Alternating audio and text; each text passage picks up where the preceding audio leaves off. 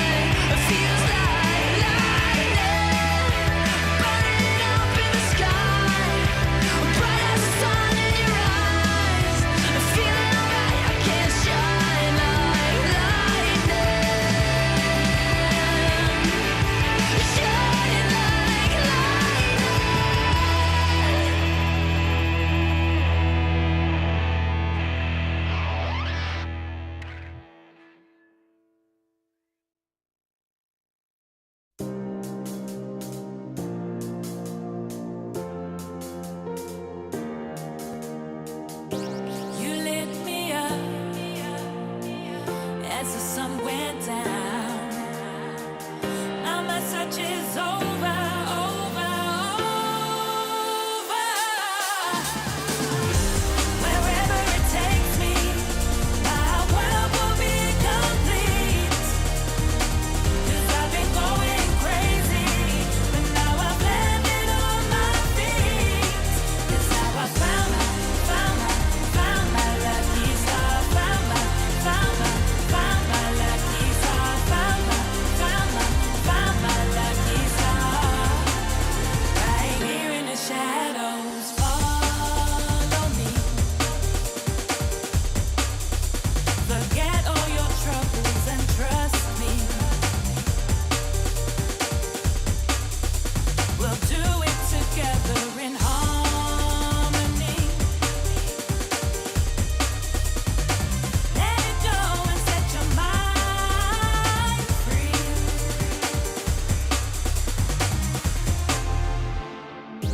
You lit me up as the sun went down. Now my search is over, over, over.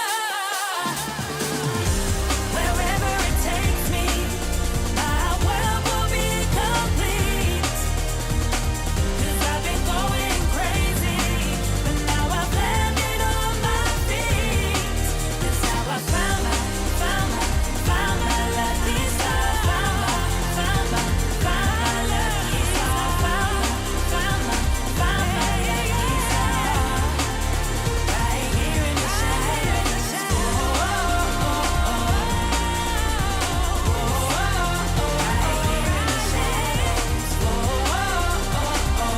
in the shadows,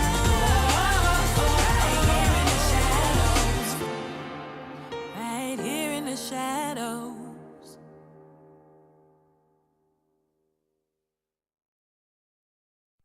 Running wild out of my mind. Hold my breath 'cause I'm ready to make a move. Got nothing to lose. Watch me shake out the ground. Have you seen a phoenix rise? Rising up above the deep blue open skies. Knowing that the way is right. Guided by the secrets of an undiscovered life. Have you heard the ocean cry? Shallow waters carry silent goodbye. Diving deeper than the sea. What you find is what you get, and I found a part of it in me. Running wild out of my mind. Hold my breath 'cause I'm ready to make a move. Got nothing to lose.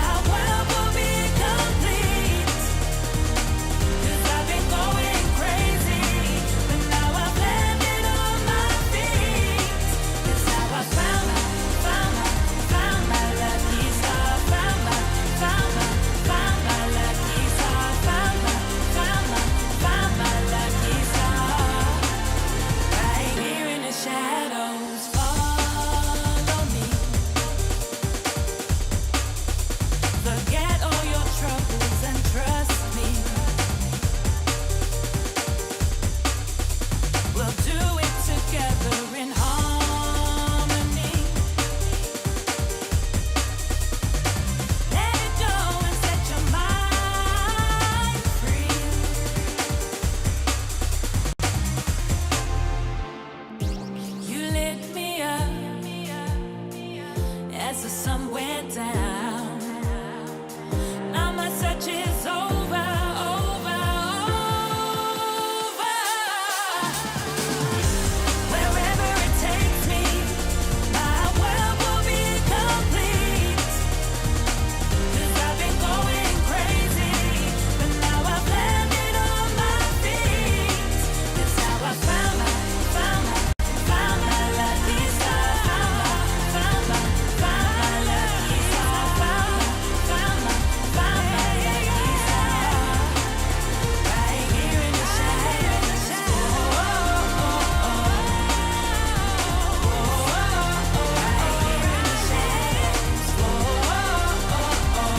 In the shadows.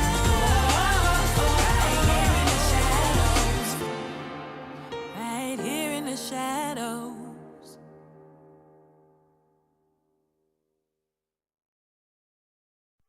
Running wild out of my mind. Hold my breath, 'cause I'm ready to make a move. Got nothing to lose. Watch me shake up the ground. Have you seen a phoenix rise? Rising up above the deep blue open skies. Knowing that the way is right. Guided by the secrets of an undiscovered life. Have you heard the ocean cry? Shallow waters carry silent goodbye. Diving deeper than the sea. What you find is what you get, and I found a part of it in me. Running wild out of my mind. Hold my breath, 'cause I'm ready to make a move. Got nothing to lose. Watch me shake up the ground. About to explode, nobody knows. Coming the way like a renegade. Running wild out of my mind. Hold my breath, I got nothing to lose. Lose. Da da ba da ba da. Lose. Lose. Da da ba da ba da. Have you felt a human grow?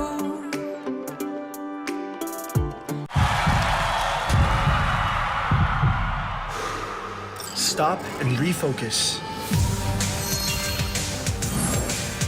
Get a clearer perspective. See things from different angles. Power up and set your eyes on the prize. It's time to step up and rise to the challenge with the Redmi Note 11.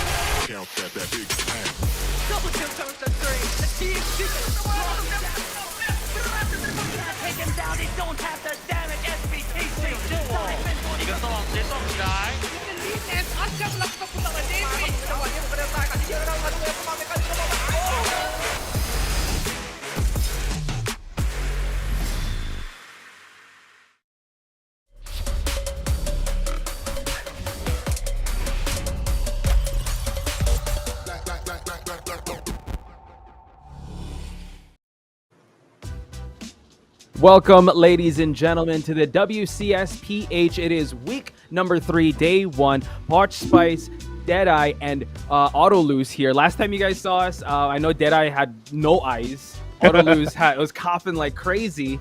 But, you know, we're back at it, boys. Let's get some... How are you guys feeling? It's week 3. It's the start of the week. Autolose, how are you feeling?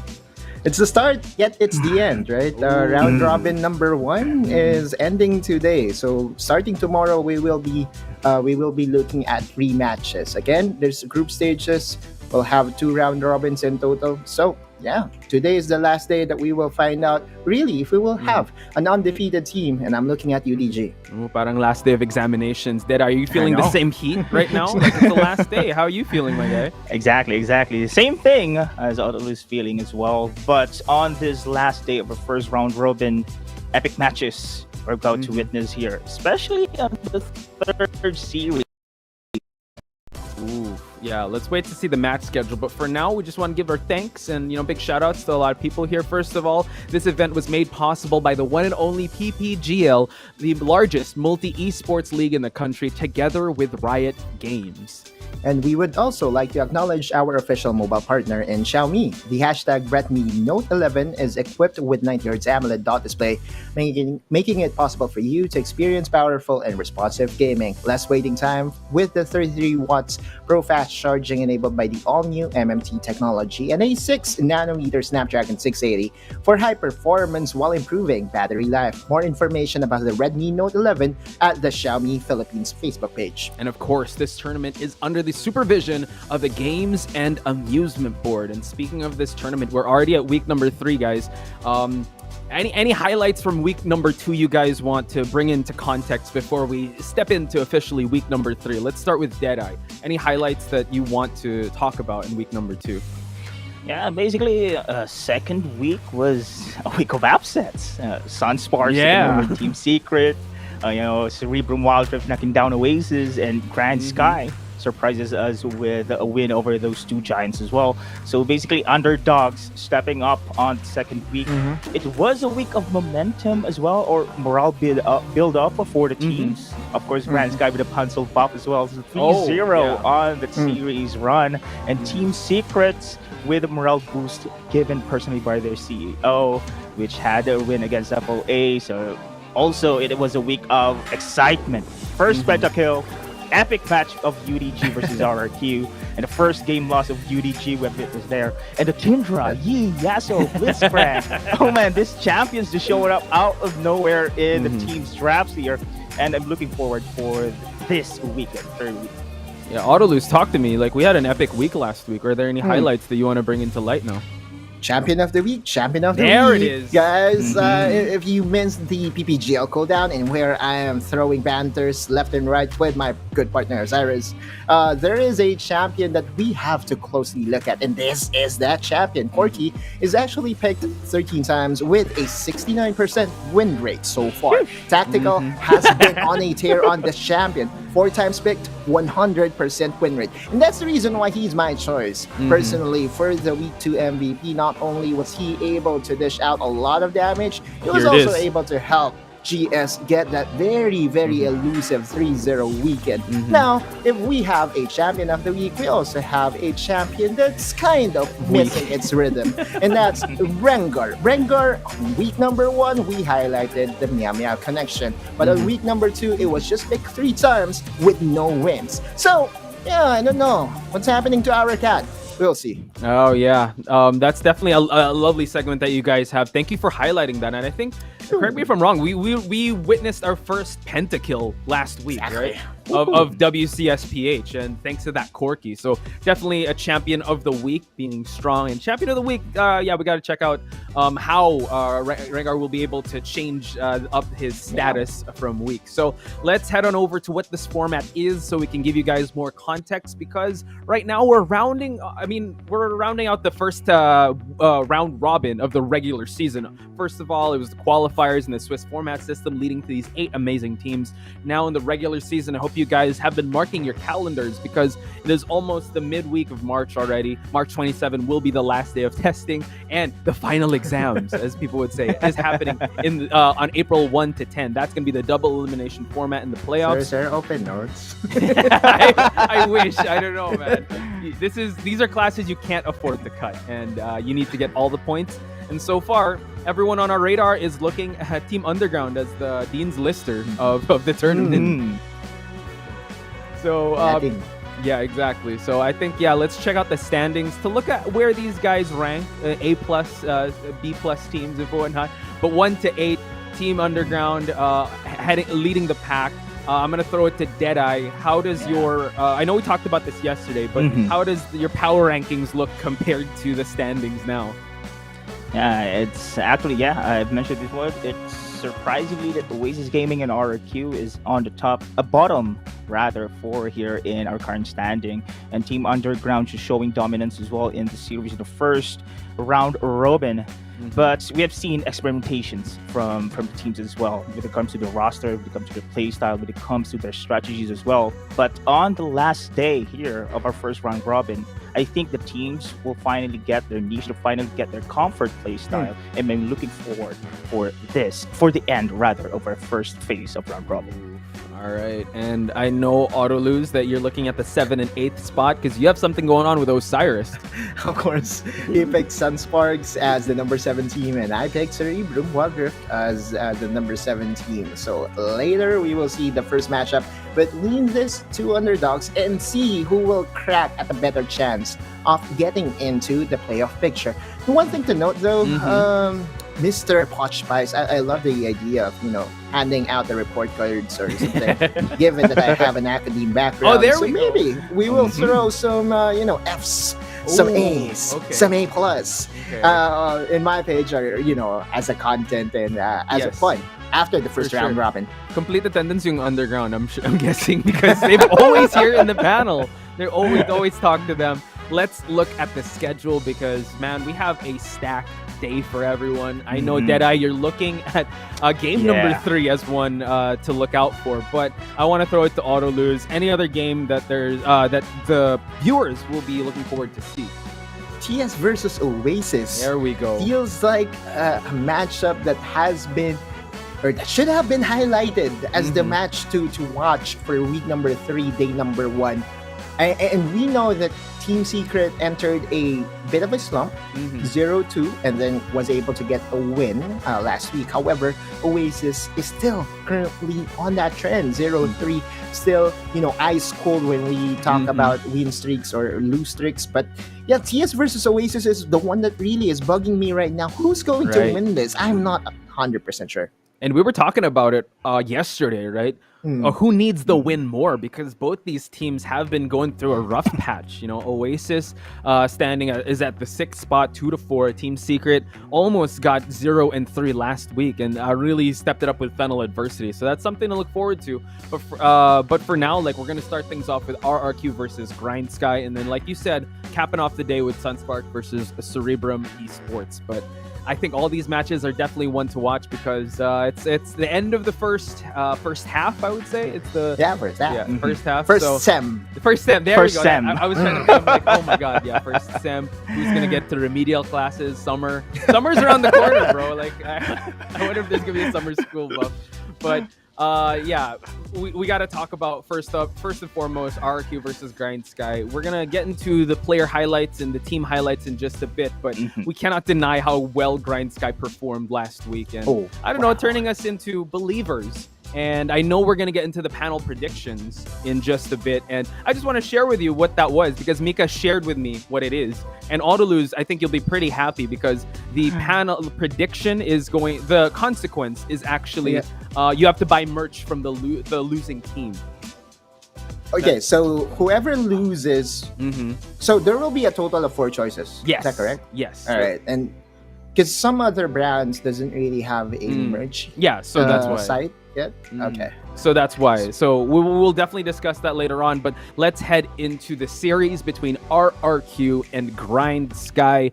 Boys, this is going to be a barn burner if I've seen one. Let's talk first about RRQ. Autolose, take it away. What do we got to look forward to with RRQ? RRQ 7 games played last week, and a more stable roster with those 6 games.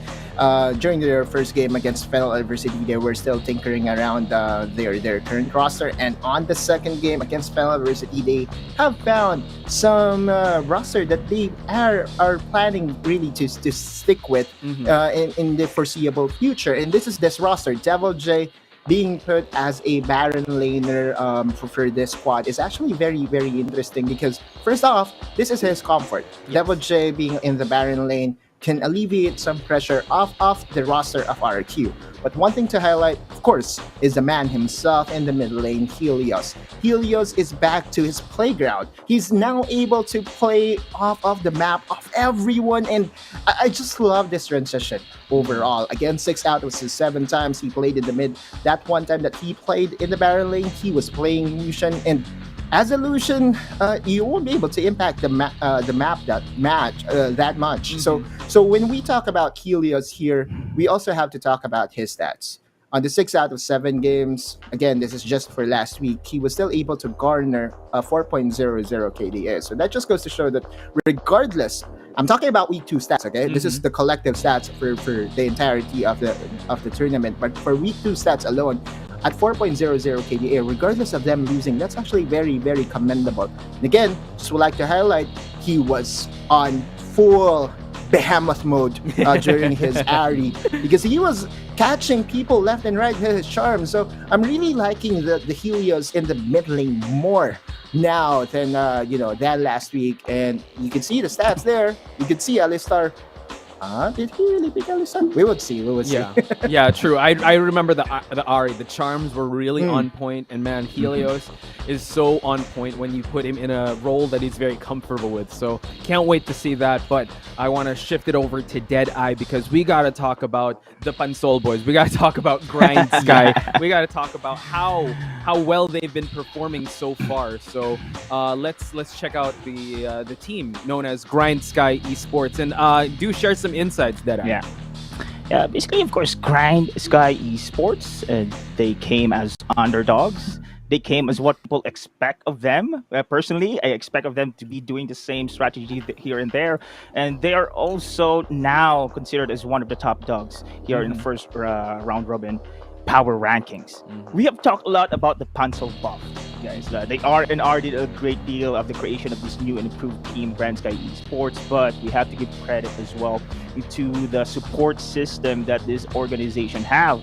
The coaching staff did a pretty good job of having those adjustments they implemented there to the players themselves with regards to the drafts and strategy executions. Man, first week rather, we have seen Bo going for fresh a solo champion pick all fresh, but now he's using those enchanters, the Lux, Morgana, and Nani tacticals, going for APC this time around. The Oriana and the Corgi performance on the second week, the flexibility, however, the highlights of this team, the flexibility between Tante and Bambi. Whenever Tante's champion pick is, Bambi is gonna reciprocate it. I think these two players right now has that advantage of switching champion picks. Surprisingly, of course, we talk a lot about Qeon as the catalyst of Grindsky winning games, but everyone now is stepping up, and that is big. But the big step up was Bambi, the mid laner of Grindsky here. To be honest, I did not expect him to use those frontal bruiser champions, the Gary, Fiora, Galio this time around, because when we say Bambi, it's always going to be Ari or those assassin mid champions there. But this adjustment has been very effective so far. Grindsky's gameplay from early aggressive takeoff rotations to this front-back team fight really is suitable for Bambi's current playstyle. So now Tante can have Bambi's back when it comes to their strategy executions just because of this flexibility I've mentioned. and I've seen the numbers. His numbers is actually is in par with their mid laner, with rather with the mid laner of the opposing team, and I think this is one of the best things right now Grindsky Esports has in their arsenal, the new and improved Grindsky Esports. So overall, the changes for Bambi is doing a lot of positive results for Grindsky. Yeah, I can't wait for this head-to-head matchup and comparing these two because, yeah, Bambi made a lot of highlights, you know, Helios as well. Guys, how do you think this is going to play out in the Rift? Let's start with Autoloose here. Bambi was known to be a very, very highly mechanical ARI player. And Helios, last week, we saw as an exclamation point, the Nine-Tailed Fox on this guy is just illegal. So, ARI star? There we go. That's the term that we're going to use for it, because whoever is going to pick ARI and will make a star of it would have the upper hand. I feel it will not just impact the game, but also mental advantage over the other. Hey, you know what? I can play ARI better. So, we will see if they will be picking the ARI star. Oh, five stars for the ARI star. How about you, Autoloose? Anything to add on to this head-to-head matchup? Oh, sorry, Deadeye, my bad. Okay. I think these both players gone through dramatic changes, of course, but it's looking great for their team right now. So these changes will be the clash here between this matchup. Which player has having the quick adjustments and providing those big contributions into the team. Their play style, both of them, of course, have similar champion picks. But when it comes to execution, when it comes to delivery of those victory conditions, will be the decider game here in the series. All right, I'm super excited with this head-to-head matchup and their overall matchup because, yeah, both of you have to admit that RRQ has a bit of a rough. I mean, they have a rough go, but it is Grindsky that's running a wave of momentum. So we gotta get our predictions out of the way first. But you know what? To help us out, let's do a little thumbs up, thumbs down, real quick before we get into the predictions. Okay, thumbs up, thumbs down. Exosen as support. You think that's gonna help out here? There we go. All right. Second, ban the Garen from Grindsky. Thumbs up, thumbs down. All right, Pansolbop still intact or okay? Whoa, oh no! Autoloose Because they need another set. Okay. With me included. Let's go. With me invited already. Okay. There we go. All right, let's get into the predictions here. I'll start real quick. They made me a believer from last week. I felt shoutouts to Berting. I'm so sorry, by the way. Please don't screen cap me. I will go with Grindsky. I believe in the momentum, and I'm gonna thumbs up with Deadeye here. I still think the Pansolbop. The confidence is still there. It might be it's gonna be a 2-1, but I think Grindsky is gonna take this one. That's So yours is 2-1. Okay. Deadeye, you go next. All right, so man, this series will show, of course, the adjustment come into play, and will dictate the comfort play style of the teams here. It's really difficult to predict, considering Grindsky taking down the top teams already in the second week, and I still believe in the Pansolbop. Invited or not. Or shall they Even though they invite you, man, you're from Visayas. Yeah, dude, you're gonna have to take quite the commute, sir. Yeah. But well, if it's good for them, I'm good as well. But this is going to be an epic series, 2-1 in favor of Grindsky. Oh, copying answers, Otto. I'm gonna report him. No, I'm gonna report him. Teacher, copying answers. Copying answers. Sure, copy my homework, but don't make it look similar, man. Oh yeah, the meme. I do. Anyway, so I'm kind of feeling pressured now because the last time I was okay. I felt relieved. I felt vindicated of voting for Grindsky, and now it's going to be a flush out. It's going to be, for me, it's going to be Grindsky, huge believer of momentum. The momentum is still going to be there. And I know that I did say a thumbs up for Exosen will be a good, will still be good. Mainly because it allows Helios to play on the mid lane, and then it also allows Devil J to play in the Baron lane. So, all things considered, I feel Exosen in the support is going to be an advantage for them. However, we still have to consider tactical on the other side. Tactical has been on a tear. Garen being banned out means that Corky could still be picked for Grindsky Esports. No adjustments whatsoever in the past or in the previous patch or in the during the last week. So I think that the momentum will still carry over. And it's going to be a 2-0. Let's go 2-0 for Grindsky. Oh my God, Wow. 2-0. There you have it, ladies and gentlemen. And as we said, the consequence, the loser, the one that doesn't get the most predictions, will be getting merch from the losing team. So there we have it. All Grindskies, please screen cap this, guys. Yeah, Grindsky. no screen cap, no screen cap, no cap. Let's go. Yeah, you know what? FR. And if you guys want to do chime in, use the hashtag WCS and WCSPH, even hashtag Wildrift Championship Seed, you know, to chime in your predictions and also your insights. Big shout outs to Crazy Apple in his channel, his YouTube channel, Crazy Apple PH. He did break down Team Secret versus Grindsky, which I think, yeah, it speaks volumes with how well Grindsky is very coordinated. So, yeah, go for it, Autolose. I know that you have a few shout outs. Yeah, of course. I just would like to shout out the Philippine Wildrift Guild Association. I think they're already watching right now. Let's go. It's a collection of guild leaders that has been trying to formulate something for the guilds and for the community of Wildrift. Also, shout out to my guild, of course, all the guild. There we go. Boom. Undefeated in the rehearsals. But I think we have a tweet ready. So let's check out that tweet. Again, use the hashtag WCS, hashtag WCSPH, and hashtag Wildrift Championship C. Yeah. Okay. Can't wait for what will happen in week 3 on WCSPH. Excited to see the underdogs pop off. Is it going to be another week of underdogs? It could be. I love the ride of the wave of momentum. I really wish I could pronounce that name. I'm not sure. But yes, thank you so much for tweeting that. Again, yeah. Please use the hashtags. And also, do join us in the PPGL Discord. We will have a watch party there. So again, if you guys just want to hang out with us, even give your insights, we can definitely give your insights and shout outs here on the desk as well. Again, the community is very welcoming, and thank you guys also for welcoming me to the community. I'm very new to this, so I'm super excited for this game to pop off. But before anything else, let's talk about any I know we have predictions, but let's talk about like the picks and bans. Is there any lineup you think that's going to be viable for today between these two? Let's start with Deadeye here. Anything that you're going to be picked and banned before we head into it?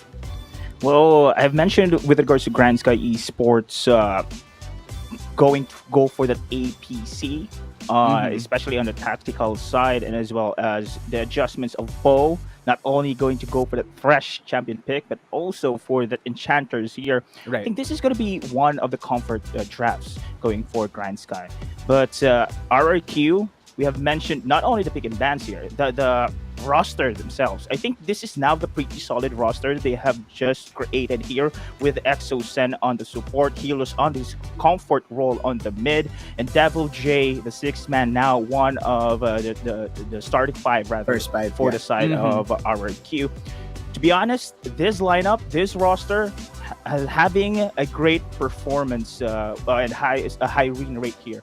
I think this is going to be now, for me personally, their best roster for RRQ.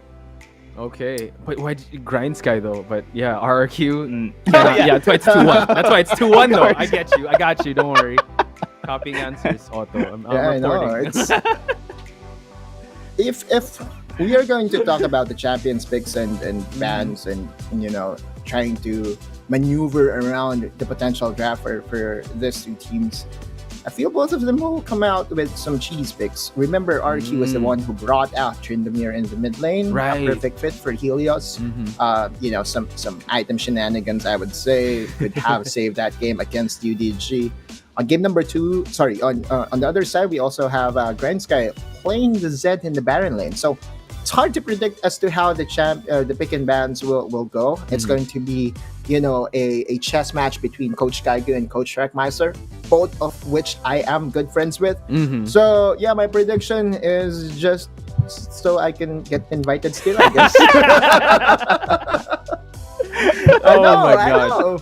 Maybe if RRQ will invite me over to their Hey, boot camp, you'll I change will- your prediction. I'll flip over. Oh, of course. I knew it. There you have it. You need the auto lose buff. I think that's what Auto they lose need. buff. Aside I'm from just good friends with almost everyone in the community, and it's actually making it harder for me. But at the same time, I get the benefit of get invited. Yeah, Let's go. and I think also your insights are very sincere and genuine, and also you get real insight to like the interviews. Obviously, there is that there are some things you can or can't say, but yeah, having you on the panel desk is very good as well. Okay, before we head into it, I just want to ask Autolu, since you do have an academic background, between the two teams, give them a grading letter. A plus, my like God. on their performance so far. Let's go. Putting you on the spot here. All right. Okay, Uno, cinco, ganun. Yeah, 4, 4. Go. Okay. So far, RQ. Dada, I'm gonna ask Give you the them- same question. Okay, so you I'll give them. I'll give them a 3 for now, a passing grade. Because again, Wait, the sorry. expectations for them. Which is the Like, highest one? expectations- Is the highest is 1 or Uno. Okay, Let's one. go for that one. Okay, All right. Uno for the highest mark, and then maybe 2.75. 2.75. That's good. above Yeah. average. That's or the something. that's the pass above I'm a terror passing. teacher, okay? Okay, Let I me knew just it, put it terror out there. prof. Don't- I won't don't give enroll. Uno, every day. And then for Grindsky, because of what happened during week number 2 and them doing their homework while still being in the R&R, it's for me, it's going to be a good 1.75, I would say. Wow, So, that's my high. ranking Yeah, for, that's for- high. so far, okay? So far. Okay, it can still change, still subject to change. Terra Prof Autolus, thank you so much for your answer there. Deadeye, what kind of prof are you? Okay. Let's hear your Let me your see the grading test system. paper. Let wow. me see the test paper. Okay. Actually, yeah. RRQ. Let's just say from RRQ from the A tier. Now they went into a B minus. Okay, so you're There A. you go. Okay, you're A, just B. go for okay. the letters. This Not one. letters. And, of Okay, course, letters. Okay. Grindsky from C now into the to the letter A here. So I think we're just going to go for the progression here, and this series will still be an epic one for sure. Okay, cool. I like it. The 2 Terra Profs are in, guys. I think the casters are ready. Is everyone ready at home? Please give your support in chat to your favorite teams. Casters, take us away.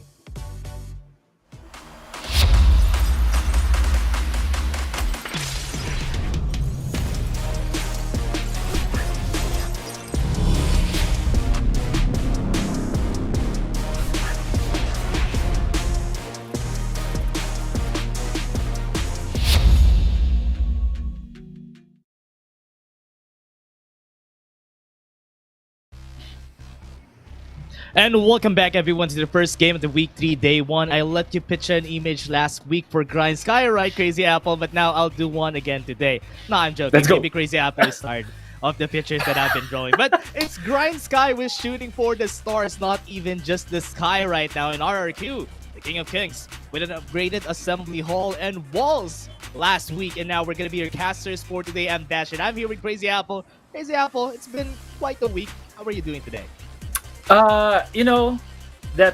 That week between week 2 week 3 just gave us a bit more time to rest, time to recuperate after that Right. wild week 2, man. If you remember, there's, as the panel has mentioned, it was a week of upsets. We saw a lot of these teams really taking each other out, and now we're coming into the pick and ban phase between our first series of the day, which is RRQ versus Grindsky. And I don't know, Dash, I really enjoy you painting me a picture, and I wanna chime in to what the panel talked about earlier.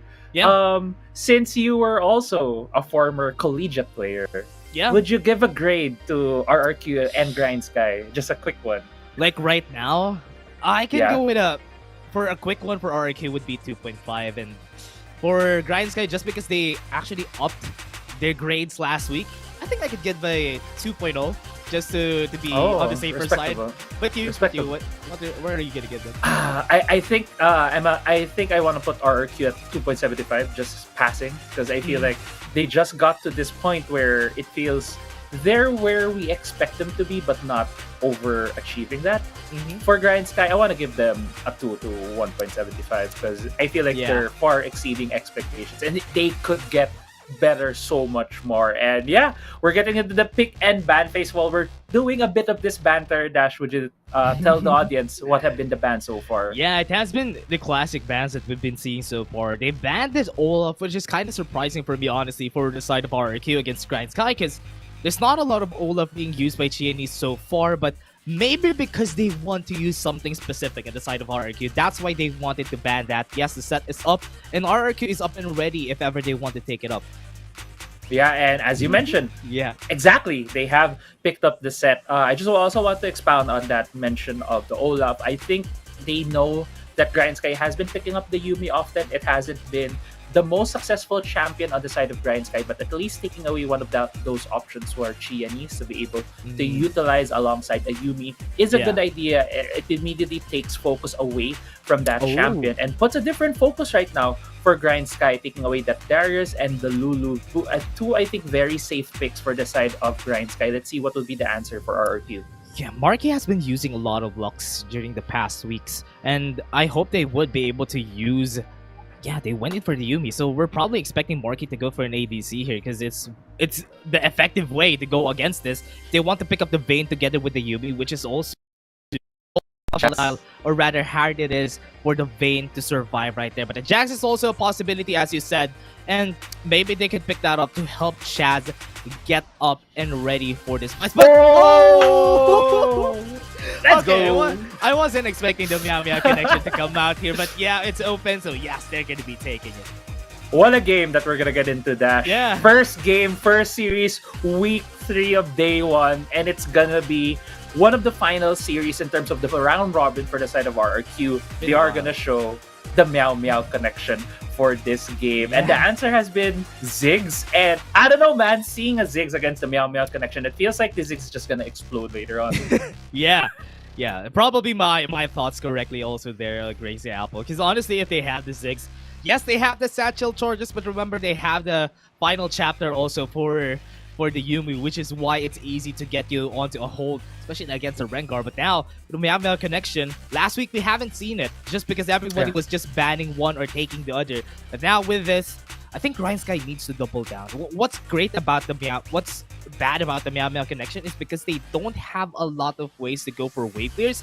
Grindsky needs to ban a lot of those champions that has a lot of wave clear, or an ADC at that. That's why they went in for the Vayne ban right here. Yeah, at the same time, you were talking about how Grindsky needs to take away a lot of these wave clear champions away from RRQ because that is the current weakness. They have also picked up the Zig, so at least one check mark off already for them. Final couple of bans have been that Morgana, which is I think a good ban for the side of RRQ, could still go into the hands of Grindsky to maybe have another hypercare on the side of Tactical. Corki was the pick from last week that was very pivotal for Grindsky, even getting a pentakill for Tactical. So it's still open. Could be something that Grindsky picks up here. Yeah, Lee Sin is also up for their side, but they went in for the Galio for most likely gonna go to the mid lane if ever, and they have Tactical onto the Ziggs. This might... I'm not really sure about this one though. They have a lot of AP damage going to their side, but they need to give Qeon something to carry with. Yeah. There's not a lot of options. Yes, there's a Kha'Zix. We're probably going to be seeing a fight between the Rengar and the Kha'Zix, which is kind of something that I like. But because RRQ is doubling down on the Assassins, yeah, I think this is a good idea. They went in for the Assassins, so having at least a very beefy members or at least an AP champion rather than having an ADC would be a better option. Yeah, I agree with that part, for at least the last part. Last pick right here from RRQ. But they have went with an marksman. Yeah, they have went with the initiator marksman, the one that sets up the place, which is that Ashe.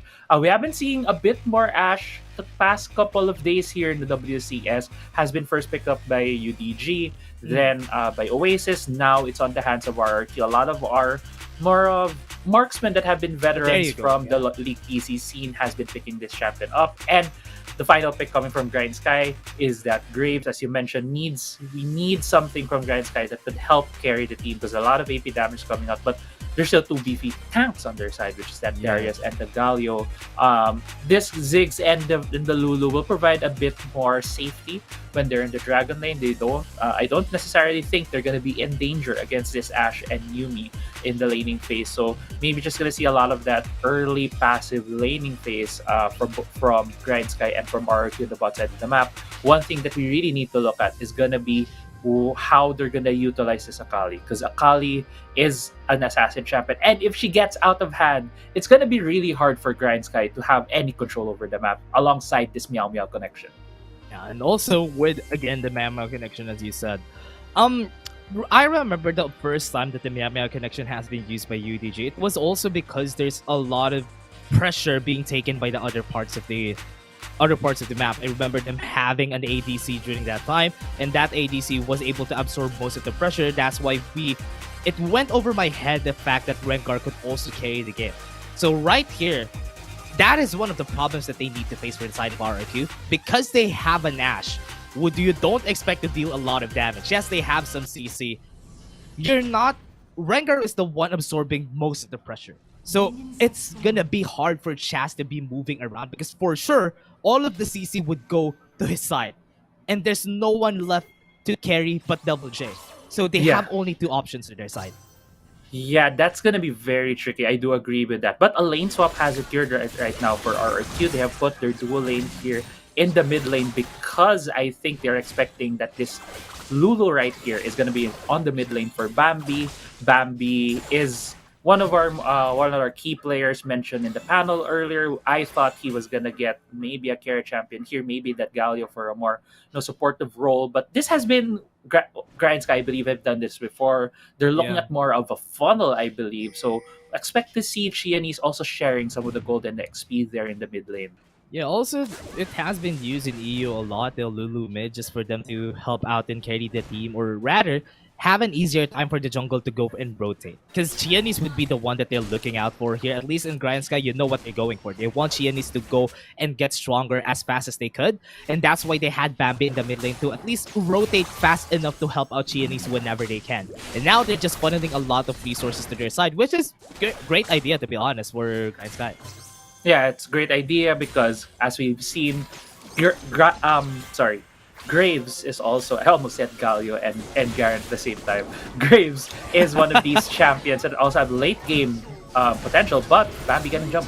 Okay, he was jump, and that was a great first blood for the side of RRQ. Got the kill just because Chaz was there, the good range, and also because they didn't respect the damage coming through from him. And now bot lane might be the target. Helios is going to come in. He has the face breaker to work with, though. There's the stun, the shield of the run. And this is going to be the kill pretty easily, but at least he was able to trade one. That went bonkers for the side of RQ.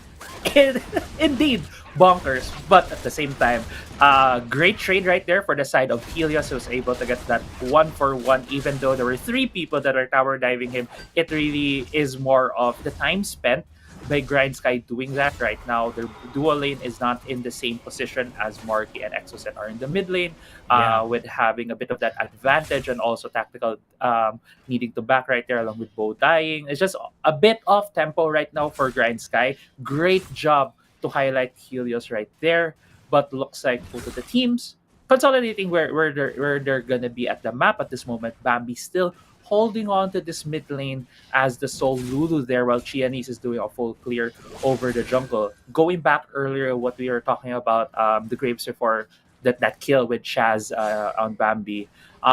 Graves also this late game scaling champion where he gets a lot of items, gets a lot of these crits that can able to delete a lot of the melee champions in the game. And what do we see here? It comes from RRQ. It's the Akali, it's the Rengar. If they get in front of this Graves in the late game, they're just gonna explode with the buckshots coming for this Graves. So having this current funnel idea that we have, which we're expecting Grindsky is gonna do for this Graves, could be a very good win condition right now for Grindsky. Yeah, honestly, it's kind of harder to pull off this side of RRQ. Whenever you have an assassin on your team composition is probably harder to pull off.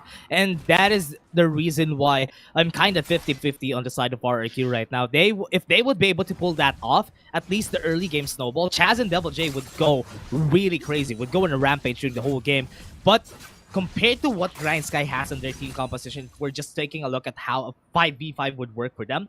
Grindsky has a more linear objective whenever it comes to fights. That's why it's kind of easier for them to do. So I wish RRQ would be able to pull that off right now, because getting this early advantage is really what they need right now. Yeah, early advantage. We're getting to the first couple of objectives. It's going to be the Cloud Drake coming up. Grindsky is the one first here. They are, as you said, the more linear composition. They're more front to back. Helios is in the flank, and Meow Meow is in the mid lane, so there might be a potential for a fight here. Yeah, Thrill of the Hunt coming in. Helios is gonna go with the showstopper onto the backline. They have the hero centers to work with to stop the Meow Meow connection from coming in. Look at the backline though. Helios is doing a lot for his team right here. And now Grindsky, they don't have the positioning, and they are now super low in HP, but nobody died. That was, wow, that was surprising, but RRQ still getting the Cloud Drake, which is good for them. A great fight for both of these teams. More amazing or even greater for RRQ being able to secure that objective. At least no kills went to the side of RRQ. One thing though that I wanted to highlight there is that Helios went in and immediately targeted Bambi using the showstopper. He didn't go for the face breaker to be able to clump together Grindsky. Remember, he said he used himself as bait for Grindsky to be distracted, and Bo might be getting a pick off here. Yeah, not a lot of damage coming through, but they are going to make it work because they're 4 members right now. Marky would be the next one, but they would be able to get 1 kill on Chaz, and now this is a very secure Rip Hurl for the side of Grindsky. Yeah, great pick off right there. At least being able to secure this objective, but there might be a 4v5. Yeah, they want to go for a 5 phase breaker onto the backside. Bambi is going to be the target. He flashed away, but it's not enough. They are going to get the CC. 2 members are going to fall down. They have the phase breaker and the haymaker to at least get a kill for themselves. Marky might be the next. They might get a bonus though. Tante is being slowed down. Marky! Oh no, he's playing this so well, but here comes Chad. They might be able to get the kill, and there comes it, the Mega Inferno bomb to the Meow Meow connection. And that's the final chapter. Onto the kill, and I think Chaz is going to go down. Exosen is going to be next to the chopping block. He's supposed to be a bonus, but still, he was able to survive. Tactical's just going on fire this series. He's already 4-0-1, already has that Ludens. I expect when he goes back, either picks up a boot or maybe one needlessly large rod. Maybe both right now because of how ahead he is. He is at least with that item, with that Ziggs. Last week, he had that Pentacle on Pork, and right now, he's in good form to be able to carry the team for him. And right now, going into this replay, we see right here where RRQ's tried to start out this fight. It was a 4v5 between these two teams. But yeah, as you mentioned, it's going to be hard for RRQ to be able to take this objective away from Grindsky because they are a man down. They don't have their jungler, who is very pivotal here because he does have that smite. Great series of play from Tante to be able to get that honey fruit, and just, you know, tactical, just being untouched right here, being able to throw his bombs against the members of RRQ.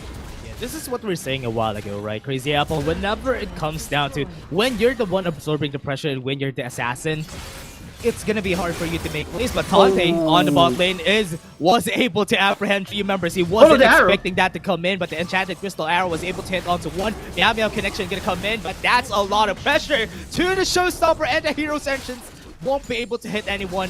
And Grindsky just lost 1 member, and wow, Chaz and Exo7 just played this well. That was Jay! That's a perfect execution on the top side, but still, that was too close for comfort. They are gonna be taking the tower on the top side. Yeah, grinds. Just action on different sides of the map right now. 4 members of RRQ are still on the Dragon lane, while Qeon and Bambi right now are retreating from the top side of the map. Just taking stock of what happened right there. Tante, I think, was a blind pull into the Tribush.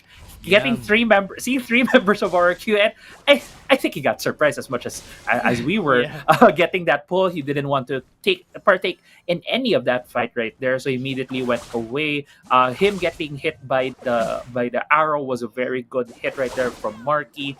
Chaz waiting for his ultimate to be able to get the duration on for him to get that invisibility to be able to jump on Tante to finalize the kill for the side of RRQ. Great series of plays across the map for both of these teams.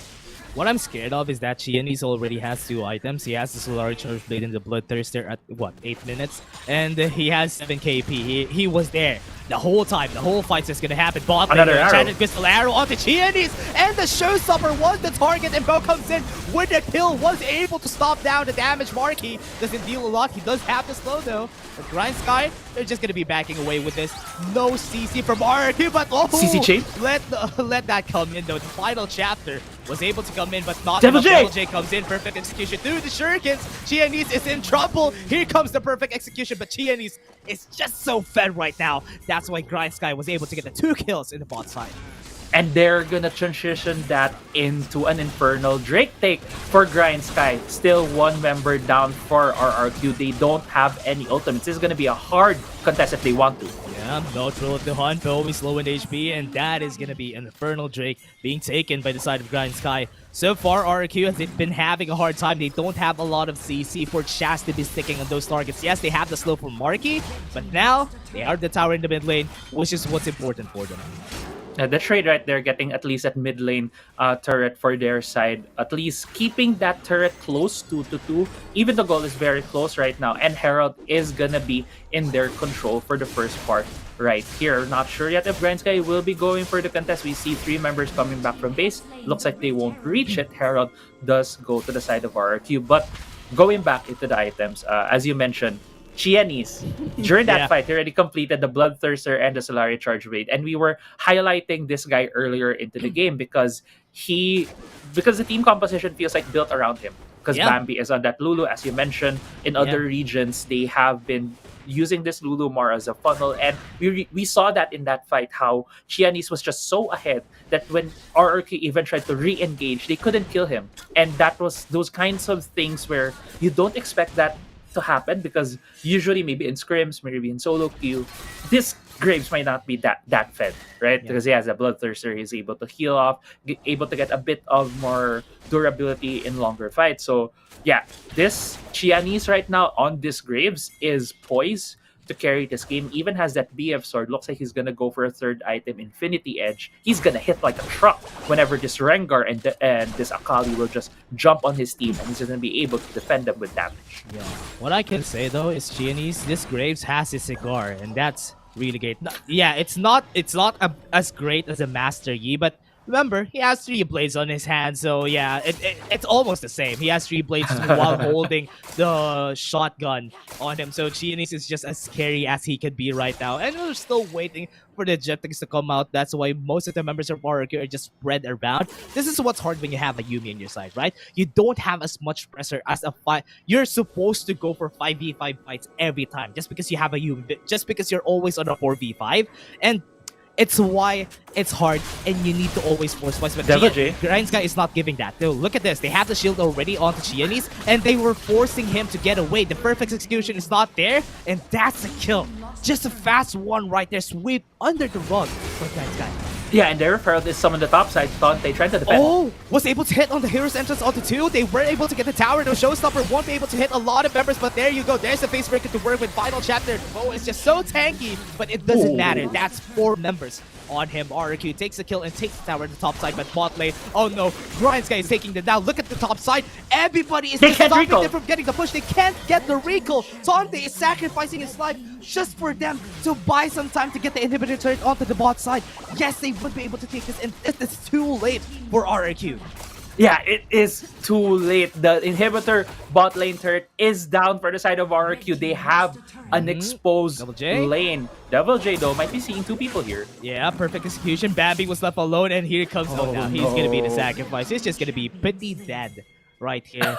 Just the Kagebunshin from Devil J just running around with all those jutsus that he has right now. So yeah, Devil J takes him down, and Grindsky, yeah, they were able to take the inhibitor turret, so they're just so happy right now.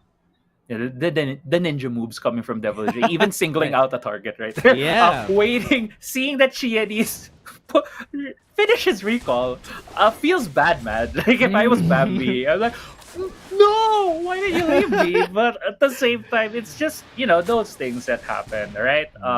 Chianese might have been looking at the map, might have been opening the shop, but it's also, look at the gold for Chianese. Yeah. He is 14,503. He has completed 4 items, and it's the Mountain Going Ring for for Baron? GS.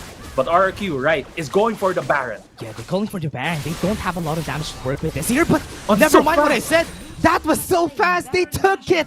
Pretty fast. RRQ just bought themselves some time, and that was not expected from Grindsky. And now they're gonna get punished just because that RRQ was able to take this. They bought themselves some time, and that was exactly what they needed.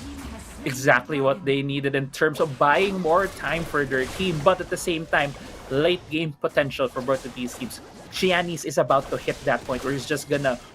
I think he's already at that point. Just gonna burst down the Akali, just gonna burst down the Rengar. But the thing is, Rengar is moving towards that here. There's the Navori Quick Blades, the Solari Charge Blade, and also the Trinity Force. If he adds IE there while also having the Yumi, he might just have enough durability and damage to just immediately delete the Graves whenever he's not with his team. But if you look right now how the movement of Grindsky is, Graves always has 2 escorts, and that's the Lulu and the Galio. So if they never leave his side, he can just be this one-man army right now for the side of Grindsky. But with the Baron buff, Ark is The able hunt. to shove the side lanes. Yeah, not as same as the Morgana Lulu, but still, that is something that you need to look out for. There's a lot of CC going through for the side of Grindsky, and Qianis is just in the center of it, and they can just take them down if ever they want to, but the Baron buff is just proving to be very detrimental for the side of Grindsky. They can't even shove their waves.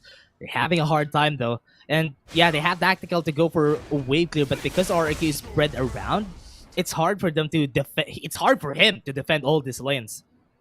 Yeah, and Dash, just look at the items as well. We're seeing so many Black Cleavers. Like we've seen that from the past couple of weeks.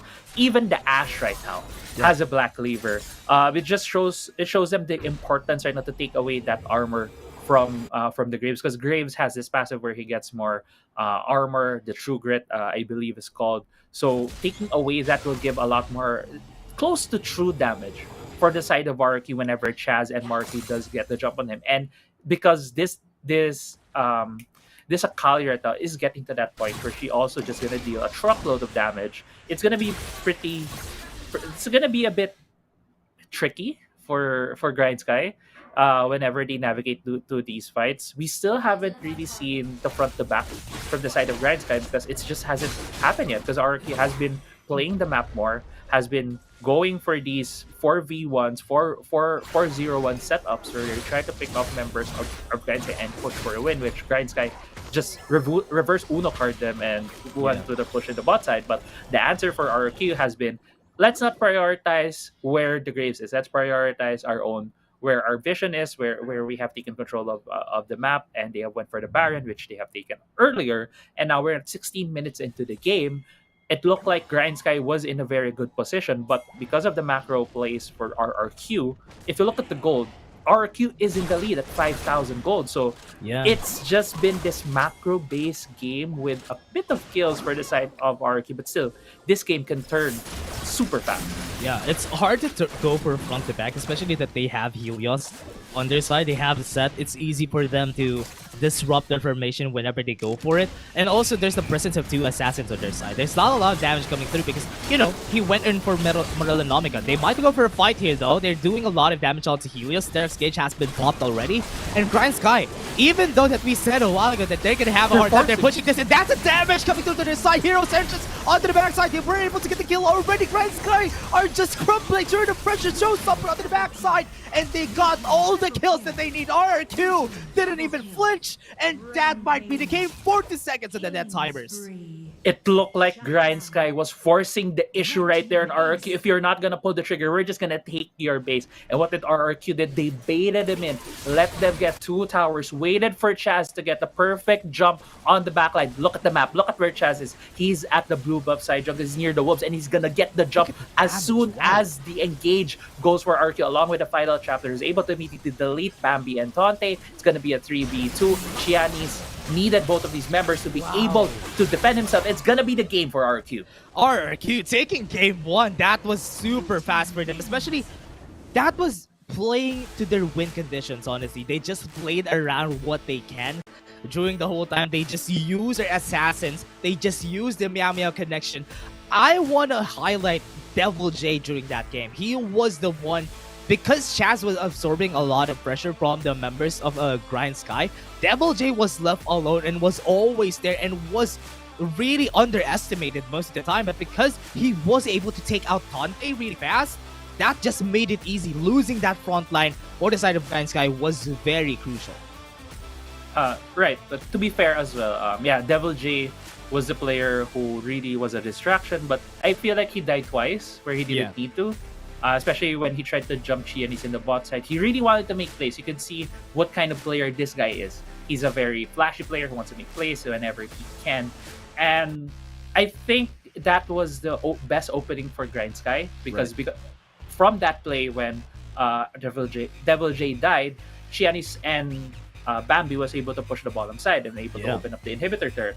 But the thing is, late game, I really feel RRQ has a better idea of how to win games off of that. If we've noticed in the past couple of weeks, they're just this team that really drags a game to like 20 minutes, 50 past 18 minutes, and you could see the discipline as well from RRQ in that last fight. They didn't budge, as you mentioned. They didn't flinch in that fight, and just really good execution overall for RRQ in winning that last fight, not being scared and knowing what their win conditions are.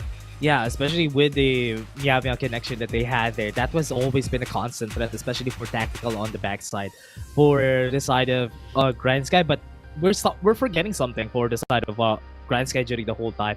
It was because Qianis was funneled all this gold. Whenever he falls down during a fight, there's nothing else that they can do. Just because he's the only one who has almost all of their resources. Yes, they were protecting him. And because Tante was actually down a lot of gold, because he's also just being the front line during the whole fight, Devil J had the chance to get these items. Getting that Rabadon stat cap on the last part before they went in for the fight. And because they don't have enough magic resist, because Chaz and Marky were the ones putting the pressure, it was easy for Devil J to actually put himself up there. And that's why they were able to just take out Tante, just snowball it in their favor. Yes, Grindsky played that well, but because it's a composition in we're front, it's actually a composition that was built for the front to back. They had the set, they had two assassins.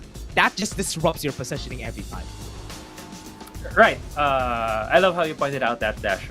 Especially, Set is the kind of champion that stops or dismantles a front-to-back composition. But at the same time, Grindsky didn't really play it, as you mentioned, like a front-to-back composition. Right. They played it often as a split-push composition. And it feels like they kind of knew that. But at the same time, Tante wasn't getting ahead in his matchup. It wasn't even him going against his counterpart already. It was Qianis going against Devil J, and it's just RRQ was just able to get pressure or put pressure on Grindsky where Qianis wasn't, because if they went against Qianis during those times when they went during that mid part of the game, Qianis could have very well finished them off and they're able to get a larger lead against them. And it's just RRQ playing the map, knowing where pressure is to be able to stretch Grindsky thin, even getting a lot of these man advantages over the map. And you could also see like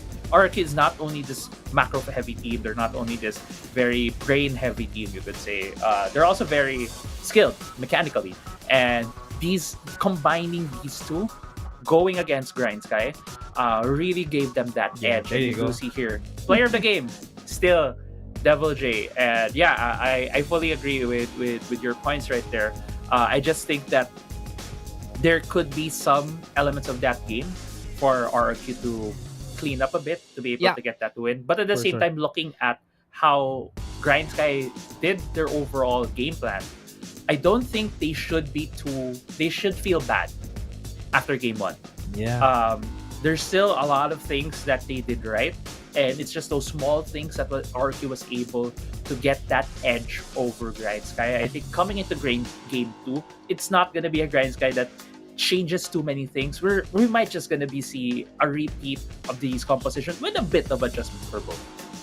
Yeah. All I can say for the last part of this, if you're not seeing a lot of damage from Devil J during the whole time, it honestly, it doesn't really matter that he didn't really deal a lot of damage, because most of the time he was just actually getting onto Tante or everyone who is going for the split pushes on their side, and that's probably the reason why they had more damage on this one though, which is why it was really hard to actually make it work, right?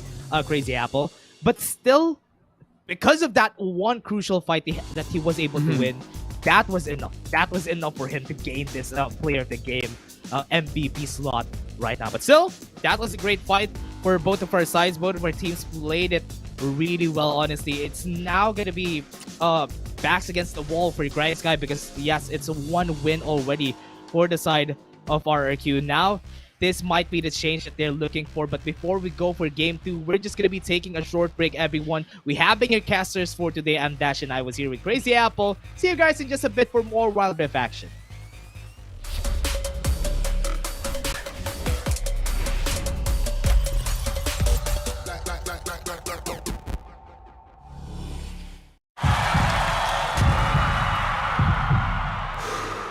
Stop and refocus. Get a clearer perspective. See things from different angles. Power up and set your eyes on the prize. It's time to step up and rise to the challenge with the Redmi Note 11.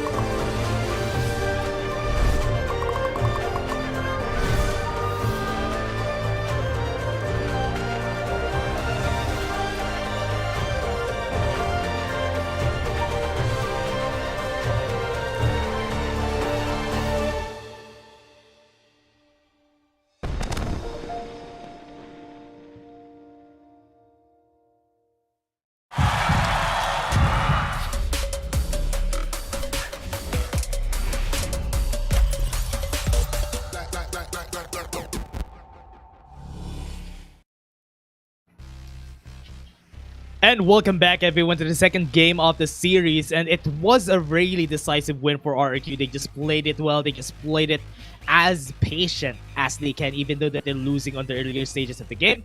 They were able to make it work, put out the catapults and also their trebuchets, and were able to take down Grindsky from the sky. And again, we're gonna be your shoutcasters for today. I'm Dash, and I'm here with Crazy Apple. Crazy Apple, what are your thoughts about that game?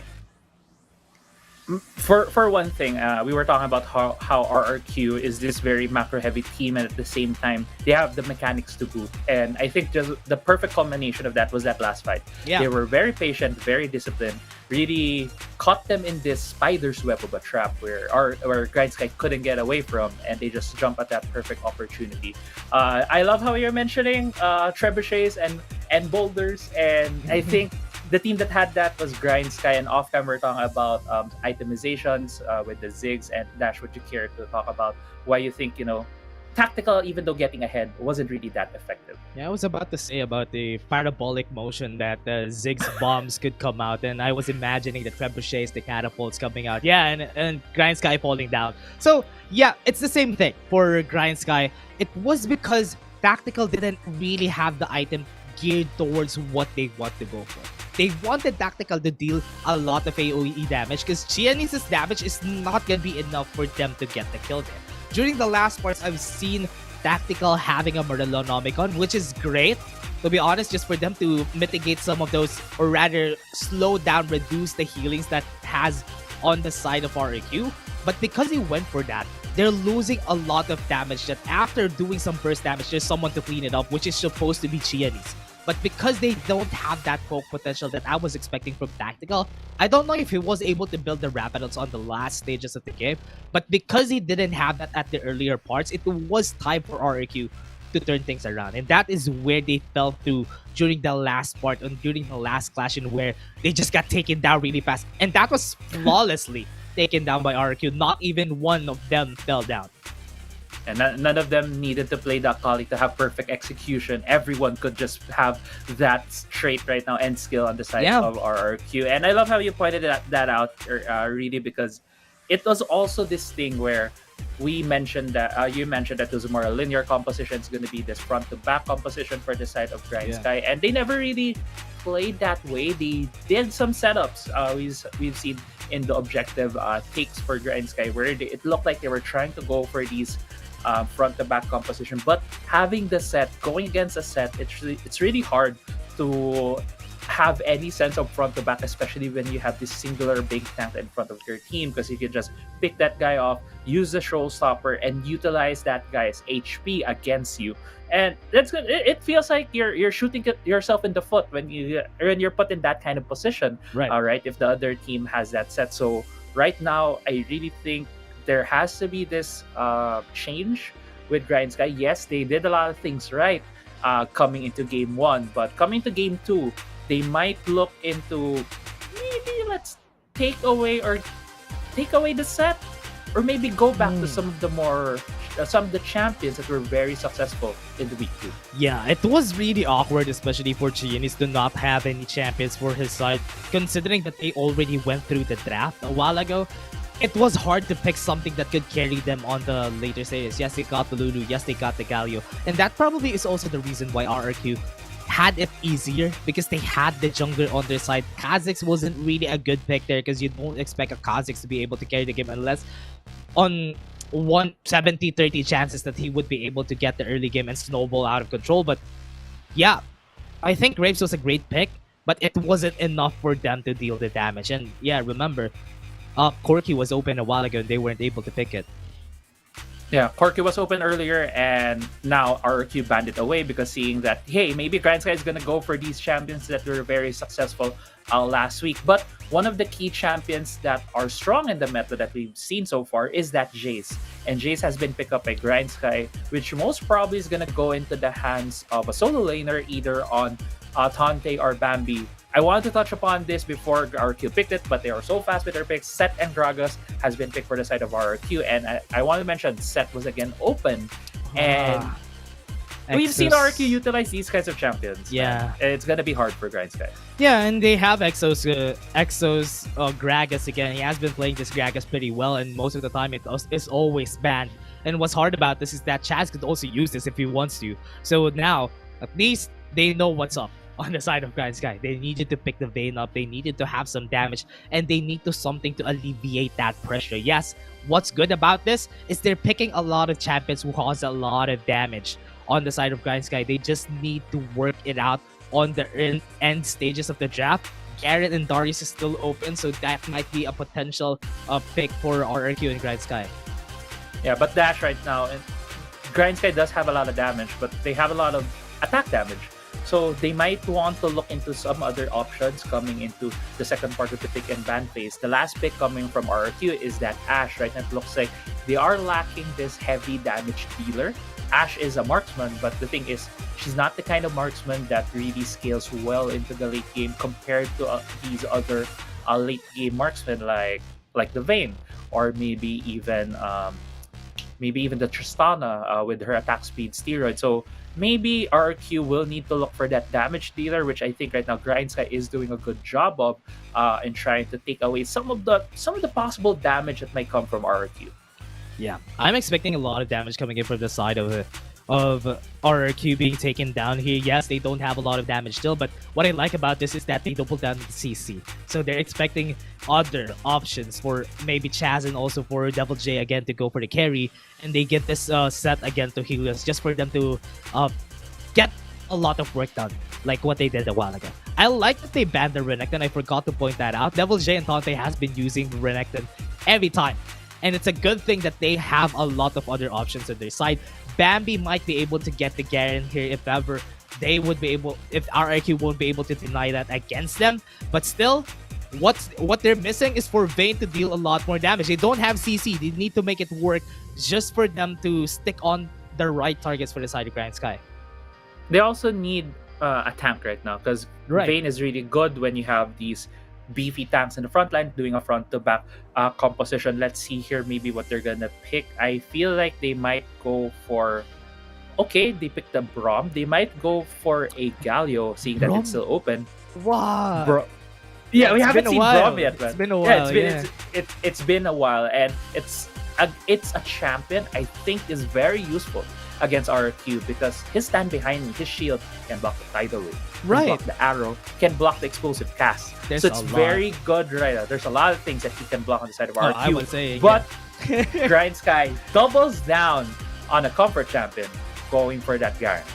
I can see where this is going. Grindsky wants to go for that composition that they've been doing with not the right champions during game 1. Now with this, with the Jace, with the Garen, with the Vayne Braum, they can do the split push whenever they want to, because at least they have the options for that. They have the Garen, who is really good solo. Jace has a lot of damage, and there's not a lot of champions on the side of RQ that could potentially 1v1 most of this. Yes, they have the Riven, but no one else could 1v1 this champion. So yeah, RRQ, more of the 5v5 situation, but I'm kind of losing on the damage department. You're not expecting an Ashe to do a lot of damage, but it doesn't matter if everybody CC'd, right? So I think that is what RRQ is looking for here. They have a lot of debuffs on their side. On the side of Grindsky, they're more of a damage composition. They have a lot of things to work with. They have the split push. They're probably gonna steer clear out of the 5v5 because they don't want to get comboed by RRQ. Yeah, and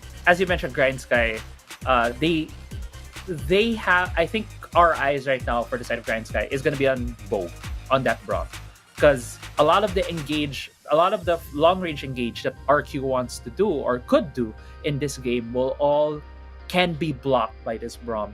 Right. So we're gonna look at Bow on where he's gonna be positioned with the team, how he's gonna interact well, and how he can very well protect his whole team from getting hit by a lot of these stuff coming from RRQ.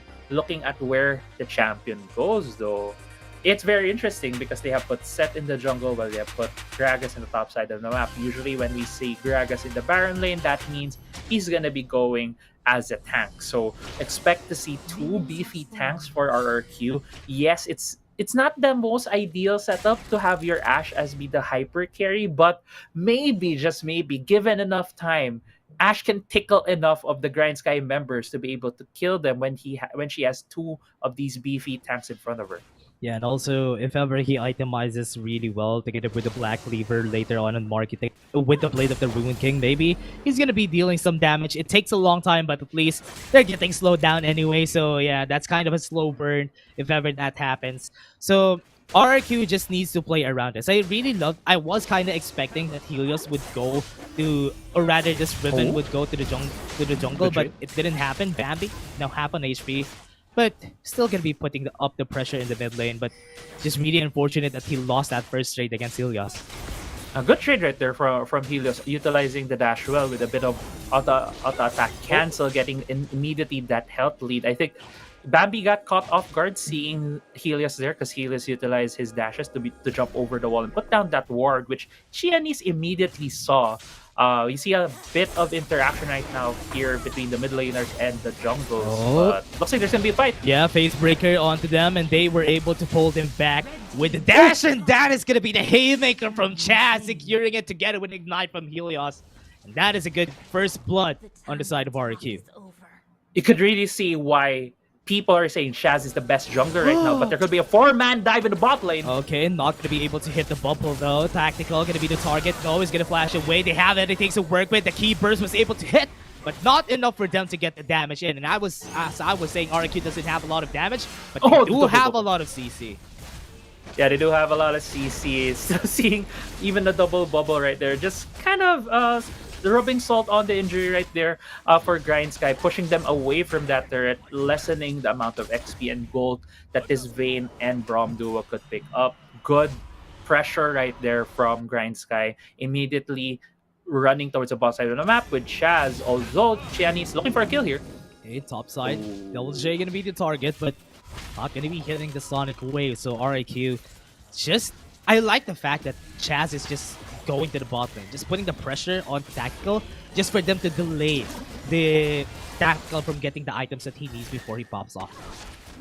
Right, and it really gives this moment of opportunity right now for the RRQ bot lane to keep bullying the Braum and the Vayne. We weren't able to highlight this earlier, but right now, looking at this Dragon Lane duo for RRQ, they are both long-range champions, have range poke, who can essentially bully out the Braum. Braum can still block a lot of things, but in this early parts of the game, he is not going to have a good time going against this Nami and this Ashe. But with Wildrift, how it is, we're getting into the 4-minute mark. There's a high chance we're gonna see a lane swap where the mid lane is gonna go to the Dragon lane, where the Dragon laners go to the mid lane. But looks like it's not gonna happen yet. Both dual lanes right now pathing towards the bot side of the map while we near the Rift Herald and the Cloud Drake that's gonna come up in about 40 seconds. Yeah, 40 seconds at the clock before they come up. And I think Helios has his first item after he backs away from this. So this is going to be great for them. Good timing if ever Helios would be able to back away. And they have the Black Cleaver on his hands already. That is going to be big item advantage for the side of RQ, which is what's important. I really like that they put this this priority onto Helios. And now with this Black Cleaver, this is going to be hard for Grindsky.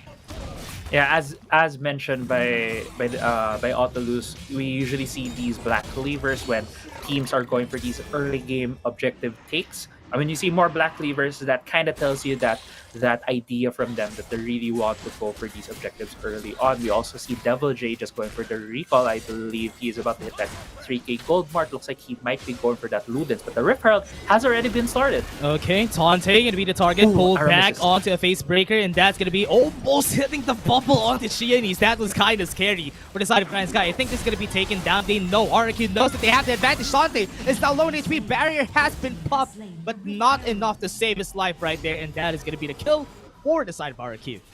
And the trade for Grindsky, they did lose that Herald, they did lose a player on Tante, but a lot of damage right now. Bambi dealing to that bot lane, Dragon lane turrets.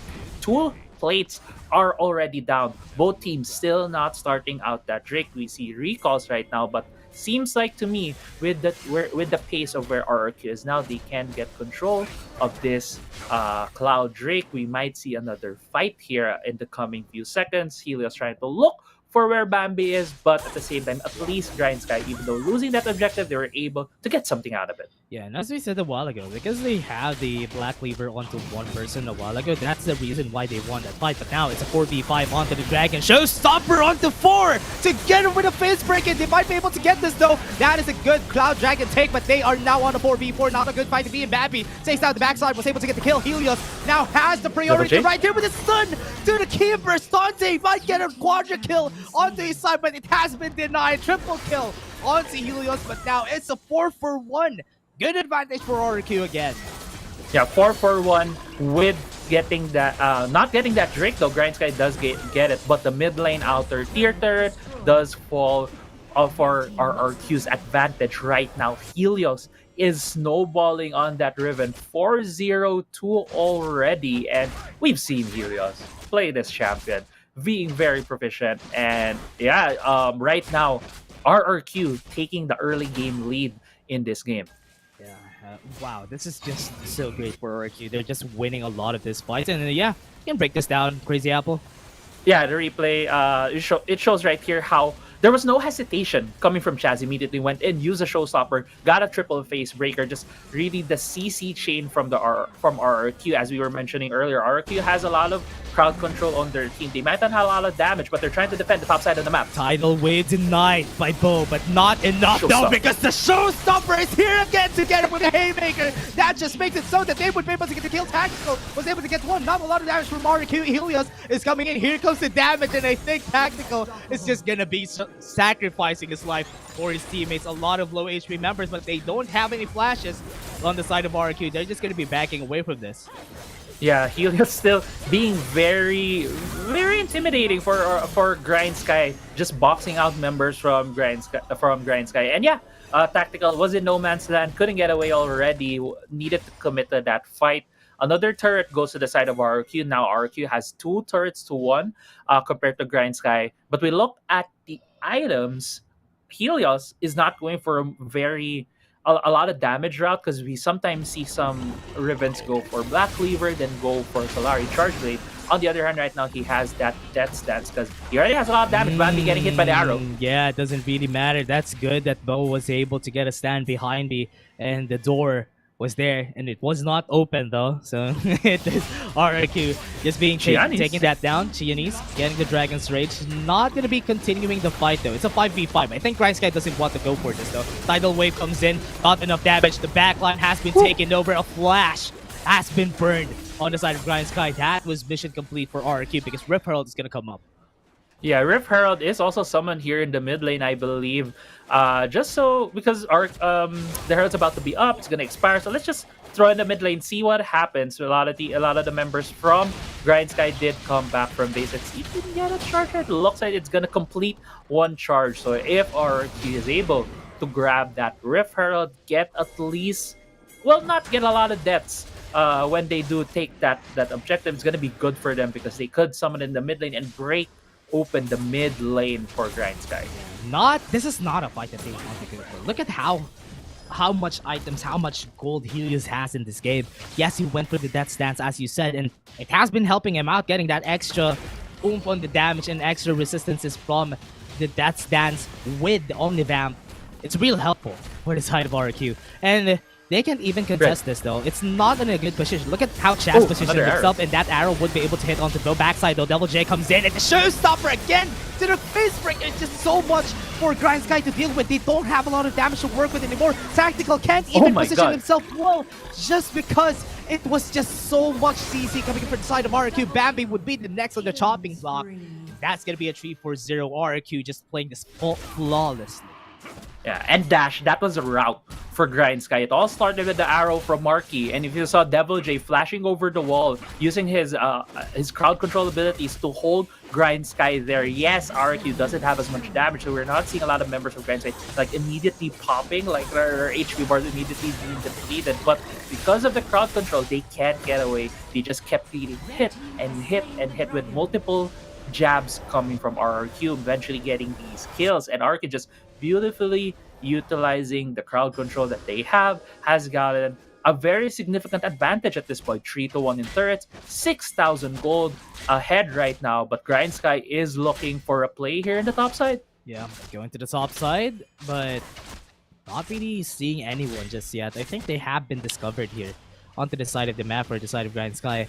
Exosen knows his positioning pretty well, but yeah, it's been quite a while that we're going to be seeing the arrow almost getting the hit on Grindsky. That could have been one death already.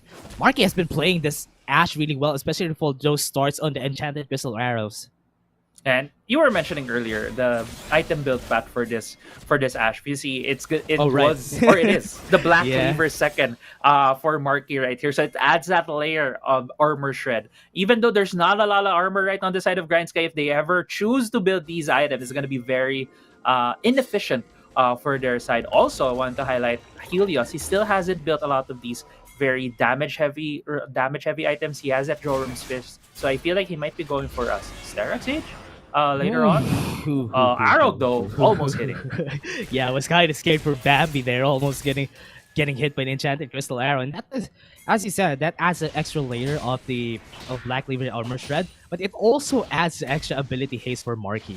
That's why it's easy for him to just spam these arrows whenever he can, and RRQ is just gonna capitalize, get the kill, run away.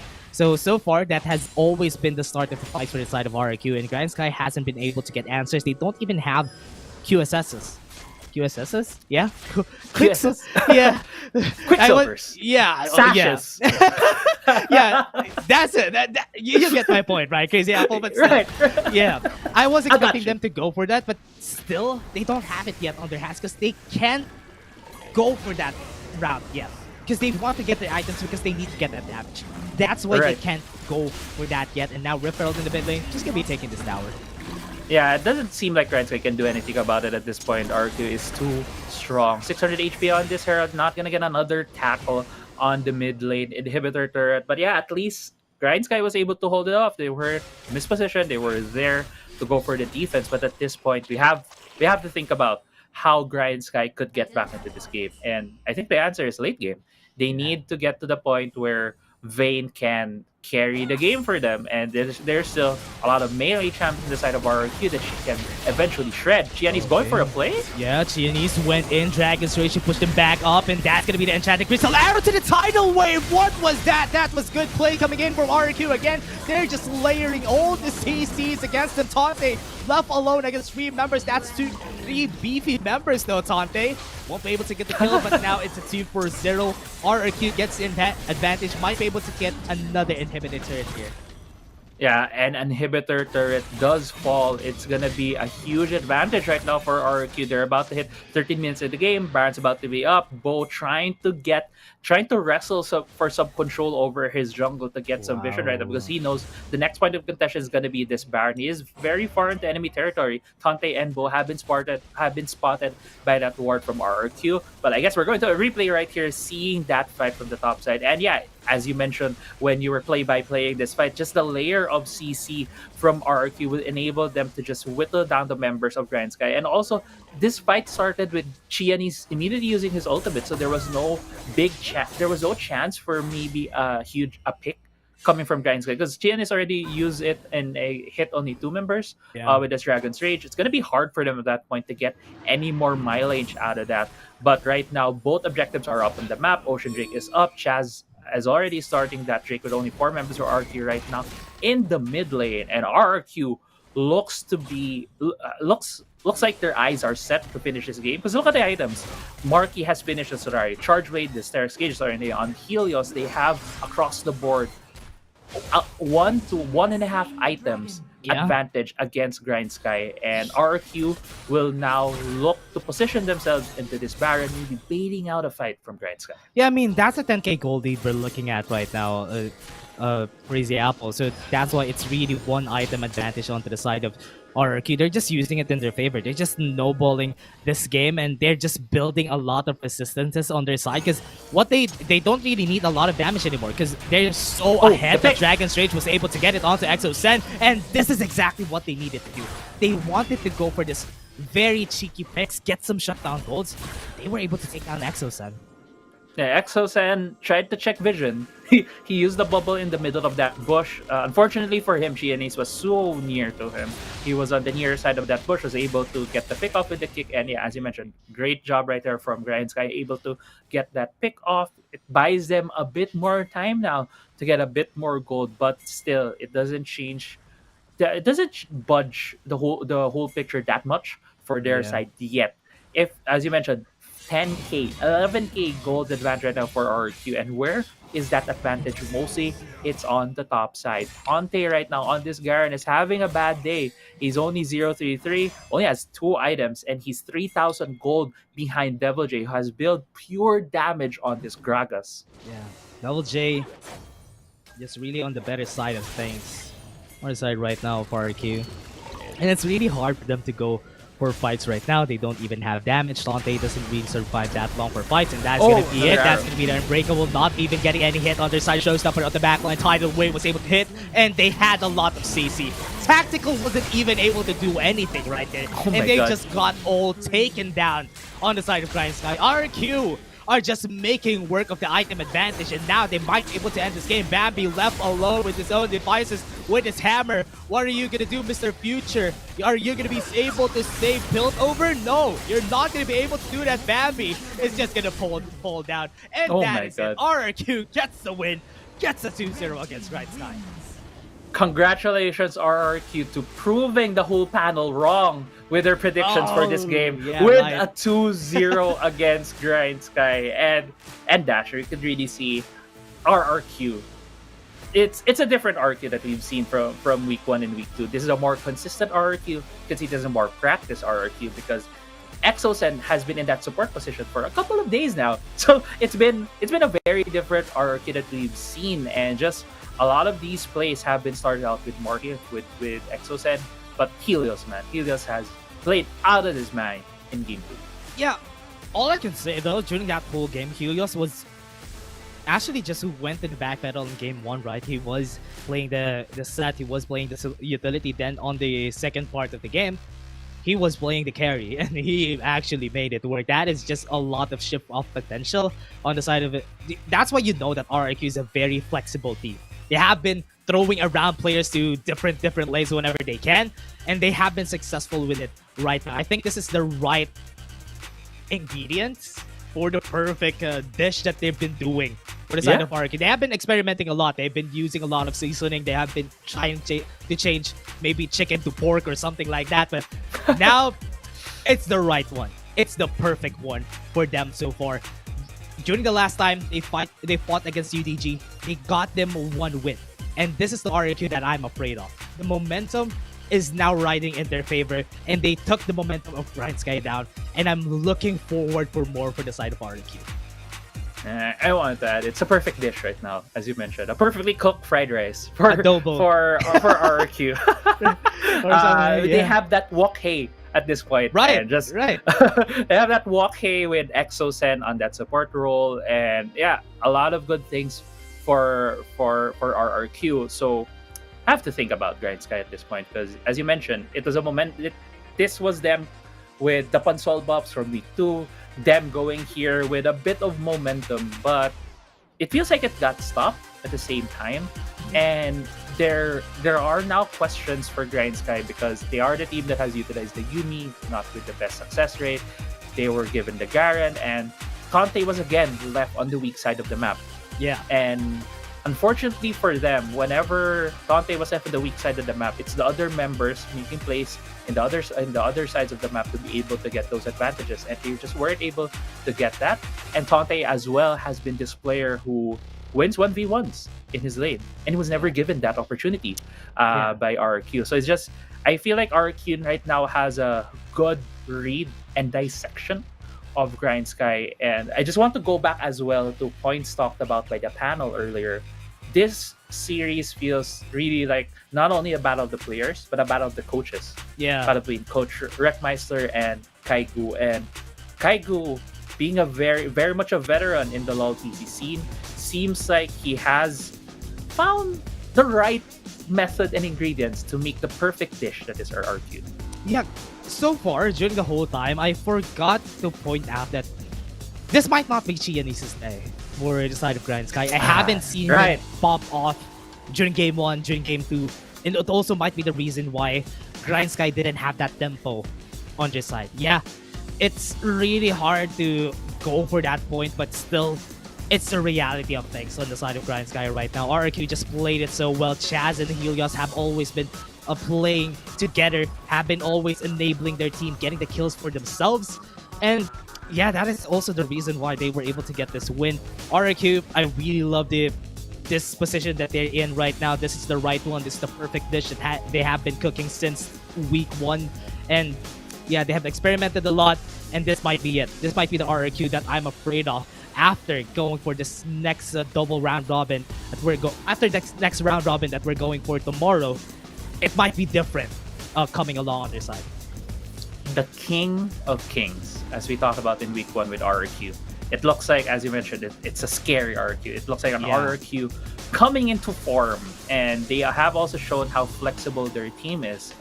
We were talking about in the draft where Devil J having that Gragas in the top side of the map feels like he might go for a tanky build, but instead flip the script, made that adjustment, went for AP to add a bit more damage. But while we're talking about Devil J, let's go to our player of the game with Chaz. Chaz on that set was just, he wasn't the most highlighty player in that series for RRQ, but you could really see the effect he had, the showstoppers, the face breakers. I think every showstopper he did earlier, he always followed up with a 3-man face breaker at least on Grindsky, and just provided that crowd control layering for them to be able to win a lot of those fights. Yeah, this is why you ban Set whenever you want to go for. If you're thinking to go for an ADC on your composition, you need to ban Set. Because Set always disrupts the formation, always has a hard time. Even Tactical wasn't able to do enough damage during that game. It was because Chaz is putting a lot of pressure in the bot lane. Yes, he actually put his eggs in the right basket. He took down mid, he took down bot lane. Now, what do they have? They only have Tante on the top side, but he wasn't able to do anything anyway on the side of Grindsky. But again, RRQ, it was just so good. I really like that RRQ has been very patient during the whole weeks. They have been playing this game of waiting, but here they changed the pace, they changed the tempo, they went fast, they took down Grindsky fast. Yeah, and I just want to point out as well, that item build from Chaz right there. His third item was GA, also had that stone plate. It just shows how much the game plan is. I want to be the biggest nuisance, as you mentioned. Tactical could even go through him. So I have tons of shields. And even if you take me down, I'm gonna come back and get more shields again to take you down, because they have that Guardian's Angel. And just Chaz, I know he's Chaz, but using that set dash, can we call him Chad? Chaz. Does that make sense?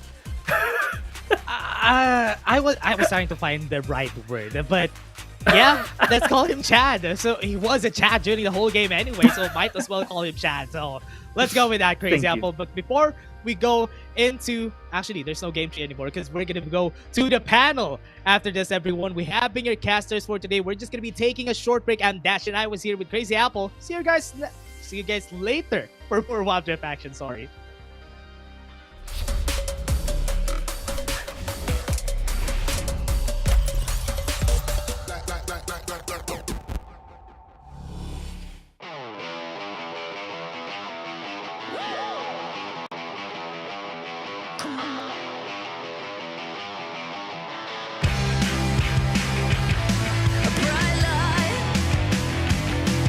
Feels right.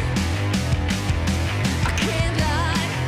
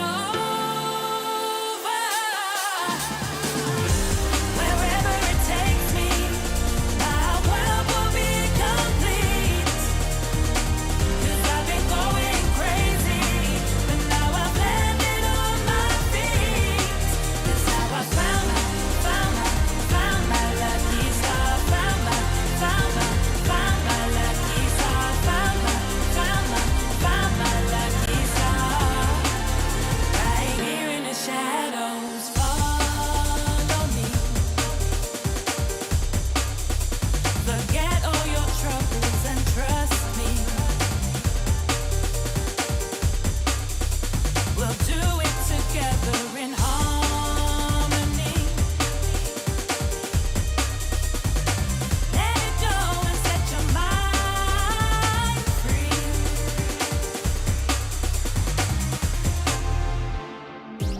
You lit me up as the sun went down. Now my search is over, over, over. Wherever it takes me, my world will be complete. 'Cause I've been going crazy, but now I've landed on my feet. That's how I found my lucky star. Found my lucky star. Found my lucky star.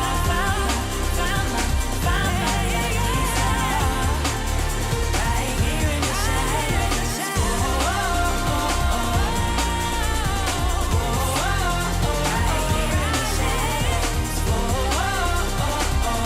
In the shadows.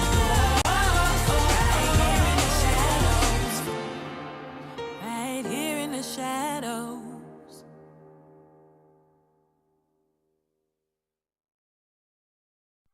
Running wild out of my mind. Hold my breath, 'cause I'm ready to make a move. Got nothing to lose. Watch me shake out the ground. Have you seen a phoenix rise?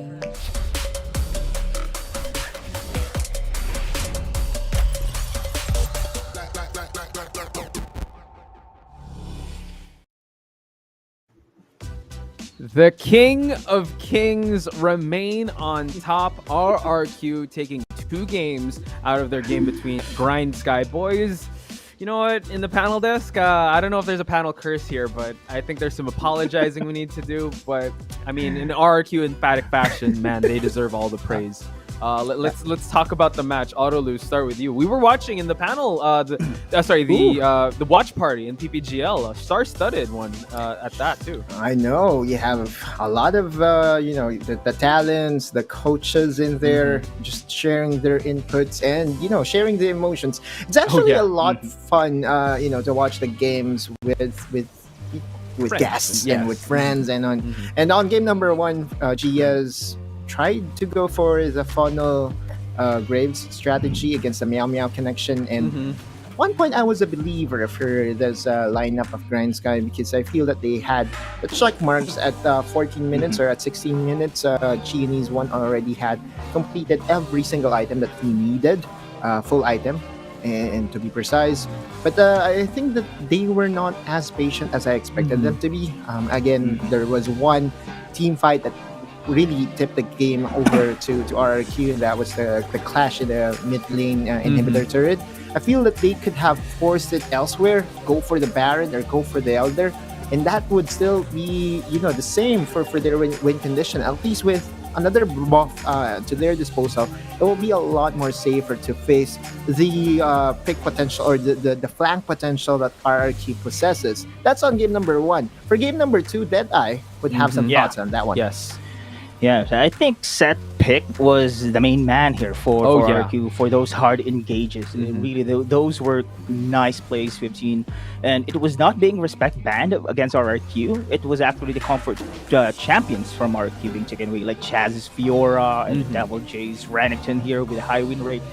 But a heavy 80 composition didn't work out for Grindsky, and we can really tell that the draft really revolved around that Vayne pick on the side of Grindsky here. So they have been pressured always there because it was RRQs always initiating those big team fights. No breathing space there because we can already know the victory conditions for Grindsky is to make that Vayne a monster on the late game, but it did not happen. So basically, I think the Pansel buff already expired here. Oh And, no! and I have said, You gotta have the auto lose buff. My gosh. oh yeah, RRQ. auto lose buff once again. I think they need another buff Another here. team But building. you know what? Another team building. But you have to. I know we talked about this off stream also. This could be the final form of RRQ. That's a very scary Exactly. one. I know Dash also said that this is the RRQ that everyone fears. So let's talk to them. Let's head into the interview. I think Marky is waiting on the other line. Let's talk to the man himself. Marky and everyone in RRQ, congratulations. Hello. Big round of There you go. applause for everyone. Thank you. So, Marky, first question. So, yung history nyo with Grindsky, you guys have been winning. Like, it's been in your favor. How did you guys prepare for this and not stay too overconfident in the match? Wow, are they in bed? Okay. Sorry. Sa yung pagplano naman namin ng maayos yung sa laban namin sa Grindsky, tinitingnan namin yung mga laro din nila sa past kasi sobrang laki ng in-improve nila sa Right. sa laro nila ngayon ibang-iba Talagang hindi dapat sila malitin kahit tinatalo na namin sila. So parang ano lang, same lang kami. Parang mas lalo pa lang namin pag kung sila lumakas, mas lalakasan pa namin lalo. Oh, nice. Otto, they did their homework. That's I plus know. points for Yeah, you, I told Professor you. Otto. So, Deadeye, go for it. Your question. Hi, Marky. My question is, of course, I've mentioned that RRQ roster in the first few weeks, of course, has been drastic changes like Helios from top now going into the mid and Exosen now in the support. Do you think this is now the final roster from RRQ we're about to see on the succeeding games? Sa ngayon hindi pa po namin alam kasi parang tintingnan po muna namin yung parang talagang yung pasok sa chemistry namin tsaka yung talagang magki-click sa amin as a team.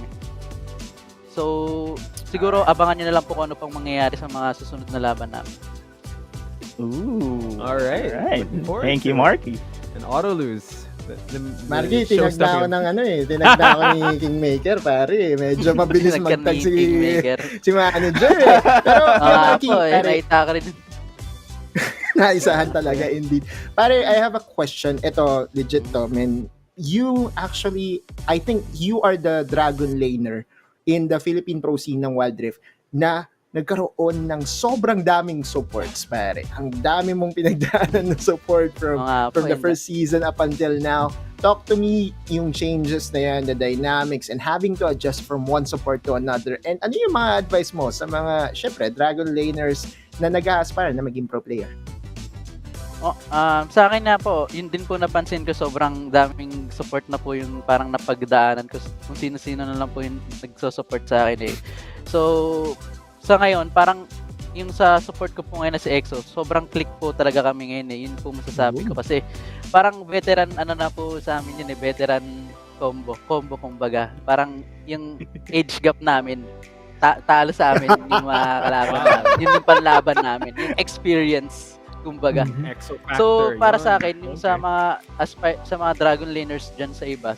So pagpursigin nyo lang yung pagpa-practice tas yung sa paghaharap ng support nyo kasi di natin alam baka nasa tabi-tabi lang dyan yung talagang magkiklik sa inyo sa support.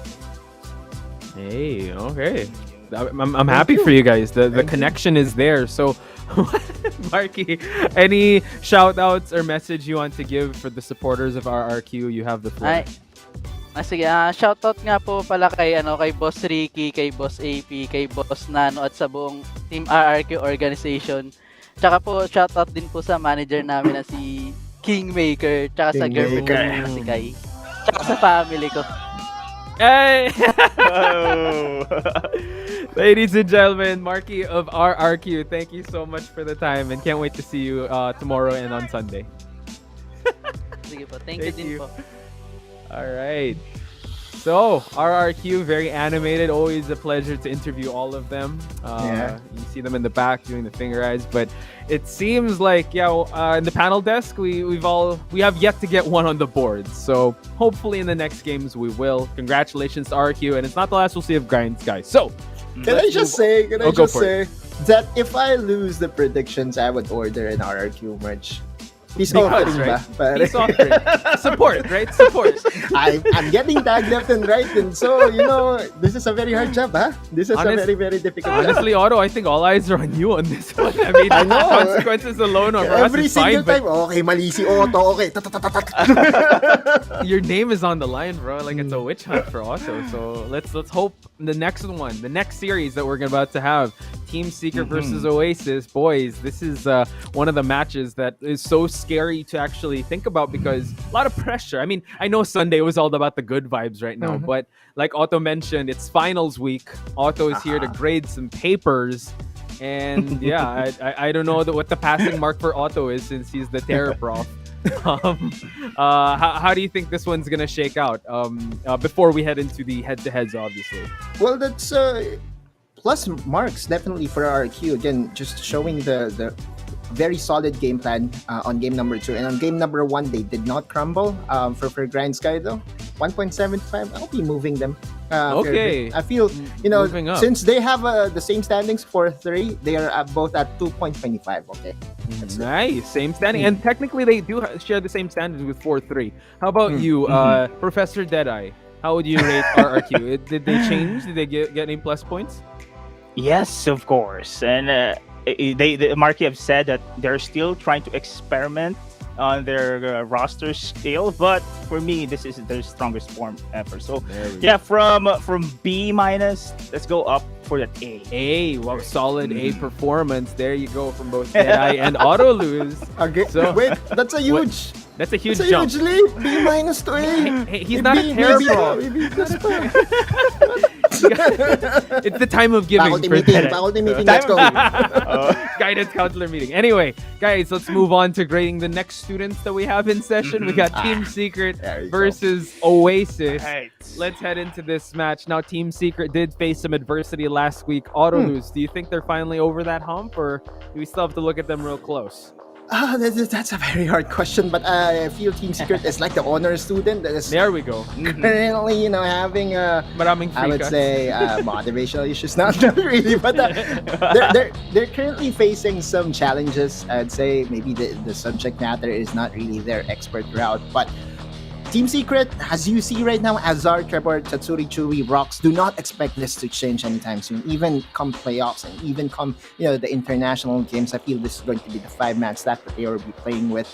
And I'm okay with it. I'm totally okay with it. Tatsuri, last week, during the 3rd day, just reminded everyone that he can still carry games. Azar, a very stable, Baron laner, and his connection with Trevor is actually so on point that it's very scary to face against that version of Team Secret. Now, the question is, what version of Team Secret will show up? Now, I would like to, of course, highlight our solo player highlight in Team Secret, and that's going to be no one but Trevor. There you go. Trevor, with the Fiora, Grizz, and Jarvan in his disposal, has been, I would say, a jack of all trades jungler. He's not going to carry the games by himself, but if he will be asked to do so, then you could expect him to go for the carry champions. I prefer him though to be the utility champion that I've known him for. The Wukong, the Jarvan, all those tanky champions, all those engagers, because then again, back when I was able to interview this guy and Hamez during the,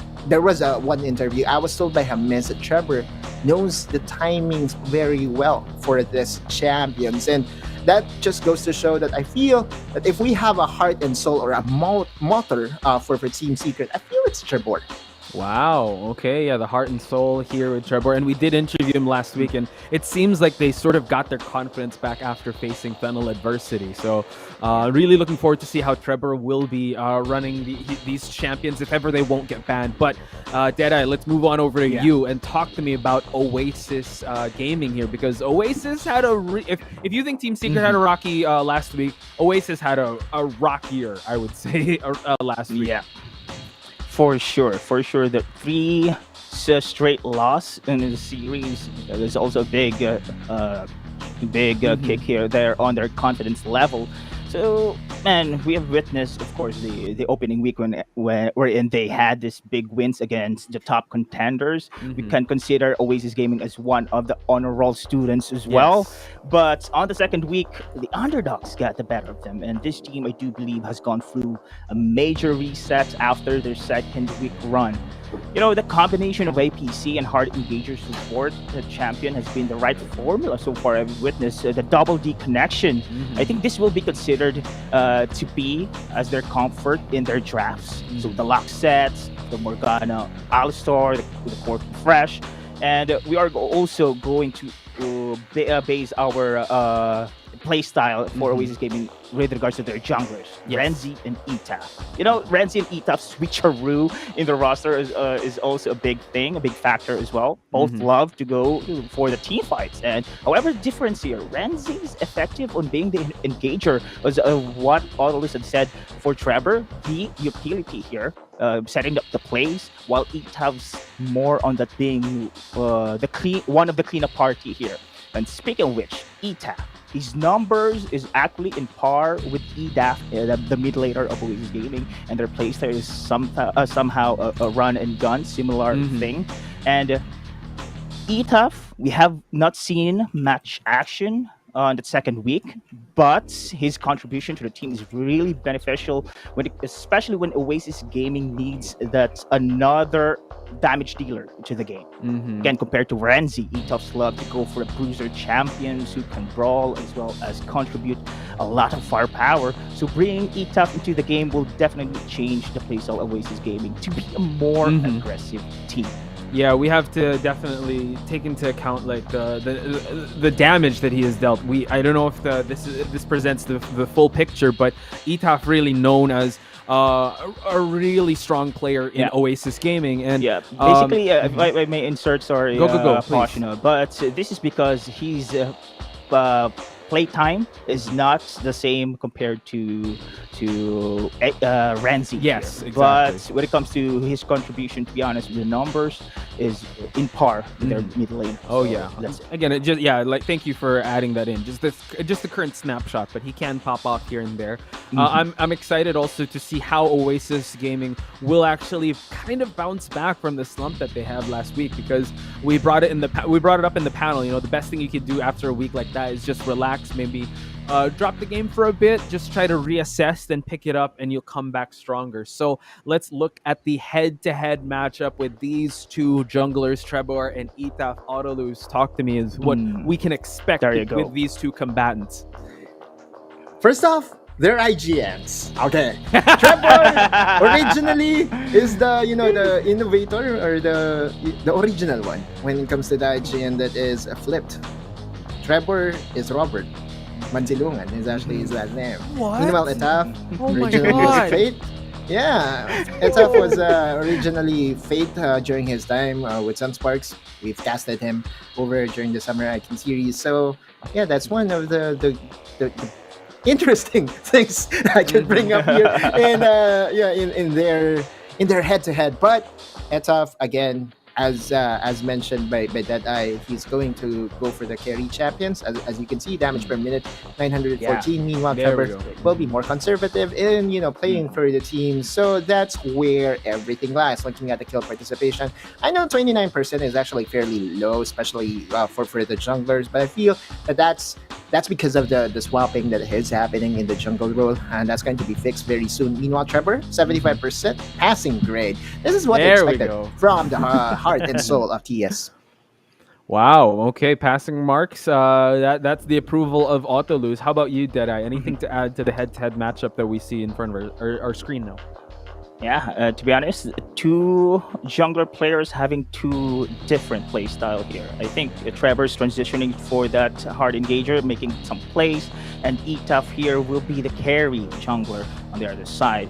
I think this is going to be somehow basing on the play style for both teams. We can clearly see what's going to be the victory conditions here for Oasis. They want to go for hard engages, while conservative, as what Autolus have said, that FLA will execute here in this series. So both teams, top honor roll students, having a slump on the second week. So after that reset on, we have witnessed, of course, after the second week run, this is maybe we can see how these two teams recuperate on their heavy losses. So TS, however, is looking better in shape after that win against FOA. Yes. Plus, that CEO's personal, of course, is giving them confidence boost. However, on the other side, Oasis Gaming, I hope that reset did its job to put the pieces back here for Oasis Gaming, because I still believe that they are one of the strongest teams in this league. Yeah, we talked about how these two teams are they're starving for that victory, right? So before we head into the predictions, I want to ask you guys, and we talked about this a little bit yesterday, who do you think needs this victory more? Who has a do or die? Who has a more do or die mentality between these two teams? Is it Team Secret or Oasis Gaming? Deadeye, let's start with you. Hunger more. I think to be honest, Team Secret has more pressure just because they have represented, of course, the Philippines as a whole when it comes to Wildrift scene. Oasis as well. Now they have that achievement, additional burden for them, but I think all more eyes are going to look into Team Secret. So I think Team Secret will need this win. Okay, need to win more. And actually, let me chime that in with your prediction too. Are you voting for Team Secret to win this?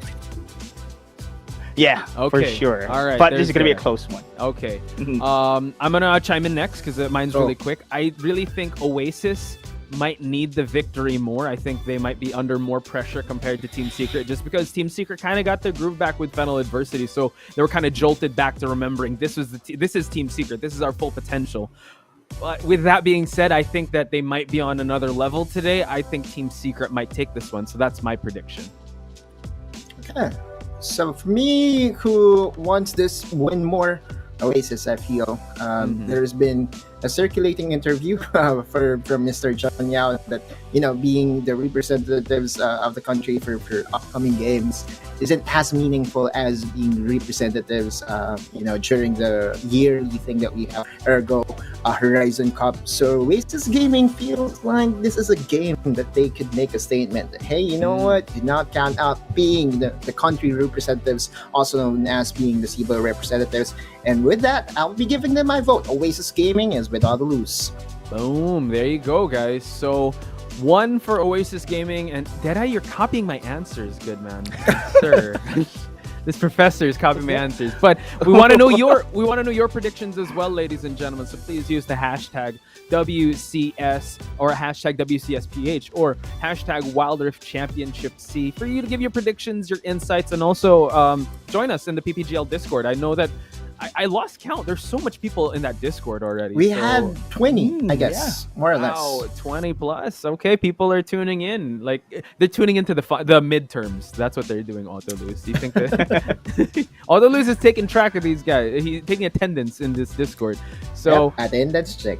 Attendance check, yeah, let's go. So, without further ado, ladies and gentlemen, let's head into this next match between Team Secret versus Oasis Gaming. Casters, take it away.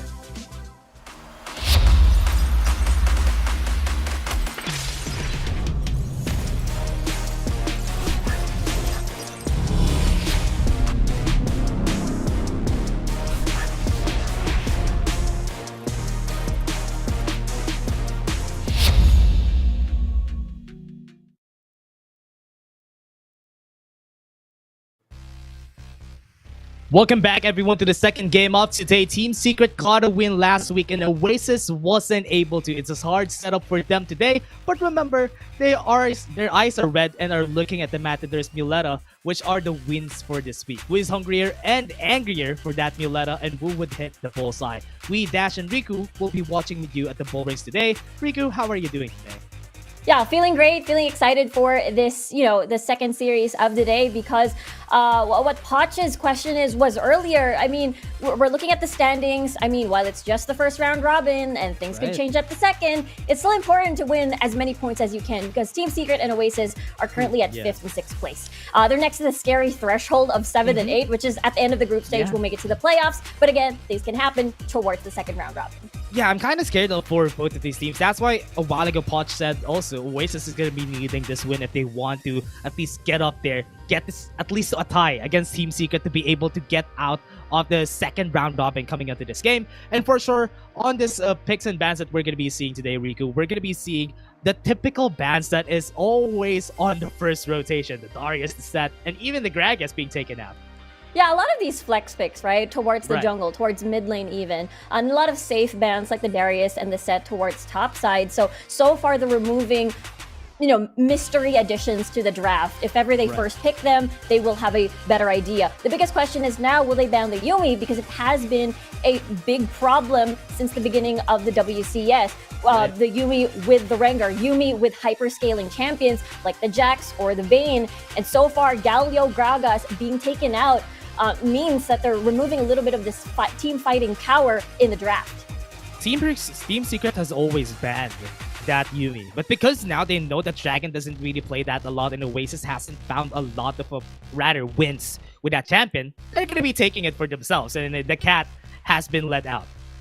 Yeah, it's their turn this time around to play the cat here, the Yumi here, and we talked about what would this be paired with? Are they going for the Rengar with the Kha'Zix, where they're going to go towards the find picks here and there, go invisible, be an assassin, and just lock them down with the final chapter? And I'm excited to see what Team Secret's route is going to be. Yeah, I'm kind of curious on what Oasis is going to go for. They went in, locked in the Corki just for them to not double down on the damage on the side of Team Secret. And they lock out the Garen, which most of the time is a really good pick, especially on this tournament. It has found a lot of successes. They picked that up also just for them to not have the Yumi Garen combo, which is great for Oasis to deny that.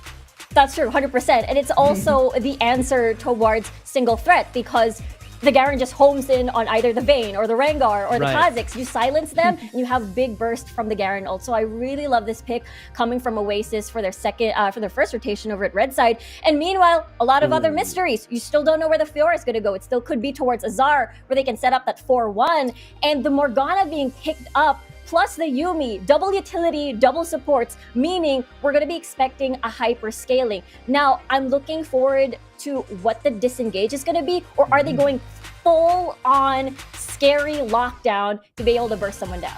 I can see it going to the side of Oasis, going also with the Whimsy to the help picks to the Wild Growth for Garen if ever they want to home into someone, which is also great for the side. But because they pick up the Morgana on the side of Team Secret, I'm probably expecting that this is going to be on the hands of Chewy together with Rocks in the bot lane, so we're expecting just a lot of wave clear for them. And because they pick up the Fiora, they're just gonna be, this is gonna be their carry. Fiora is gonna be their carry for the game, so they need just a bit of CC on their side and maybe just add a little more dash of damage for some kind of MSG or something for the side of Team Secret, so that they would be able missing to ingredient. yeah, they could flavor that up on the side of Team Secret. Yeah, there is still a strong possibility, because locking in the Lulu for Oasis means that if Team Secret locks in an assassin to pair this up with a Yumi, that means as long as the Lulu is there, the Wild Growth is basically going to help mitigate, going to deny the burst damage coming from the side of Team Secret if they're going for the assassin route. If they're going to go towards sustained damage route, which is possibly still an AD carry, what if it's a Tatsuri mid lane and Chewy's still going to be an AD carry? We still are not sure. With the Olaf now getting banned, there is a possibility that they're going for possibly, Ashe, Vayne still is on the taking. Even a Varus could still be a choice, because Varus, Morgana lane, Varus, Yumi lane can still be pretty scary with a lot of hope in the early game. Camille is open. That's I don't know true. what.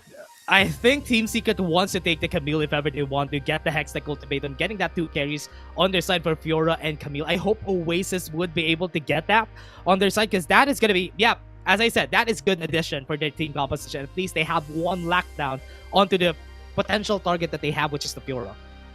Yeah, which is interesting, because a lot of these teams would be a little bit hesitant to get that Camille, knowing that there's going to be a Black Shield single target to basically eliminate the Hextech ultimatum all throughout. And look at that, they're still going through this route because it could still be a Corki mid for Edap, and they didn't want to risk a Vayne Lulu bot lane for Demon Kite and Dragon. And there you go, this fits perfectly in their composition. A lot of sustained damage. There is a lot of that scaling power in the form of the Fiora and the Vayne. Where is the disengage going to be coming from, I wonder? Because so far, though, for Oasis, not a lot of strong engage for the team fight engage for themselves. They have a lot of single target, but never mind, they're going to double down on everything. They're going for the Meow Meow connection plus the scaling. This is a lot of damage output on Team Secret side. I was kind of confused. I thought Team Secret is going to go for at least someone to mitigate the damage, but because looking at the bans right now, all of those options have been banned. So they don't really have another option for them to go for a Juggernaut or at least a Bruiser on their side, because every one of them has been banned. And that's why Team Secret is just going to double down on the damage. Not a lot of CC, but yes, damage is going to come through on their side. But Oasis, I really like whenever I see an Orianna on the team, especially when you have a Camille, because it's easier to pull out a Shockwave. But because on this specific composition, they don't have a lot of melee champions, which is why it might be quite harder to pull off a good Shockwave against Team Secret. Yeah, exactly. And Oasis's mission in the first place, which is to basically eliminate Chewy right off the bat, is there. They have the tools to do so. You already mentioned this, Dash. The Hextech ultimatum into a shockwave is just going to be very easy to execute, and Chewy has to be careful here. I mean, we talked about the Black Shield, and that's something that they can utilize to make sure that Chewy is alive. Yeah, the Meow Meow connection. A while ago, we have seen this effective on the hands of RQ. So I hope Team Secret would be able to make use of this. But so far, based on the team compositions here, Riku, I'm kind of favoring one. I'm kind of liking the look on how Oasis's composition works right now. So that's why, yeah, I think this is the better draft. But what do you think? Yeah, I have to agree with you there. I mean, they have certain ways to basically try to win. You've got the Meow Meow connection to hunt for certain targets, lock down a target, immediately get a pick right off the bat. Meanwhile, for Oasis, they have a lot of disengage to basically mitigate again the damage, the burst damage coming from Trevor here on the Rengar, but also for Team Secret, they have the option for that 4-1 split push. I think I'm a little bit worried of the lack of disengage coming from Team Secret, but the Black Shield is there again to protect Chewy to make sure that he still lives. Yeah, honestly, this is the same, almost the same line of like what UDG did during the first time that we saw the Mammal connection. It's just that they don't have a lot of bruisers, juggernauts on their side. But a Vayne Yuumi together with the Rengar is the perfect combination to have for your team, especially if you want to put the pressure onto Chewy, then Trevor would just pop up, or it's going to be the other way around, which is good for the side of Team Secret. But Oasis, even in the late game, I think they have an answer for everything, just because they have a lot of late game champions too. Oh, yeah. I mean, they've got Renzi, who's absolutely scary later on. Estilla is just going to be incredibly tanky. He's just going to home in onto Chewy every single time there's going to be a team fight. There's going to be a skirmish. We've seen Garen being the answer to single threat compositions. But in this case for Team Secret, there are a lot of threats, which requires a lot of resources. Chewy, Trevor, Azar are definitely going to be needing resources. But what we can look at though is still the Yuumi being paired with Trevor. They can use early to mid to see if they can find their targets. Get a pick, 4v5 before an objective spawns, and then that's how they can transition where Chewy's going to be that late game monster and just kite, unlimited tumble. Oasis is going to be very, is going to struggle trying to catch Chewy, especially without the Hextech ultimatum into that shockwave. Especially for the first pickoffs, right? The Camille versus the Rengar is almost the same like the Camille versus a Kha'Zix matchup in the jungle. So that's why most of the time the Assassins always gets the advantage. Because in the earliest stages, they have better items. Serrated Dirk is a very good item at the bot lane. The Demon Kite is now low in HP. Almost, that's too close. Chewy was able to get the condemned. It's a good thing he didn't follow through. Yeah, really love that from Chewy, knowing that Demon Kai didn't have any mana whatsoever. Dragon was pretty low already. They were forcing a summoner spell here, but Dragon, very patient, held on to Sums and still ready to go back in lane. But so far, Chewy and rocks. The Yuumi poke coming from this champion is very, very dreadful against Demon Kai and Dragon. Yeah, I'm kind of scared though, is that this it's a good thing that Chewy is getting better advantages in the bottom side of the map. It's kind of too close for comfort, because at least if ever the Vayne gets the easier advantages in the bot lane, that would just snowball in their favor. You know how much of a scary champion Vayne is, and I wish they would be able to mitigate that later on, but it's still the earlier stages. We can't really find the answers here yet. So far, we haven't seen a lot of ganks from both of our junglers. They're really waiting for the time for their laners. Honestly, there's no enablers on most of the lanes. That's why it's hard to gank. Yeah, exactly. There's not a lot of hold. I mean, looking at the Lulu Corki, that's just going to be a poke lane, especially once Demon Kite reaches level 5. But the thing is, you're paired with Rocks, a Yuumi who has a lot of sustain for those pokes. So yeah, nothing will happen there. Mid lane, Orianna is just going to chill, farm, clear the wave. Top lane, though, could be the answer here because Hextech ultimatum with a lot of burst with Asilla. Azar knowing that he's still waiting to scale up to be that scary Fiora. I mean, we've seen Azar back at the Horizon Cup being a scary 1v3 monster. I'm sure a lot of his fans are looking forward to see that again. Yeah.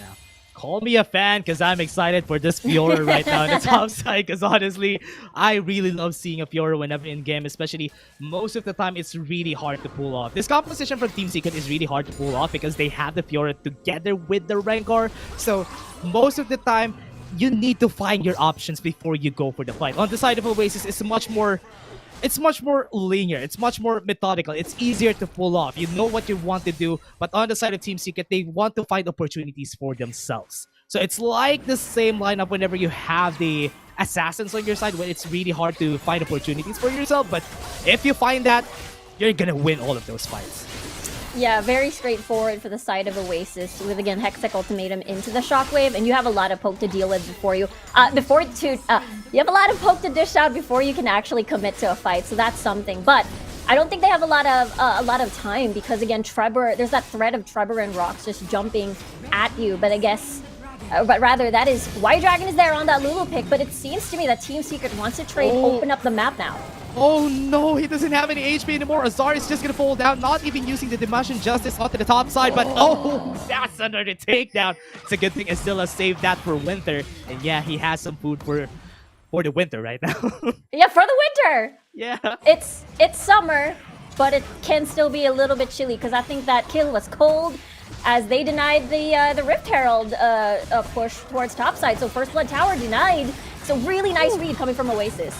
Yeah, I wish it's chilly right now though, but it's not. Same again, here, Dad. Yeah, on the top side they're going for the towers. That's the first turret onto the top side. What a good rotation from the side of Oasis. Team Secret, they just lost that capability of getting that. But what I'm super surprised with, the first item pickups, but before that, the top side, they used the Hextech Ultimatum. Azilla is already here, and no, they just denied the push from happening. Good call for Oasis.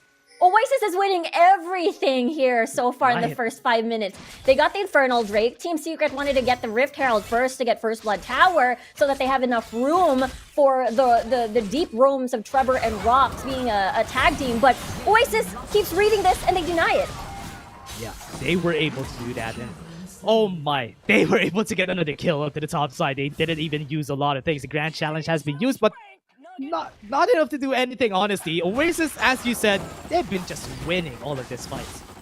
Yeah, they're taking everything. I mean, Team Secret really wanted to get that tower down so that they have control over the red side quadrant of Oasis, so that they can get deeper vision. That means Trevor and Rocks will be able to, maybe Renzi is going to be farming a top side. Oh, watch out, there are two cats, man-male connection going to kill you.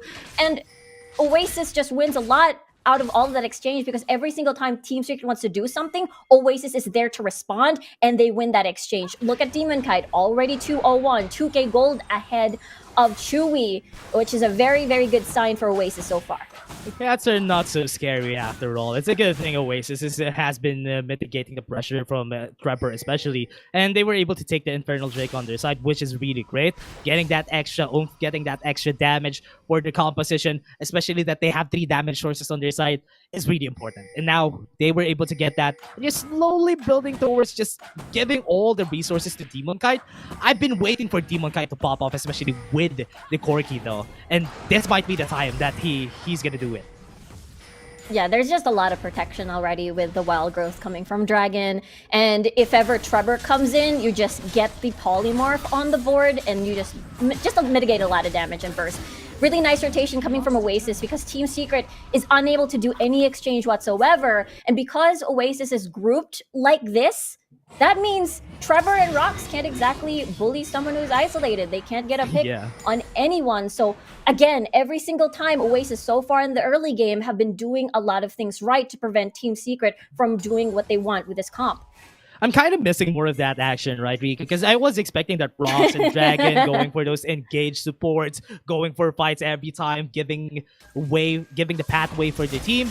But now we're not seeing that.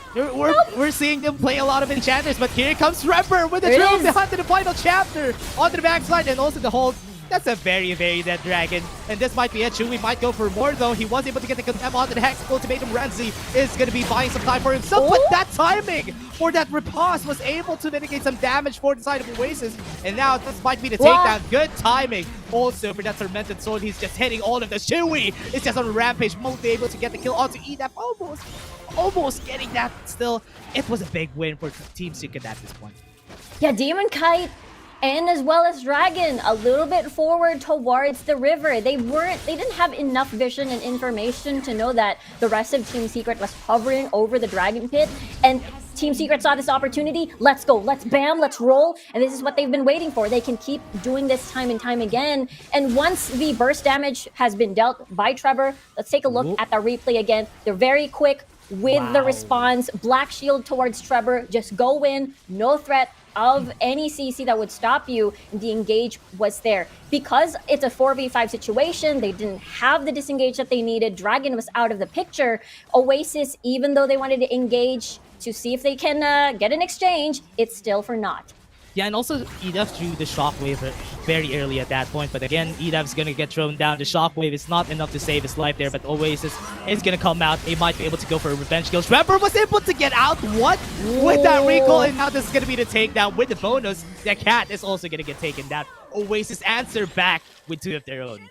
Yeah, love this roam. Love this death roam so far coming from Oasis with the response. I mean, Team Secret, Oasis rather, is still able to get 2 dragons on the board despite losing Dragon and Renzi on that earlier fight. So really nicely done still by Oasis. They're still in the lead when it comes to gold. But looking back at the Shockwave, I mean, Shockwave at this point of the game is just there for the setting, for set. Yeah. For the setting. I mean, this is a beautiful setting. We're here in the Wild-Rift. But yeah, the damage will come in later. The damage will come in later. So it's just going to be that Archangel staff going to get picked up. Yeah. Set was banned, so yeah, as you were Yeah, saying, Set was Riku, banned. no setting. Yeah. Just a set from the Shockwave. Yeah, for sure. And again, on the side of Oasis, they've been playing this pretty well. They've been targeting Edaf. Like, look at this. No respect even. Going to the tower together with the Meow Meow connection in the bot lane. Just taking Edaf. Edaf is not having the greatest of days. He's been taken down again. And Renzi going for another revenge kill, but it was a little bit too late right here. But they're going forward. They want for Oasis. Not the right timing. Team Secret just happy getting that Orianna with the ball taken out. Edaf just wanted to clear the minion wave. That's what he wanted to do. That's why he was there. Right. But Team Secret are going to find these opportunities. If they cannot get control of that mid lane tower and knock it down, they're going to find the side lanes as access for picks instead of the deeper ends of the jungle. And now they give a lot of importance towards this side of the area if they can get a pick, if ever, as they have a bit of that space. But the Baron later is going to be extremely important because Team Secret doesn't have a lot of sieging power. Vayne doesn't exactly spell siege. It spells tumble. I'm gonna go invisible. Yeah, basically. for sure. Yeah, so they really will need the Baron later on to get these towers down. Yeah, I mean, they don't have a lot of siege potential, but it's a good thing that they have that Suri for the wave clear, which is kind of good. But again, it's going to be taken down. Demon Kite at least has the Valkyrie to get away. It's really hard to go for it, though, but the Stasis wasn't able to go through because the Hextech Ultimatum was cancelled with the right timing, but still, taken down. Oasis takes a revenge kill in the mid lane. Yeah, the Black Shield was already used towards Trevor when they engaged, so Tatsuri was very vulnerable there, and Oasis took that opportunity. Chew, we can go home! No, we can't go home! No, he wasn't able to go home. Yeah, as you called it, Riku. That was unfortunate for him too. He just got taken down. In mid lane, it's just ticking like a time bomb. Trevor and Azar just here to defend, waiting for the Mountain Drake to come out. Oh, Rift Herald has been put out just because they don't have any opportunities for them to use it on towers. Yeah, without the wave clear, as you mentioned, Dash, the towers are very, very vulnerable. Oasis has the opposite. They have a ton of wave clear in the form of Orianna and as well as Demon Kite here. Yeah, they have the Thrill of the Hunt in the mid lane again, but it's a good thing Asila was the target, so yeah, that I was afraid for Edaf because he was on the neighborhood though. I thought he was just gonna get gunned down again by the Trevor and Rocks combo, or rather the Meow Meow connection, and it's a good thing he was able to get out. Yeah, Team Secret so pressured right now to get a pick because the next objective has gone. It's going to be a Mountain Drake. And so far, they haven't been getting the picks at the 13-minute mark because, again, Oasis have been sticking a lot together. They know what the plan is for Team Secret. And this is 3 Dragon Stack already for Oasis. Team Secret is now going for the Baron. Okay, really going for it, though? They have the damage because they have Chewy on their side, though, but they cancelled it. They were respecting Oasis hard enough that they saw Demon Kite, they saw Asila. Yeah, let's not continue this, but they don't know that Renzi is already starting this. getting that Mountain Drake just gives them enough shielding for them to start more fights, which is what Oasis has been doing so far. Yeah, they're just too afraid.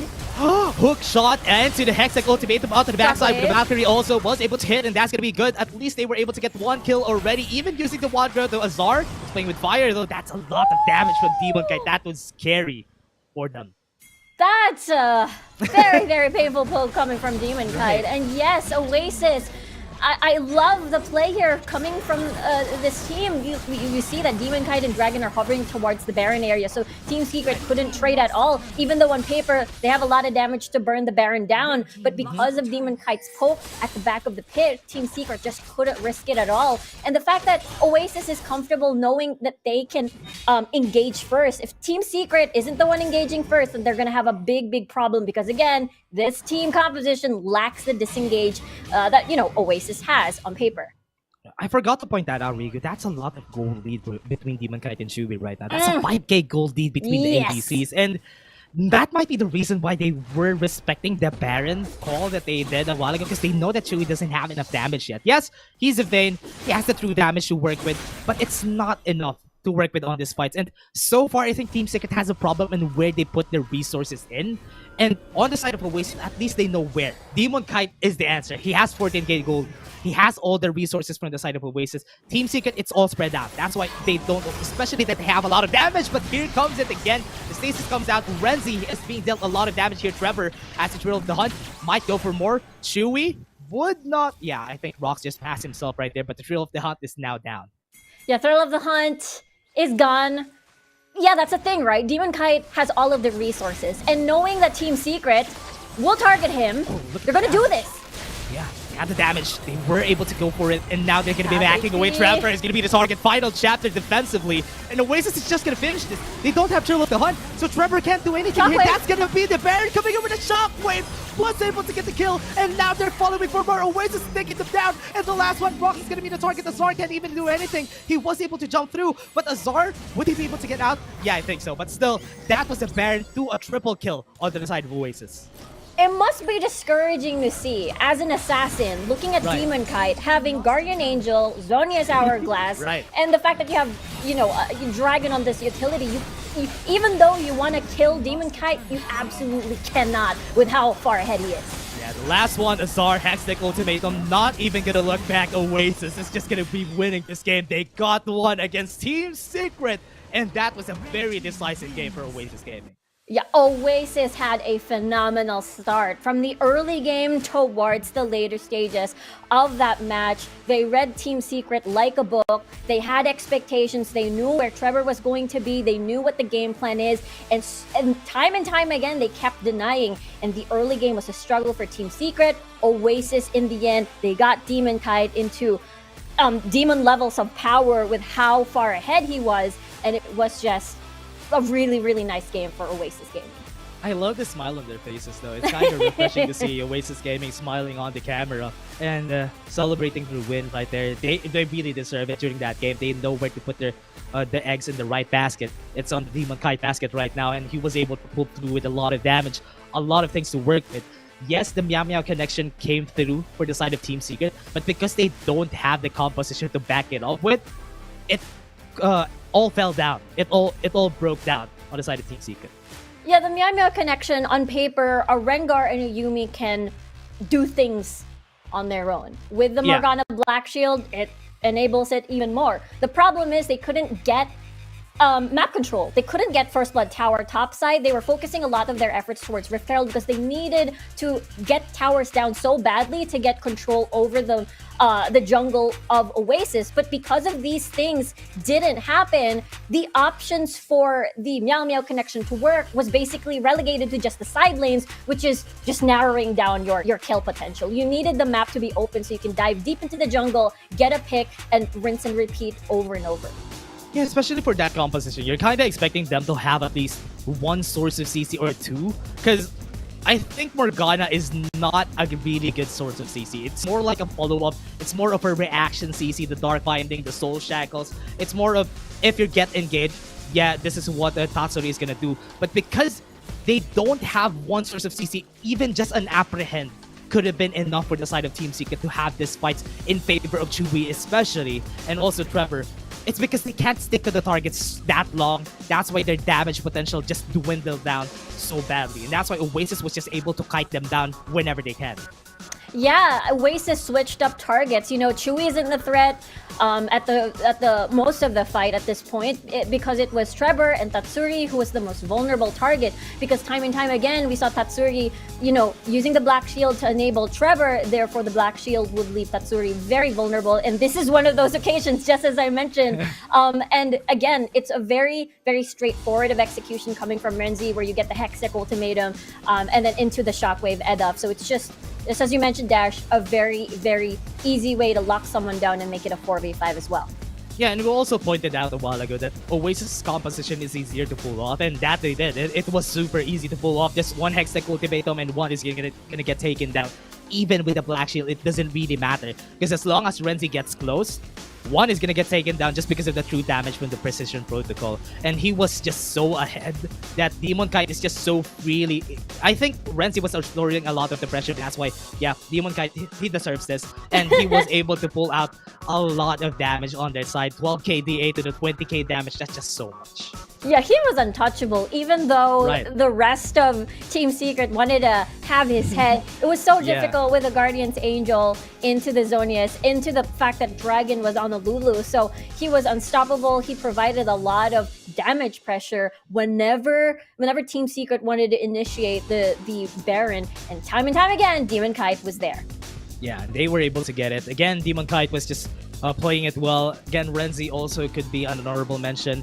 And I forgot to point out, Camille was open that game. That's why it was kind of hard to break that down. Because honestly, whenever a Camille is open, you pick that off, and most of the time, you capitalize, you make work of the Camille. And that's why Camille is a priority, man, everyone. It's easy to pull off a game with a Camille on it. To be fair, there were games where once a Morgana was picked, I believe it was either the second week, even Camille was open. Some teams decided like not to and go for a different route. So this time around, you know, Camille's open. Let's get this. We will ignore the Black Shield. It's totally fine. We're not scared. And that's exactly what Oasis did. Yeah, it's a good thing that whenever they go and pick up the Camille, they have something else to absorb some pressure, at least to put on some resources in, which is Demon Kite with the Corki. And again, everyone, that was just our first game for today. And we will have maybe game 3, maybe game 2, but it's still Team Secret can still turn things around if they want to. Oasis Gaming, they just have the advantage here. It's a best of 3, everything can happen. And again, everyone, we'll just be back after a short break. We're having a casters for today. I'm Dash and I was here with Riku. See you guys in just a bit.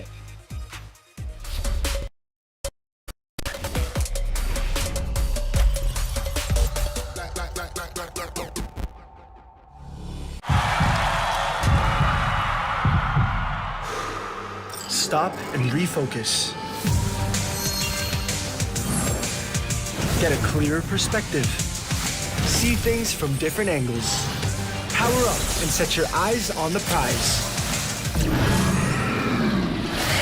It's time to step up and rise to the challenge with the Redmi Note 11.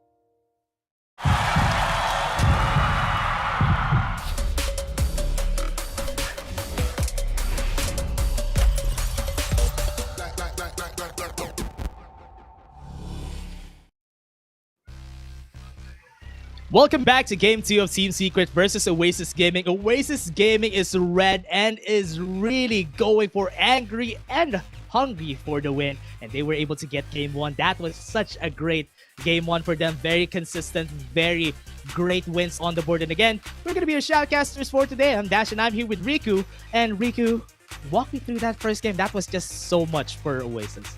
Yeah, I think the biggest TLDR for the first match in the series was Oasis just reading Team Secret, Team Secret's win conditions and knowing how to deny them. You know, Team Secret wanted to get towers down so they get enough space to get more kills with the Meow Meow connection with the Yuumi and the Rengar. They denied that, denied first tower. Rift Herald's denied, Baron denied, Demon Kite being an absolute demon on the Corki, and Team Secret's draft felt like they wanted to do a lot of things. Like they wanted to do 4-1 with Azar. They wanted to do the hyper-scaling carry with the Vayne with 2 utility supports.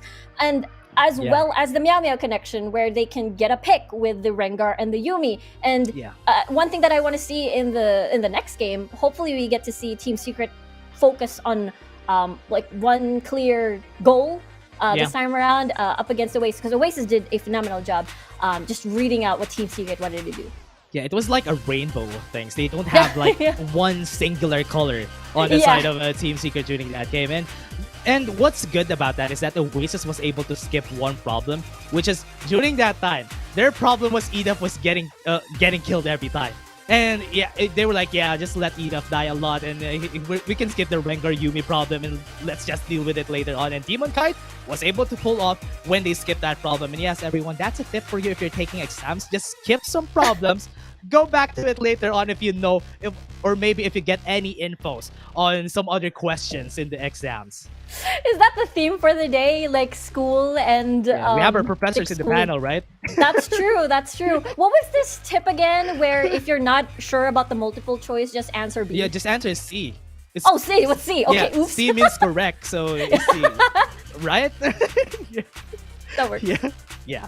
And now, everyone, we're going to the drafts again for Oasis and Team Secret. I think they need to double down on the bans right there. Oasis banned with the Morgana on the first rotation because they know that the Dark Shield posed a problem during the last game, so they just want to cancel that off. Yeah, Oasis this time around are banning a lot of these single target pick compositions that enables pick comps. So I'm curious to see now if they're going for a pick comp themselves, because removing the Black Shield means that you can most likely play a Varus. Team Secret, on the other hand, now banned out a disengaged champion, another flex champion like the Gragas, as well as no Yuumi comps are going to be appearing in this game anytime soon. Yeah, and having the Yuumi down, banning the Camille, they needed to get that set has been open, so Oasis takes it. A while ago, whoever has the set on their side was able to get the win, and maybe, just maybe, it would be another thing for Oasis here. Might be their win right here if ever. I hope that Team Secret doesn't jab a front-to-back composition, because that is where set is super effective against. Yeah, there's a lot of engage already, and Oasis is forming a very juicy team fight composition already. 2 beefy front lines already on the side of Oasis, knowing the fact that Team Secret could possibly form an engage comp. Because the Galio, most of the time you want to pair it with someone that can dash in the fight so you can deliver the hero's entrance. So we'll see what Team Secret wants to pick up, because so far we've got Camille was already a very good pair with the Galio, but it is now off of the picture. Diana is also an option. Jarvan 4 is also an option for Trevor, and Diana can basically be picked in the mid lane and as well as the top lane, but picking up the Ziggs can still be towards Chewy and as well as Tatsuri, so this could be possibly a front-to-back poke composition coming from TS.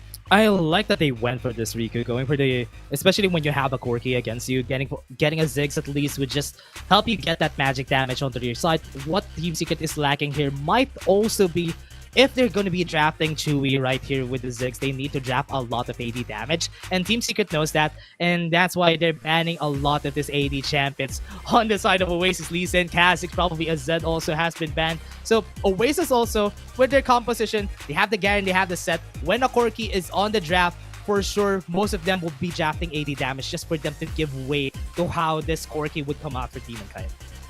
Yeah, it's definitely could be a repeat of a Demon Kite being an absolute demon on the Yeah. Corki. So now the biggest question is for Team Secret: do they draft something with backline access, because it's just looking to be difficult to penetrate the front lines to reach Demon Kite this time around? And most of the time, an Olaf could also be an option. Look at that, Oasis respect the fact that Jarvan 4 could be an option to be paired with a Galio for that backline access. Olaf is another option for them to take. Just ignore everyone else and head straight for the backline. That's a good point, honestly. I really agree with that. Oasis Gaming could go for an old... Yeah, there you go. Yeah, the Olaf went in for... At least the Team Secret was able to deny that, and they will be able to make that work. It's kind of going to be slower for Team Secret to pull off the combo with the Heroes entrance, but because they have a lot of melee champions there, this pick from Oasis Gaming is good. I love the Orianna pick every time that there's a lot of melee champions, and Rox might think differently here. Would he go for the Thresh because it's up? Is he gonna get risk the shockwave hitting all of them just for them to get or enable a lot of kills to their side? Yeah, there is that option of a possible Thresh, or would they want to pick something with Well, never mind. They're going all in on this comp. Ooh. What is disengage? What is that? We're going all in on this with, again, Fiora being picked up means the 4-1 split push could be an option for Azar, or Azar can use his talent on the big team fights, because this is looking to be a very explosive team fight comp and as well as a big poke comp. If Team Secret does not have control over objectives, then they can poke with Jace, they can poke with the Ziggs, and once they're comfortable going in, that's the time where Olaf or Trevor is going to go scream charge or something. I don't think he screams charge, but he just screams, and then Galio comes in with a hero's entrance. Yeah, exactly. And also on the side of Team Secret, what I love about this is that they have a lot of beefy champions on their side, and also on the side of Oasis, they don't have a lot of like current health or max health damage on their side, which could potentially pose a problem in the earlier stages of the game. Late game, they don't have any problems, but on the earlier stages, Team Secret has big advantages just because they have the Olaf and the Jace on their side, which is easier to pull off. So Oasis needs to be careful on the earlier stages. They need to scale up before they go for fights. Yeah, I mean, scaling is scary for Team Secret as well. They do have the Ziggs on their side. So for on the side of Oasis, I don't think they have enough backline access to reach out these poke champions on the side of Team Secret. So they're gonna heavily rely on flanks. They're gonna be relying on the engage coming from Dragon on the set to make sure that they can have a slam on any of the squishy targets for Team Secret. Yeah, and also going forward, this is just going to be one great thing about this. They're going forward, Oasis Gaming just needs to play it slow on their side. Just wait for everyone to ramp up. I think this is just going to be Riku. We're looking for a fight right here, like in the bot lane right now. They're going for a fight. Dragon just pulls out the rocks. And I forgot to point that out. Dragon is going to go for the set. He was successful when he pulled out this set last week. It was the reason why UDG had a hard time against them. I hope he would be able to pull that off again this game. This is going to be, it's really highly possible for Dragon and Rox to get early game action, because both of these champions, their dual laner partners have a lot of wave clear. So if you have a lot of wave clear, that means you have space to get priority, means your support can roam to find picks here and there. And the biggest question is, where can they get picks? Never mind, they can probably get a pick off of Rox. Yeah, they're going to be taking out Rox, forcing the heal from Chewy. Now, if ever they want to go for another fight, this might be good. And this is where Dragon is just on a very good position in. Against a melee support, Seth is super good, because he's just going to be, every time that they try and go for an engage, they're just going to be pulling that off with a face breaker and basically cancel the whole engage that they're going to do. Yeah, this Oasis composition is very heavy on team fight, 5v5. They have a lot of damage as well. Burst damage, especially at the later stages with the Orianna. Shockwave into the collateral damage is also an option. And for Team Secret, since this is an all-in composition, they don't have disengage. They really have to make sure that they deal. They push the R button first before anything else and see if they can get a pick, because both of these compositions have room for poke with the Corki versus Ziggs. So at this point, Team Secret would love to engage first in these fights. Yeah, engage, get the kill later on. Olaf a very volatile champion to pick on your composition, especially when you don't have any enchanters to help him out to fasten up his movement speed, because he's just going to be running around anyway. But still, if ever he pulls off this early game against a very scaling champion like what Renzi has right now, it would be good for them. It's just going to snowball in their favor, and Oasis just needs to be careful of that. Yeah, exactly. Because Trevor on the Olaf will eventually fall off, even if you press Ragnarok, even if you ignore all the CCs in the world, you're just going to get shredded with a lot of damage from Renzi, Edaf, and Demon Kite in the later stages of the game. And therefore, it's really important for Trevor to be able to get that early foundation, early to mid foundation, so he has a comfortable transition towards these dragon fights, these Rift Herald fights. Yeah, and they're waiting for that right timing to go for. And it's kind of like what we did a while ago, Riku. It's the same game in where they wait for the power spikes, wait for the first item before they go for the fights, because it's much safer that way. And they know how each other play, and they don't want to rush into things. That's why they want to at least be safe, get that 3k, then later on, just use that in the dragon fights. Yeah, we'll see if they're able to execute that, because in a 5v5 scenario, again, Team Secret has to pull the plug first. Well, not pull the plug, pull the trigger rather. Right. Oasis, on the other hand, they have a lot of tools to keep kiting, but as well as move forward and engage with the sets. And as well as a lot of sustained damage with a lot of pokes from Demon Kite and the shields coming from Edaf. So we'll see now as Rox is able to rotate already, which means Team Secret is positioning for a Rift Herald take. They most likely want to open up top side to get that first blood tower, see if they can get control over the blue side area of Oasis. And I know it's not the same as the Spooky Ghost comp where you pair the Galio with an assassin, like a Rengar or a Kha'Zix, but it has the same idea where Trevor can roam around the map, kill Renzi, because you're able to just basically stick onto Renzi as long as you have Ragnarok, and you pair that with Rock to the Hero's entrance, it's going to be an easy execute. Yeah, I like what they're doing here. They're putting the pressure on Oasis before they go for the fight, and the pressure is just in. They might be on the right timing before they try to go and shield as the round comes in, but they're going to be taking this Drake for sure, and they're just going to be taking down the back line. Was able to get the kill onto Rox, and this is a 5v5, a good fight to be in with a package on their side. Azar tries to take one, but because he wasn't able to get the right timing, Oasis was able to get a double kill on their side, and also the dragon. Really nicely done coming from Oasis. They know that Team Secret is positioned to get the Rift Herald. Instead, they're going to get the Mountain Drake, which is going to protect them from the pokes coming from Chewy and Tatsuri. So I really like their priority on towards this dragon. Team Secret, again, has to get this combo, has to get Ragnarok to reach the backline of Oasis. But the absence of Trevor means that they have no form of engage. Yeah. Going forward, Team Secret, it wasn't expected for them to go for a fight there because it's really not the right timing, especially that Dragon still has a showstopper. Azar tried to go for a kill, but he wasn't able to follow that through because there's always a showstopper to stop them from getting onto the backline, which is great. For the side of Oasis, they're really not wasting their showstopper and just using it to peel. Yeah, they're finding the right timing. Oasis has been incredibly patient, as we've seen at the first game in this series. And now that they've already sort of read, knowing what Team Secret was going to do, they're able to respond accordingly. Yeah. Went in for it, and they're just going to follow through. Renzi is just so happy right now that even though it's not really in his favor against Trevor, it's a good thing that Azilla is there to help him out to go for the pressure against their jungler. If Trevor doesn't really get a lot of kills in the earlier stages of the game, he would just be... his win condition is just going to be out in the gutter, and it's not going to be good for Team Secret in the moving forward. Yeah, he's going to explode from all the damage coming from Oasis here. So this is a very narrow window for Team Secret to make it work. But something that they can do on the following objectives is that they can try to contest Ragnarok, get a possible steal perhaps, lock someone down, get the taunt coming from rocks inside the pit, and that's also an option where they can initiate a fight and get the objectives. Yeah, pulls out and Trevor in the mid lane, not enough. They're just playing around the middle side of the map, and also they're just not actually jumping the gun on the side of Oasis Gaming. They just pull that out, try to bait them out, use the Ragnarok, and just try to push and wait for Demon Kite to get the advantage. Now Hero's entrance on the top side, and that's going to be the takedown onto Azar. Ignite is taking not enough to get the kill. Azar goes out, tanks the rocks, his savior right there.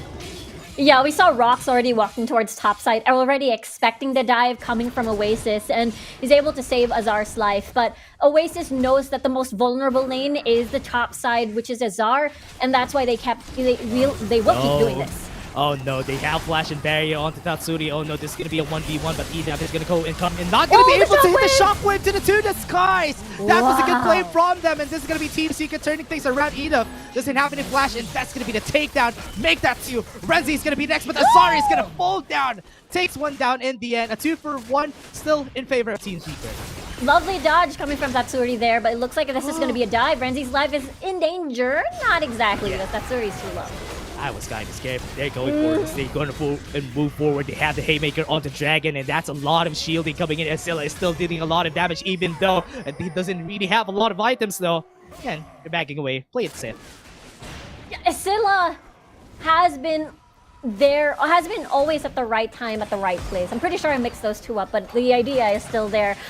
Trevor and Rox wanted to get a pick in the mid lane before Rift Herald has spawned, but they couldn't because Escilla was there with the silence, with just being annoying, just being that annoying meat shield, and they had to go back. Ragnarok is not available for Trevor for this Rift Herald fight, so this is a window that Oasis is willing to take. Team Secret, on the other hand, is gonna be trading instead, but Oasis has time to go towards the dragon because Trevor is soloing this, so this is gonna be a slow dragon take.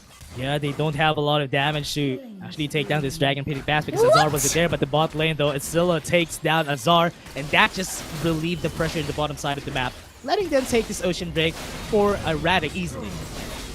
The power of the burst coming from Escilla here on the Garen. I mean, he lacks the CC, but when he sticks to you and he spins next to you, you are surely to fall, especially if you're a squishy champion like the Jace. And with that, because of that pickoff rather, Oasis is able to get another objective. They got 2 objectives there, by the way. Rift Herald into Dragon, into the bottom lane tower. Oasis is winning again everything in the map.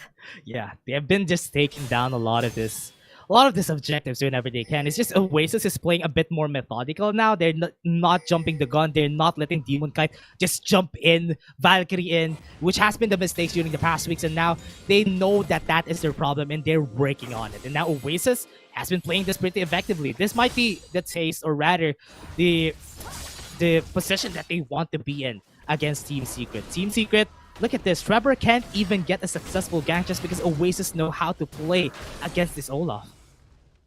Yeah, it is Oasis just avoiding any interaction with Trevor, knowing that, yeah, you're gonna fall off later. We're gonna be fine. We know in the end that even though Chewy will scale towards the late game, we can surely run straight to Chewy, just because that the only tanky member on the side of Team Secret is gonna be Rox, and Rox is gonna be there most likely to just keep assisting Trevor with the hero's entrance and start the fight, because engage-wise, Team Secret has no option but the Rox and Trevor combo. Yeah, goes for the fight, gets the tower in the mid lane, which is really important. They are now going to take this pressure and might be able to get another on the... What? Nobody's here, so this is just going to get taken down. This is just going to be easy for them. But because of that Mega Inferno Bomb, at least that saves their lives right there on the side of Team Secret. They were able to answer with 1 tower of their own, but top side though, Azar going to be the target. They have the riposte onto him, so if ever they try to pull this through, it's going to be good, and they're just going to be taking all the towers. So Oasis is just putting a lot of pressure on Secret. Yeah, Oasis knows that they can set up dives. They can bully out whoever is guarding a tower solo. Okay, going in the mid lane, Demon Kite ignited, and now they're just following through. Oh, let's go. This comes the Ragnarok, but the damage from Demon Kite turns things around, and Oasis might be going for more. Trevor is down, but they don't have any objectives to go for. Hero's entrance has been used defensively just for Rox to back away, but Chewy's here, and they are just gonna go. So look at the Zilla. He was just running around in mid. He's playing his own game here, being the scary threat, because he in his team at the moment, he's 3-0-0. He solo killed Tatsuri earlier at the bottom portion of the map, and he knows whoever he meets, he can get away with it, and either escape or even get a kill before he falls down. He's an incredibly tanky boy, already has Gargoyle Stone Plate, and right now Team Secret has to deal with the hidden Garen in their own jungle even. Right. Yeah, I think Asilla has been a very crucial part of the composition right now because he has been putting a lot of pressure on Team Secret. Nobody could even 1v1 him. We saw Tatsuri just fail a while ago, just get taken down, and Azar might go for a 1v1, might win, but would they risk not having Azar on the fight? Because right now they need all hands on deck if they want to fight against Oasis. Yeah, that's true. Especially against a 3-0 Garen. You do not have Right. consistent 80 damage to shred him down. He's just gonna poke after poke after poke. He's just gonna exit out of the fight and then heal everything back and then most likely get back into the fight again. So that Right. is the struggle for Team Secret at the moment. So right now, because the Trevor Rocks plan didn't work out, it is going to be Chewy. The pressure now falls towards Chewy. The pressure is towards Azar to get that 4-1 split push. And we'll see what Team Secret decides to do now that they're hovering around this top side. I hope that they would be able to pull this off. Remember, Azilla is always going to be one of the forward pressure on the side of Oasis right now if ever they try to push through onto the top side.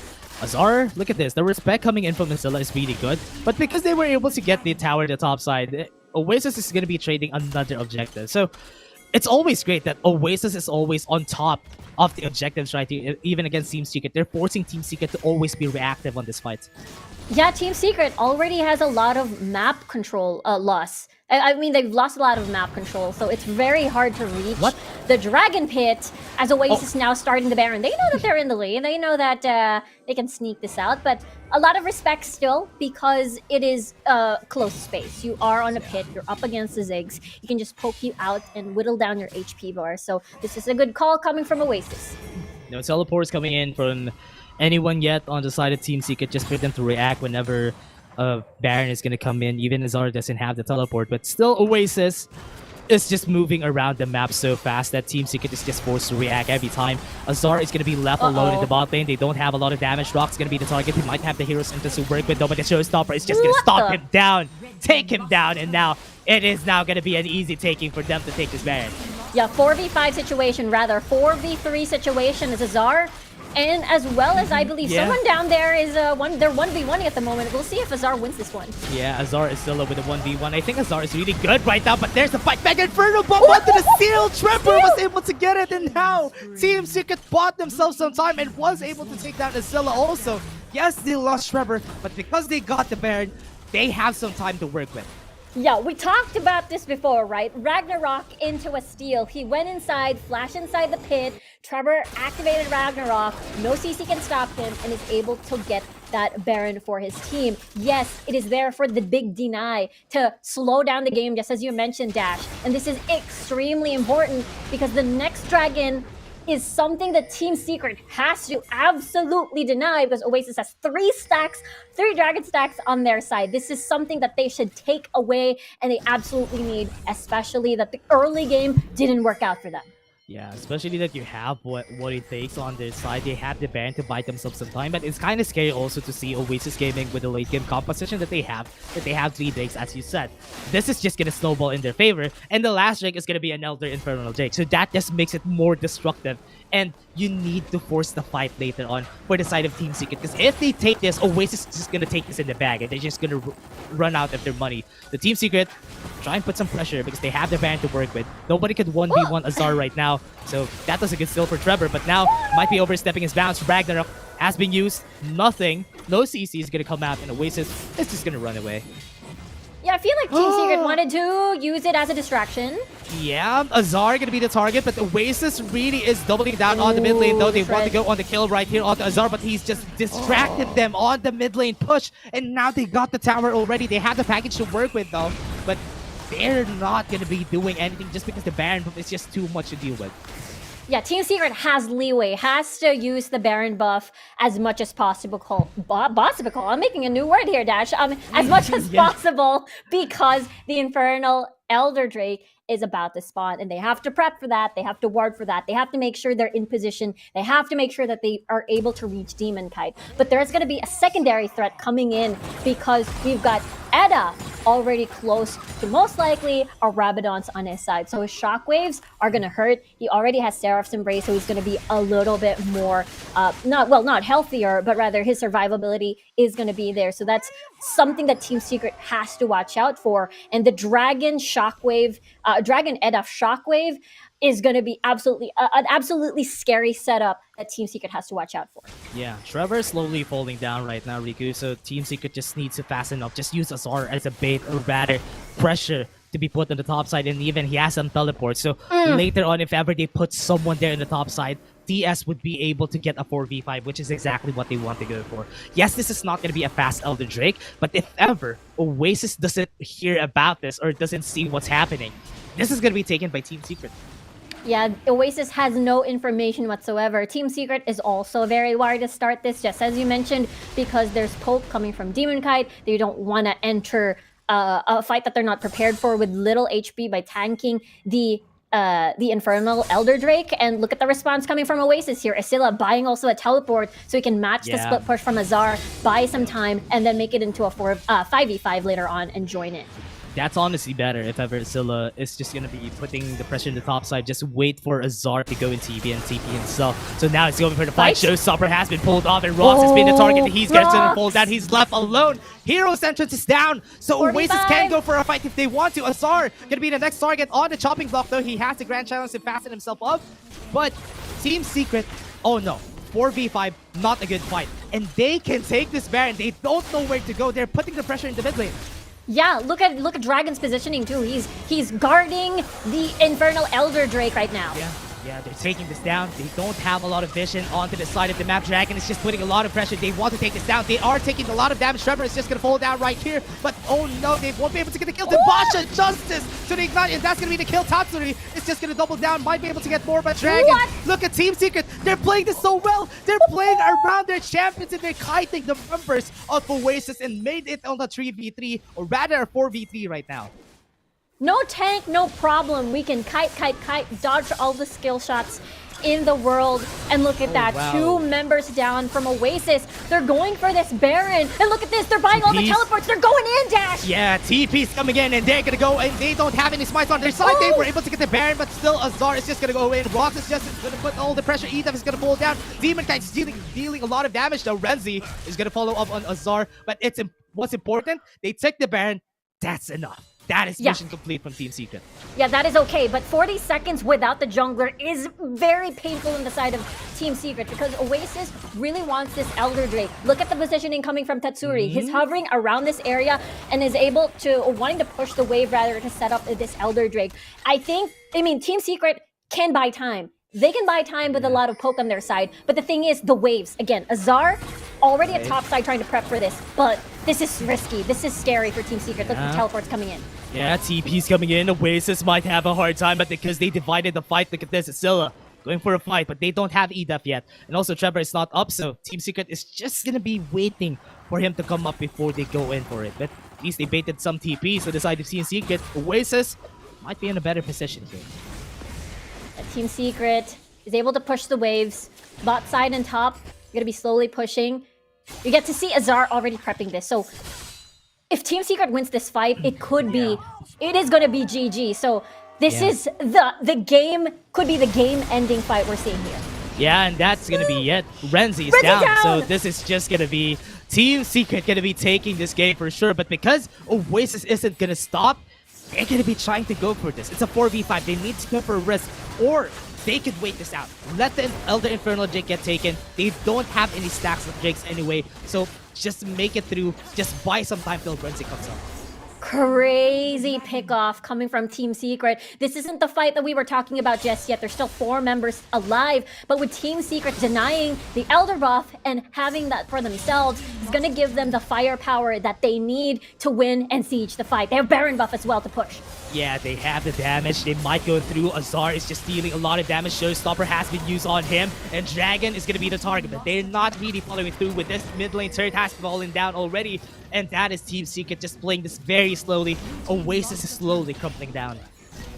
Ooh, Oasis, they have the tools to turtle. They have a lot of wave clear with the Dissonance Edef, with a lot of the rockets coming from Demon Kite as well. but with the sieging power, Baron buff plus the Ziggs on the side of Team Secret may prove to be very difficult to basically deter the sieging power. And let's take a look at that again. It's to fight towards the Baron buff, which, you know, with the domino effect towards the Infernal Elder Drake. And right now, Ragnarok has been baited, but at this point, Demon Kite was incredibly low. Shockwave didn't get to set up too much, and without key ults on the board for Oasis, meant that Team Secret has a lot of space for the fight. Yeah, I really like how Team Secret thinks about the fight, though. They're waiting for EDAP to use the Shockwave before they follow through on their engages, and they have been just kiting around, wait for them to use the Shockwave, and if the Shockwave is down, yeah, let's go in, because there's not a lot of damage after that. And this is now the setup for Team Secret. They're waiting for another pick. They're waiting for a squishy member. There's a lot to choose from. You've got Renzi, Edaf, and Demon Kite. But of course, Dragon is going to be the first one here to basically face check and storm his way in, see if he can scout anyone. But that pick, again, with Renzi earlier, can potentially be done with a lockdown from Rox and Trevor. Let's see if they can do that again. Look at the damage coming from Chewy! Oh my, Demon Kite is gonna fall down. Guardian Angel has been popped. He's and alone. They might be taking down. The flash has happened. Shield up to run onto Rox. Would be able to get the damage that they need, though, and that's gonna be the Demon Kite falling down. This is gonna be Team Secret turning things around. When the Heroes Edge is not hitting anything, it doesn't matter, because everybody's gonna fall. Oasis Gaming is all gonna fall down. Team Secret takes them down onto this game too. This might be the end of the game, as still as buying some time, but that doesn't matter, because Team Secret is gonna just end this right now. They were able to get a game 2, and that was a very decisive win for them. Chewy's damage at the end of this game was absolutely insane. Oasis weren't able to set up for their own fight. They weren't able to set up Dragon and Edaf with the Shockwave combo with the set. They weren't able to do that because before they even started, their HP bars were incredibly low coming from Chewy. And the patience game coming from Team Secret, even though they couldn't get Trevor ahead, it don't matter because Chewy was there to provide the damage that they have been looking for. Going for that game 3, Team Secret, as we said. Yes, it's not going to be really in their favor when it comes to this fight, but because they have the Fiora on their side, Azar has been putting a lot of pressure on the side lanes whenever they go. Nobody could 1v1 Azar. Even Azilla couldn't 1v1 Azar even if he tries to, because there's a lot of sustain coming through. And also, Azar just built Blade of the Ruined King, so it's just going to be easy for him to shred down Azar whenever they're going to go for a 1v1. And so far, that was just Team Secret. That actually worked in their favor. I was expecting their composition to work in the early game. Trevor doesn't really have a lot of presence during that game, but it didn't matter because everybody was all there. They were the light and Trevor was just a shadow. Yeah, I mean, we talked about backline access for both of these teams. You know, we've got Olaf and as well as the Galio for backline access for Team Secret. But on the other hand, for the side of Oasis, they didn't really have that. They have to set up flanks for them to reach Chewy. And the fact that Team Secret didn't even have to utilize their backline access because Chewy was doing all the work at the end of the game. Demon Kite was very, very low. And he had to run away. The Guardian's Angel was even popped. And after that, it was the long death timers. They were able to get the Infernal Elder Drake and then end the game.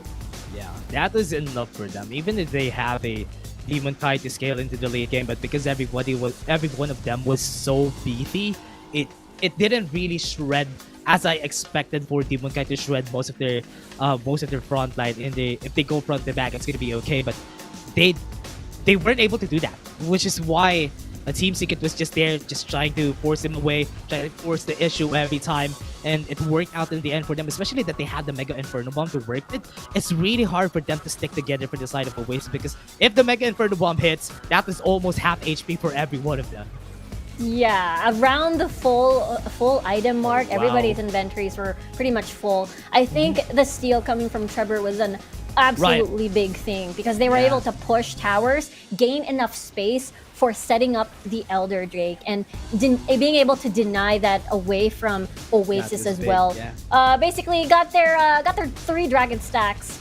Weren't able to cash in with the Elder Drake, and that's exactly the fighting power that Team Secret needed badly for them to be confident in these fights. Yeah, they were expecting to get it, but because, as you said, the Baron call, the Baron steal right there was very great for Trevor. And that was what helped them out. Chewy dealt a lot of damage during that game, not gonna lie though. That's 34k damage with 75% KP. Just for him throwing a lot of Mega Inferno bombs on the sweet spot most of the time though. Yeah, the bouncing bombs, the Mega Inferno bombs, just as you mentioned, just really did a lot of work. It didn't matter if they couldn't utilize Rocks and as well as Trevor on reaching Demon Kite in the backline. They have the Ziggs with a ton of range to work with. Yeah, they had Chewy just dealt a lot of damage during that game. And at that point in the game, Riku, where everyone almost has the full inventory, I was just expecting whoever is gonna fall down first. That's it. That's done deal. It doesn't really matter how much of a lead they have. Whoever gets taken down first, that's gonna be the win already for the team. And that's exactly what happened during that game. When Demon Kite fell because of the Mega Inferno Bomb, that was the spell of their defeat on the side of Oasis Gaming.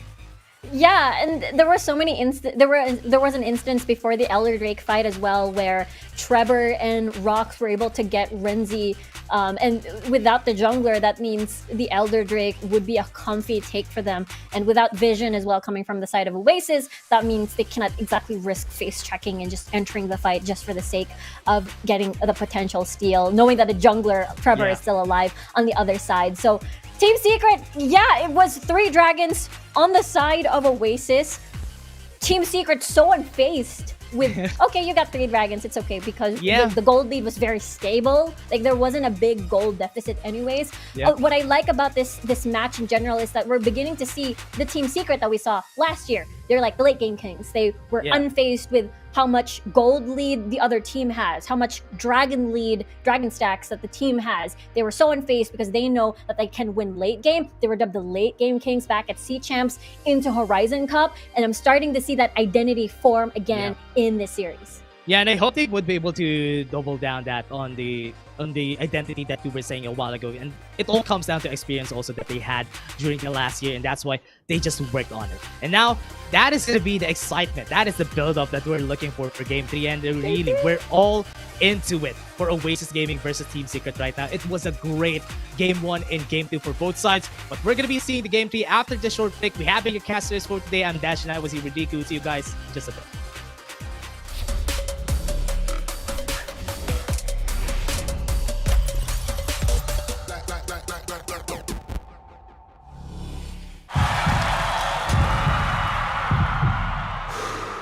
Stop and refocus.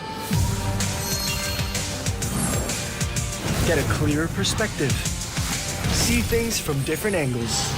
Power up and set your eyes on the prize. It's time to step up and rise to the challenge with the Redmi Note 11.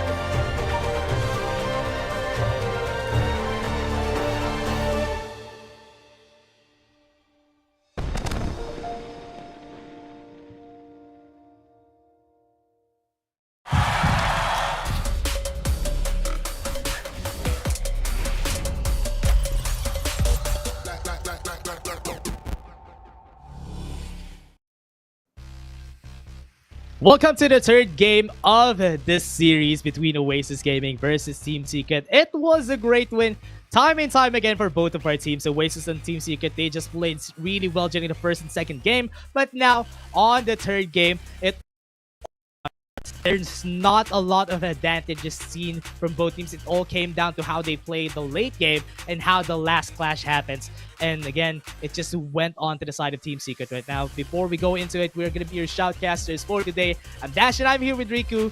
And what are your thoughts about this Game 3 right now, Riku? It's going to be intense because, again, this is the last game for the first round robin for both of these teams, so it's incredibly important to end on a positive note before moving forward to the second round robin tomorrow. And both of these teams, again, we talked about earlier, both of them were part of the string of upsets, especially when we talked about like the Grindsky victory against both of these teams last Saturday and Sunday. So they're currently at 5th and 6th place. They don't want to be near the 7th and 8th place threshold. I know when we look at the standings, it's incredibly close. It's Team Underground being undefeated and the rest of the teams being one series win away from each other when it comes to points. So again, it's still very important to get as much of a leeway as you can carrying over to the second round robin.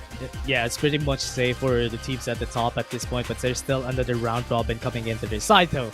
That might change. But now, with this, as you said, now that they're almost at the bottom of the pack, they want to get their wins. They need that W for them to start off the next round robin tomorrow with a great note. So this is really what they want to go. That's why they went 1-1, because they're really hungry for that win. And I hope that whoever wins this just follows through with it during the next round robin.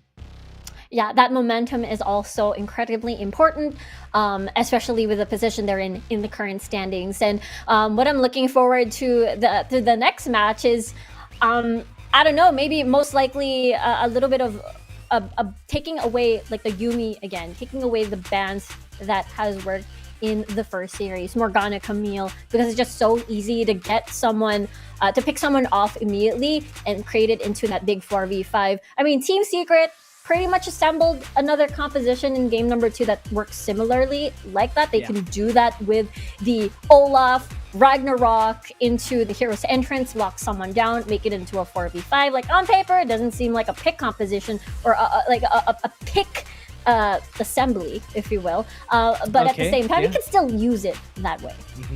Yeah, and again, that is really what we want to go for this side. Team Secret just played it well with the composition that they have, and at least now it's not the rainbow. They have some kind of like 1 or 2 colors that they're going for on their side a while ago, and that's why they just have the win condition on their side. So now, both drafts, I'm expecting a lot of things from both of these teams. I hope that they have a very cohesive draft on their side. I hope it's going to be both front-to-back composition. I've been waiting for a 2 front-to-back composition. Then how will that play out on this game? Because most of the time, the other team is just going to react onto the other draft. Yeah, I'm expecting a lot of these disengage bans in a Yumi ban as well, just to make sure that the Yumi doesn't enable hyperscaling comps or as well as assassin comps where the Kazakhs and the Rengar can reign free and get a pick inside the jungle of the enemy team. And look at this, Team Secret banning away Asila's picks so far. We've got the Darius, we've got the Garen, and this potentially spells that they might play hyper-scaling Vayne. If the Lulu is still available, if the Yumi is still available, they can pick it up. This is basically spelling we're going to play something front to back again. And so far for Oasis, their last ban is still going to be the Zed. A lot of respect towards Tatsuri's performance last year at the Horizon Cup. Yeah, they go for that, get the Yumi, and maybe this could change the things. I mean, change how things would go to their side. And they can still deny that Vayne, or at least Team Secret has another answer if ever the Vayne would get denied. They still have the Kai'Sa, they still have the Corki to work with. So Oasis just doesn't have a lot of options here. They just need to react on how this is all going to go. And their reaction, yeah, get the Corki again for Demon Knight. I wonder if they're going to get the Corki Gragas here in this scenario, because the Gragas has been closed or banned in the first 2 games, and they need a disengage because Team Secret, obviously with their bans, they're going to opt for a hyper-scaling comp that works front to back, heavy, 5v5, and they need that disengage on the side of Oasis. And now the Gragas can still be towards Etaf coming in, Renzi not going to be out. So at this point, the Gragas can still be towards Edaf, jungle, even top for Asilla. Another option to be that tanky frontliner and as well as initiator for the team. Yeah, another Fiora being pulled out here. Trevor and Azar have been playing this really well, and they have been... I mean, Azar has pulled that off on game 2, so he might be able to go for it during this game, which might be kind of different right now, but Team Secret, they just want to go for this hyper carry setup that they've been doing a while ago, and I hope they answer it with some CC also, because there's not a lot of options right now. Pick it up before it gets banned onto the second rotation. Yeah, I think it's going to be important to lock in possibly that disengage, but with the Gragas now being taken, and another option would be the Janna, which you already picked up the Yuumi, unless I don't think we're going to be seeing a Yuumi top anytime soon again. So now the Ziggs can still be towards Tatsuri's side or towards Chewy. I mean, he had a phenomenal performance in game number 2. This can be the key once more. Yeah, they can use it in their favor during the next one, so I hope they would be able to. But Oh. Senna being picked up on their side is kind of something different for Oasis. We haven't seen a lot of Sennas getting played.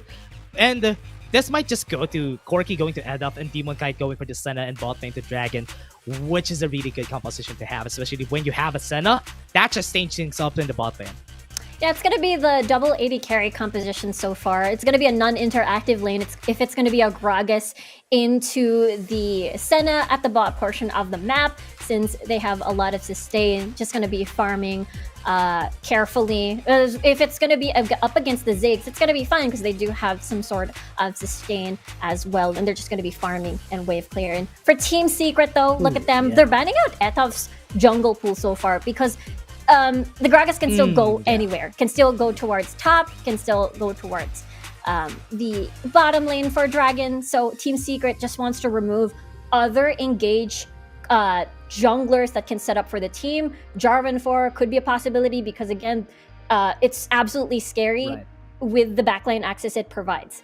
Yeah, and as you said, they wanted to ban a lot of the jungle options because they're not sure where the Gragas is going to go. But because of this, that just says that Jarvan or Anunu could still be a possibility. They do have double ADCs anyway. So if they just go in for that early engage to accelerate the power of the Corki and the Senna, that could be good. But I forgot about that for Isilla. The Renekton is up, so they're just going to be taking that. Can also go to EDAF if they want to. They're just going to be reacting to this.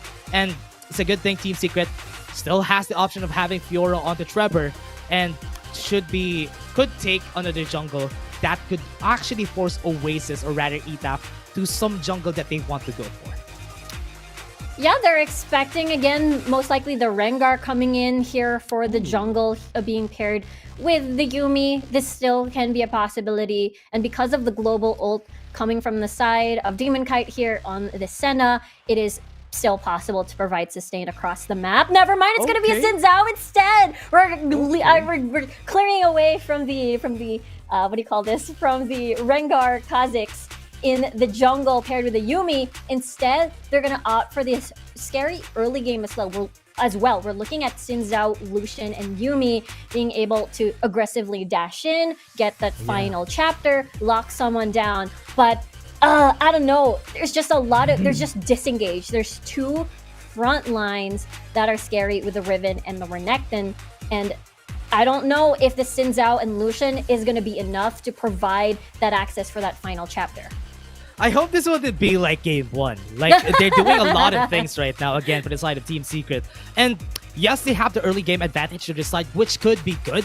But it could also potentially be a problem right here for the side of Team Secret because they don't have an effective frontline. Yes, sometimes you could say that Xin Zhao is an effective frontline because of the Crescent Guard, but it's not enough. It just takes like 5 to 8 seconds before the Crescent Guard falls down, and Edaf and Demon Kite is just gonna take you down after that. But still, Oasis again with the better lineup. I hope the Team Secret knows what to do with this. They have a lot of room, rather, they have less room for error on this composition.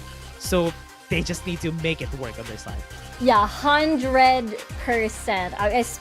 I wrote it down on the air. 100%. I agree with you, Dash. It's a very Oasis's composition is very incredibly strong, early to mid. You've got the Riven, you've got Asilla, Etaf on big level 3 champions. So scuttler fights, skirmishes are going to be absolutely scary come level 3, level 5.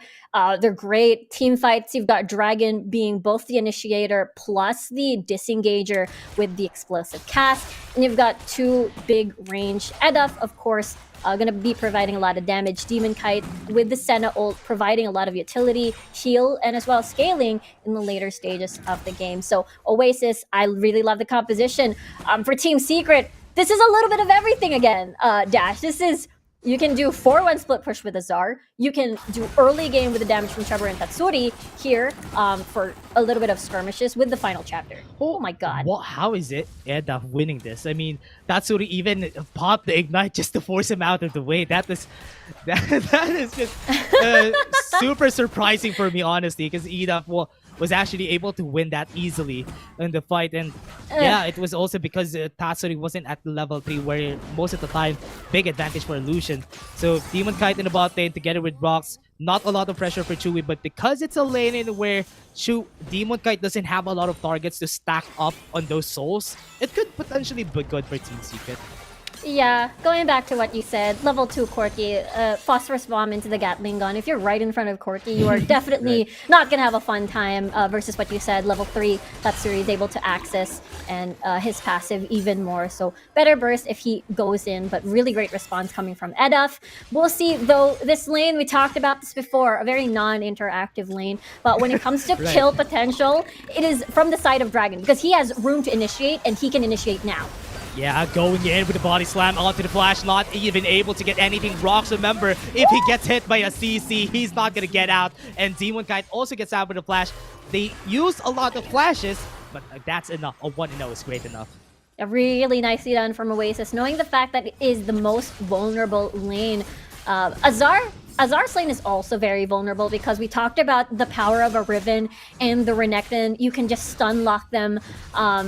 And then just immediately, Azar will immediately blow up because they do have an adequate amount of damage to take him down at this point of the game.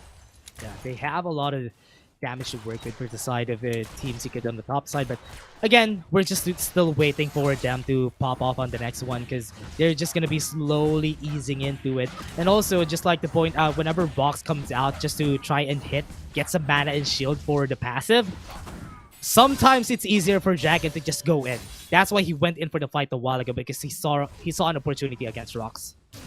Yeah, Kitty Cat out of not being with tagging along with your ally is a very vulnerable Yuumi. So really nicely done coming from Oasis. Dragon for finding that opportunity. Great ganking timing as well. And they can rinse and repeat this, especially if Oasis has priority in the lane. And now we're going to be seeing a little bit of that lane swap as they do want, again, the Rift Herald for the side of Team Secret. But while they do have enough sieging power for the side, because they do have Chewy here on the Ziggs. Oh no, Chewy's just going to fall down right here in the mid lane, and the shield coming in with a Dominic Shadow. Not even enough for Vox to help out Chewy. That is just... Wow, Dragon has been putting up a lot of this pressure on most of the lanes that he's in.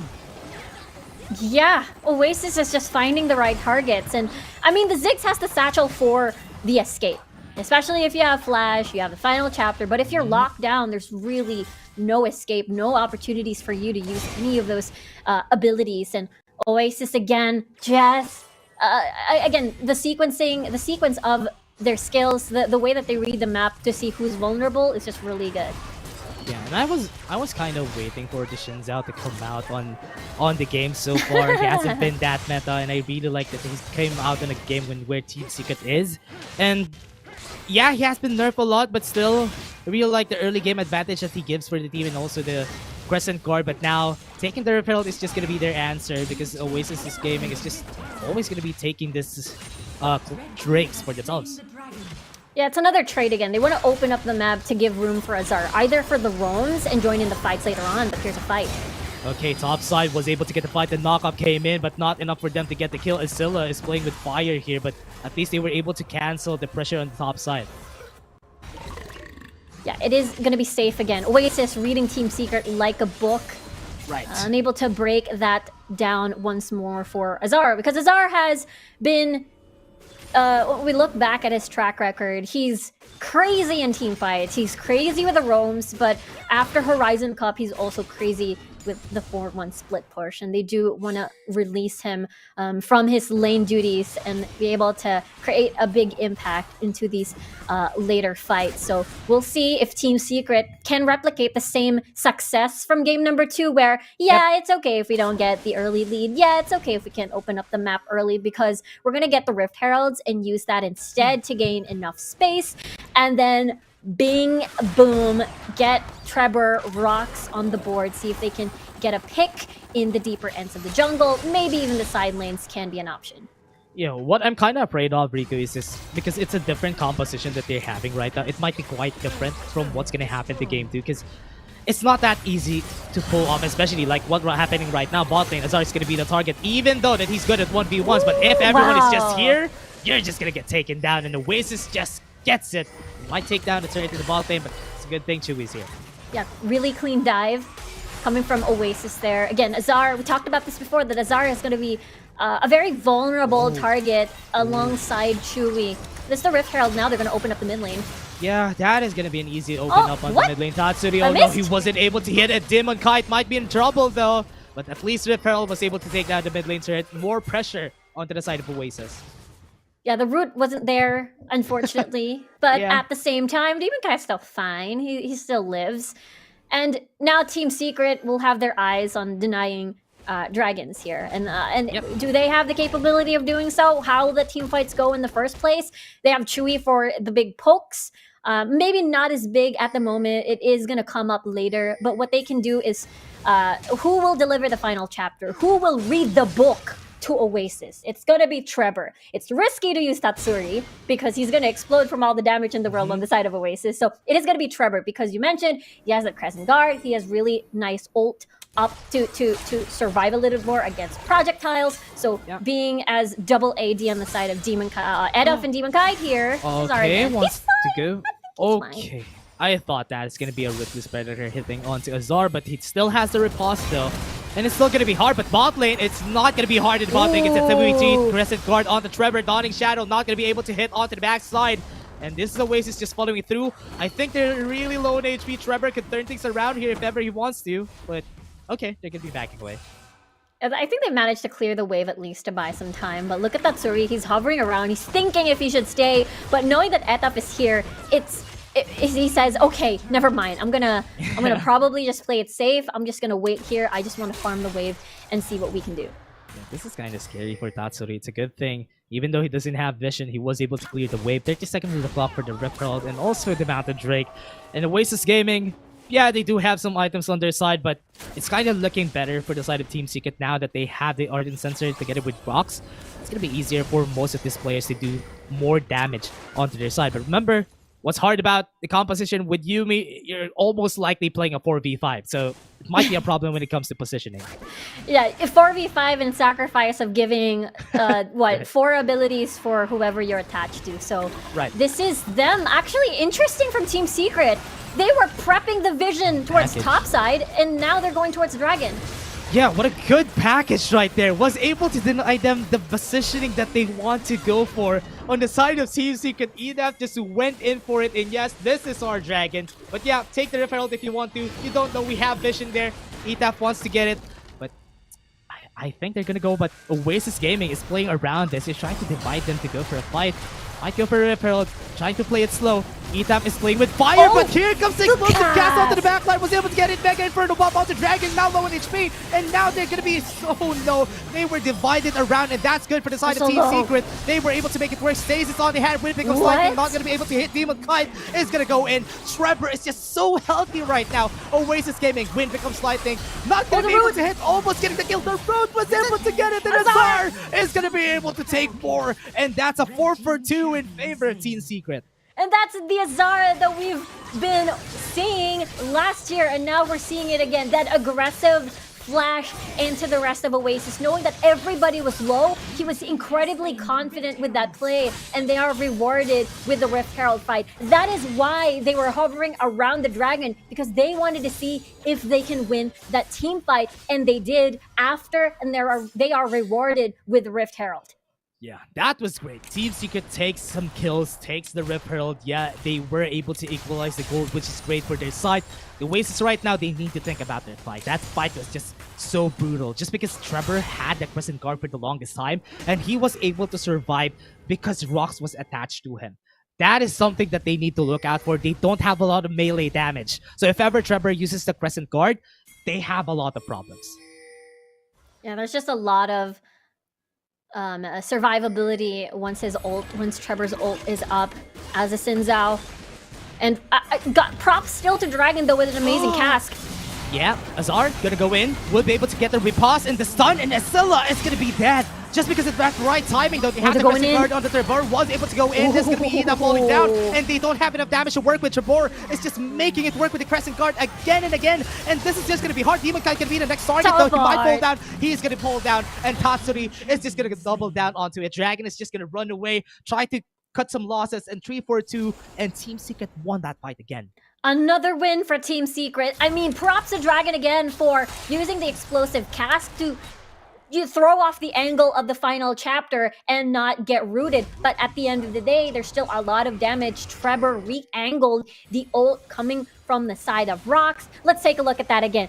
I mean, Oasis doing a great job assembling all these 4v5s, but they're running out of resources. Again, that's the cast that we were talking about. Yep. But at the same time, there's just a lot of early to mid-game damage coming from the side of Team Secret. And with, these carries being absolutely vulnerable, Dragon has no cask anymore, no disengage for his backline. That means Team Secret reigns. Trevor gonna be the target. If they want to get this kill, they need to get this right now. But because that Crescent Guard is just so deadly in the hands of Trevor, they don't have it anymore. So ATAP is gonna go in. They have the Suns. The Keepers is there, and Trevor is just gonna get knocked up. They have a lot of speed on their side. They don't have any more CC. So that's why Oasis can't go for this fight though. But at least they were able to take down Chewy. Time and time again, they're able to swiftly get a pick-off. Either for Azar, Chewy. Again, there's a lot to choose from on Team Secret's side. They're all very, very squishy.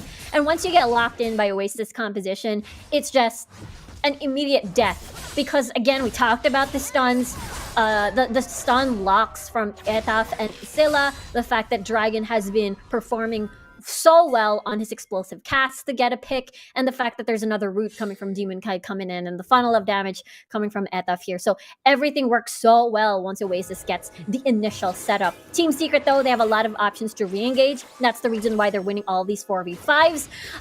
But now Oasis has first dibs on this Dragon, though.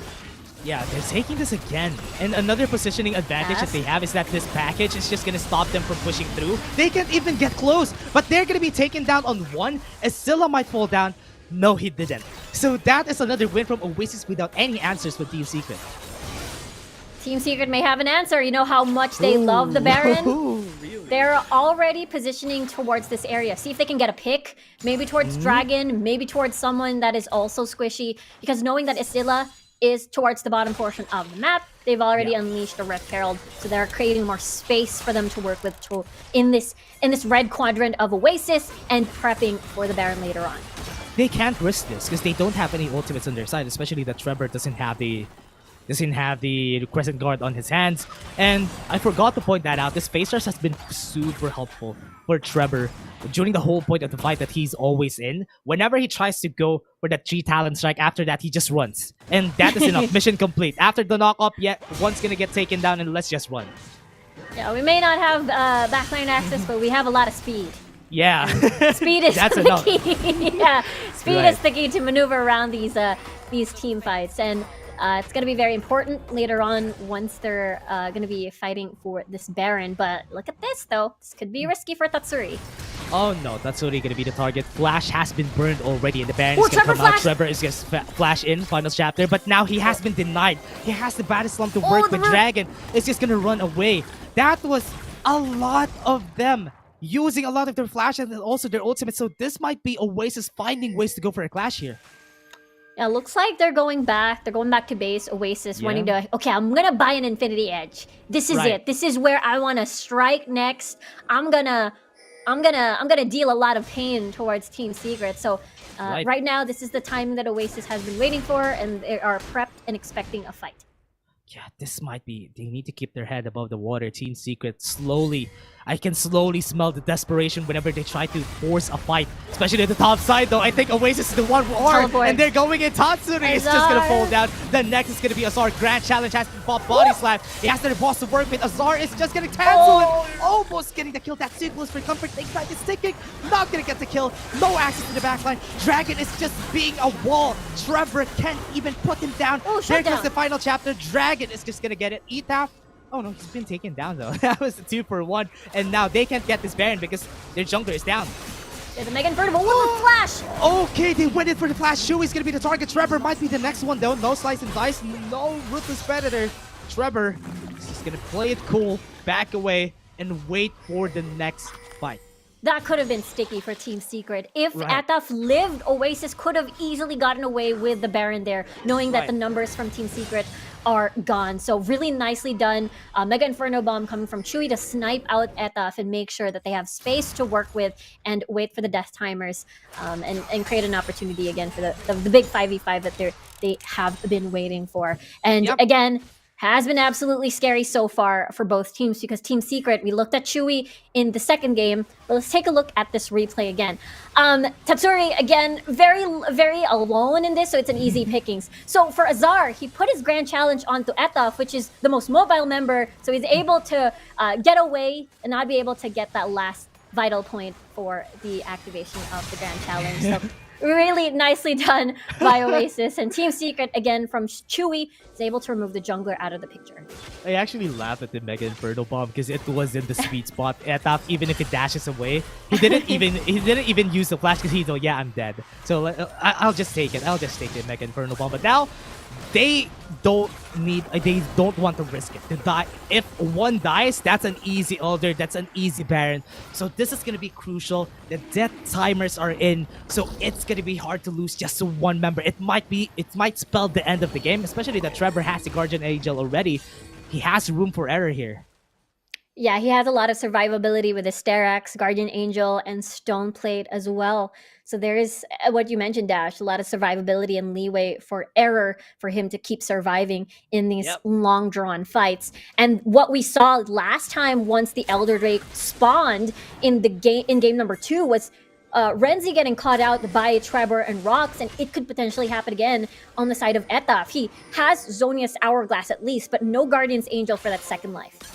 Yeah, they can push through with this. Dragon is just gonna, follow through again with another good body slam. Maybe get another one. Trevor gonna be the target though. They are gonna go in and they have their Crescent Guard. That is gonna be the Guardian Angel put out, and because they were out, Rox is gonna be taken down.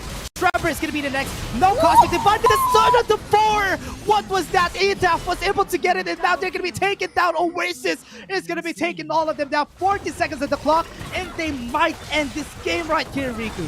Yeah, Etaf, that was a disgusting 4-man stun. What was that? It is them gonna be ending the game with that. What an amazing team fight. Wow, that was great. And this might be the next. Chewy is just standing around. He can't do anything anymore. That is the end. Oasis just puts in the bag, not even needing the Drake and the Baron. Force the fight, take down Trevor, and that was enough. That is the celebration that I was expecting for Oasis, because that was a great play from Eta. Yeah, that was such a close series. Every single time it all boiled down to the last fight around the Elder Drake, and it is them that reigns supreme in the end. Amazing setup, amazing casks coming from Dragon, being able to find their target. We talked about the second life of Trevor with the Zonius, with Sterax in her Guardian's Angel, but it wasn't enough with so much zoning potential coming from Oasis. And again, they played it so well, so patiently, even from game number 1 up to game number 3. Yeah, was able to take it, and wow, oh wow, that was just so much for them. They were able to take it down. They were able to make it work. Oasis Gaming, they, as we said during the first parts of the draft, Riku, we said that it's kind of hard for Team Secret to pull this off with them having a lot of win conditions on their side, but on the side of Oasis, it's way easier to pull off, and they were able to make it work in the end. But what I can say though, I love the Xin Zhao pick. Every time that I see a Xin Zhao pick, I love it, because Xin Zhao just makes it kind of complicated to go for fights just because of his Crescent Guard. Yeah, and there's leeway for early game skirmishes as well to match out Esila and Etaf on the Riven and the Renekton, and paired it with the Yumi as well. It's the same concept. You dash in, final chapter, lock someone down, and just explode, just a lot of damage on the board, basically. But Oasis, again, they've read Team Secret like a book, even towards Game 1, Game 2, and Game 3. They've always been getting the early game leeway for them to transition over to the later stages of the game. But it was an incredibly close series. But I want to give props to Dragon. His tasks were so on point. Yeah, definitely. Just also because there's not a lot of ways to stop it. Nobody is in front anyway, so let's just disrupt their position, take one down, and that's usually the formula that they've been doing with the fight. Let Dragon take a good cast, or at least put out the final chapter so that nobody is gonna get holded. And that worked out well for the side of Oasis Gaming. I love the fact that they used that. It was just so close that Trevor and Azar almost made it work for Team Secret, but Oasis, it's just way easier to pull this composition off. Yeah, they have a lot of options. Really clean engage, a lot of stun locks as well on the board. Big disengage as well. But we talked about disengage, but Dragon has been using the cask to reposition the final chapter into even getting the getting a pick from any of the vulnerable members. This is the fight. This is the game-winning fight. Etaf was already positioned for a flank. We talked about backline access and the absence of it. It don't matter if Etaf is positioned perfectly. That was just so juicy and so good coming from Etaf on this Riven. Yeah, everybody was stopped on their tracks and not even able to move. He saw the potential. He went in for it. Etaf getting this player of the game. Did a lot of damage though, but still honorable mentions onto both Dragon and also to Dragon actually, and also to Etaf during that game. Because honestly, Dragon early game was able to put out a lot of kills, especially with the body slams, but Etaf was always there onto the backside together with the package, stopping them to get any objectives. Yeah, like a lot of pressure provided with a lot of pokes, positioning from Etaf as well. Corky on the side of Demon Kite or Etaf, it don't matter. They really make it work. They're a very strong team. And if I could give an honorary mention, Etaf's, again, 4-man stun was absolutely, 3-man stun was absolutely disgusting, and it was beautiful to watch. Yeah, everybody was just stopped. And again, also, just because Trevor died there, Brox was left alone. I was surprised that he was left alone and he's basically dead after. So they just capitalized on it. No Yumi, no problem for the side of Oasis. And now, this is a great win, honestly, for Oasis Gaming. They really needed this soon. As the panel said a while ago, it was very important for them. And this could potentially help them out, at least on the second round robin that we're going to have. Yeah, I believe Team Secret and Oasis are now tied in the standings. Right. It's still, again, this was an incredibly important series to end the round robin on a positive note. And at the end, Oasis, it was such a close series, but Oasis is still able to win this entire series in the end up against Team Secret. Yeah, it was really a big win for their side. And again, everyone, we still have a lot of series coming in, and this was just Oasis Gaming getting a game 3 against Team Secret. What a great statement from them. And before we go into the next games, we're just going to be having a short break. We're going to be having the panel later. We're having your shoutcasters for today. I'm Dash and I was here with Riku. See you guys in just a bit for the panel desk to talk about what happened a while ago.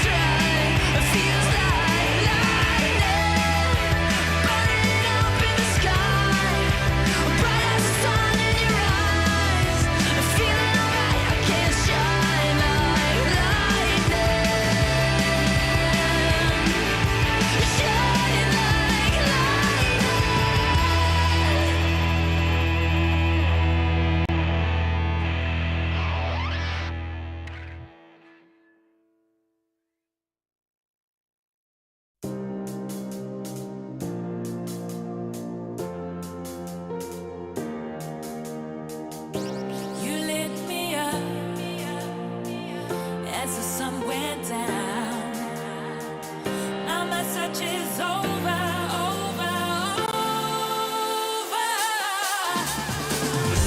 Wherever it takes me, my world will be complete. 'Cause I've been going crazy, but now I've landed on my feet. That's how I found my lucky star. Found my lucky star. Found my lucky star. Right here in the shadows, follow me. Forget all your troubles and trust me. We'll do it together in harmony. Let it go and set your mind free.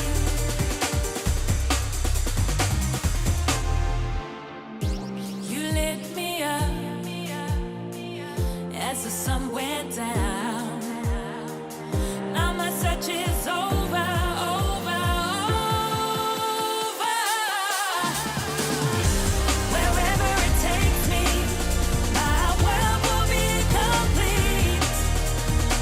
'Cause I've been going crazy, but now I've landed on my feet. That's how I found my lucky star. Found my lucky star. Found my lucky star. Right here in the shadows. Right here in the shadows.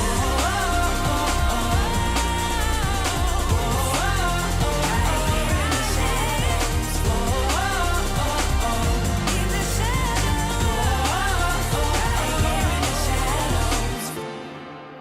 Right here in the shadows.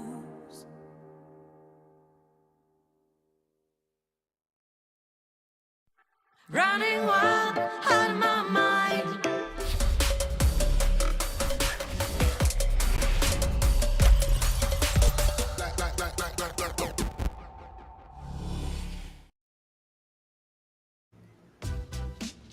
Oasis Gaming has passed the midterms in flying colors against Team Secret. Autoluz, Crazy Apple, let's talk about it. First up, Autoluz, you're pretty happy there. You predicted this right on the spot. Yeah, and for a moment I got scared for Oasis second Gaming. game.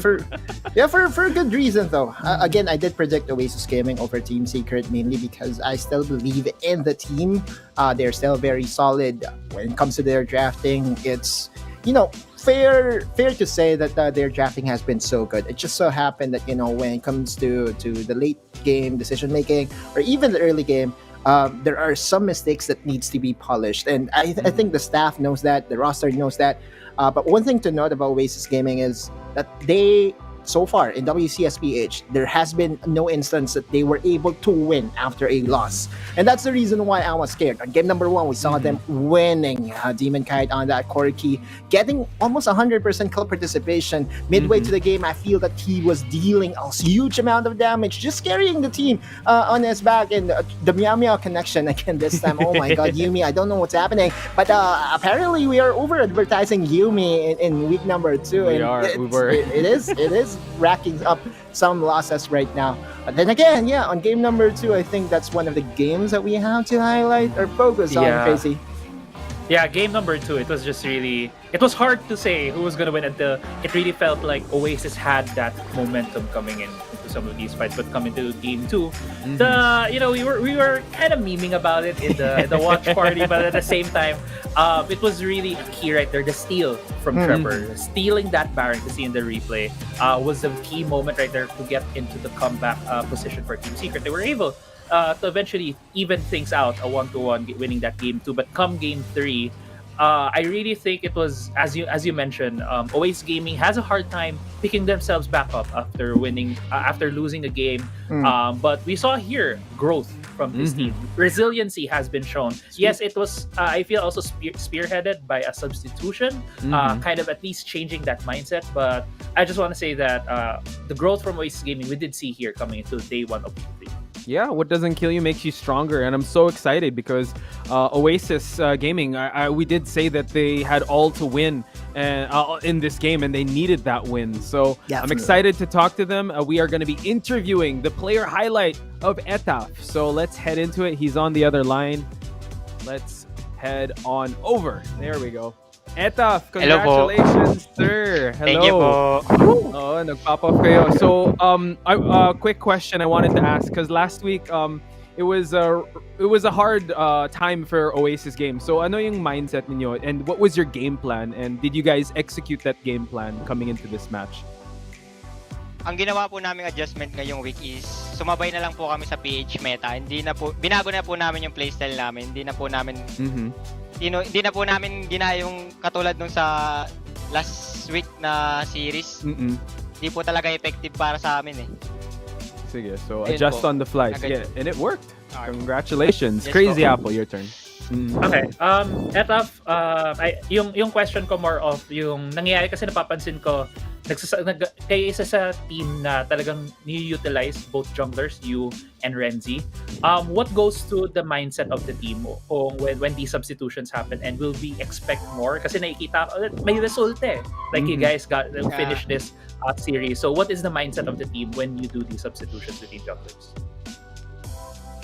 Ginagawa lang po namin kasi wala naman po sa mindset namin yun kung magpapalit po kami ng jungler so hindi. Ang ginagawa lang po namin is talagang gusto po namin makalaban po ng kami dalawa ni Renzi kailangan nagpapalitan lang po talaga kami kasi gusto po namin makalaban lahat ng teams para po makalaro po kami dalawa. Experience. Sige. I love it. I love the mindset. Ang ganda na yung experience para since you're here nandito na kayo sa WCS, you want to show that pareho kayong magaling sa team nyo. And yeah, I truly love that answer. Thank you for that, Eto. And Otto. Thank you po. Pre, Otto Lusir. Okay, Yes, so Otto Lusir. first question, parang kinakabahan kayo pag ako magtatanong.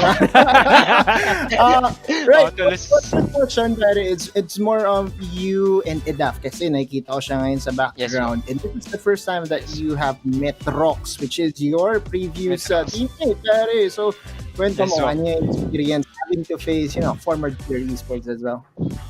Masaya po kasi po nag-aasaran po kami sa GC nun ni Rox TV eh. Pag magkalalaban na po kami, lagi po kami nag-aasaran nun eh.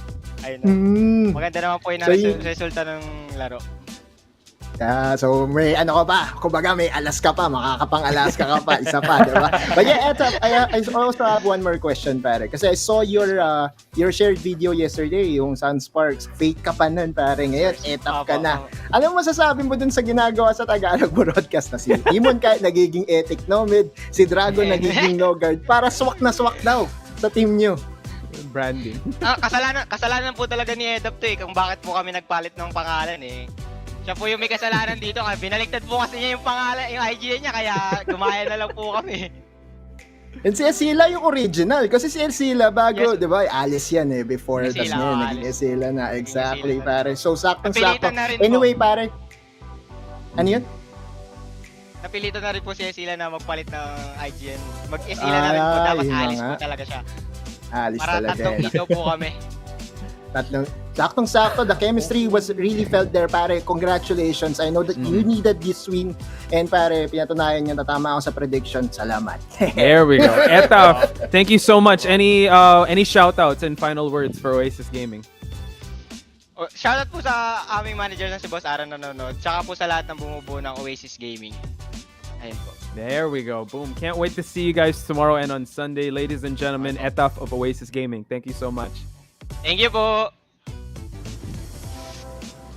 There we go. Solid. Autolose in the lead. Thanking the man himself, Eta, for getting him there. Crazy Apple, if you just joined us, we're not doing too well here in the panel desk. We're Autolose is leading the pack here.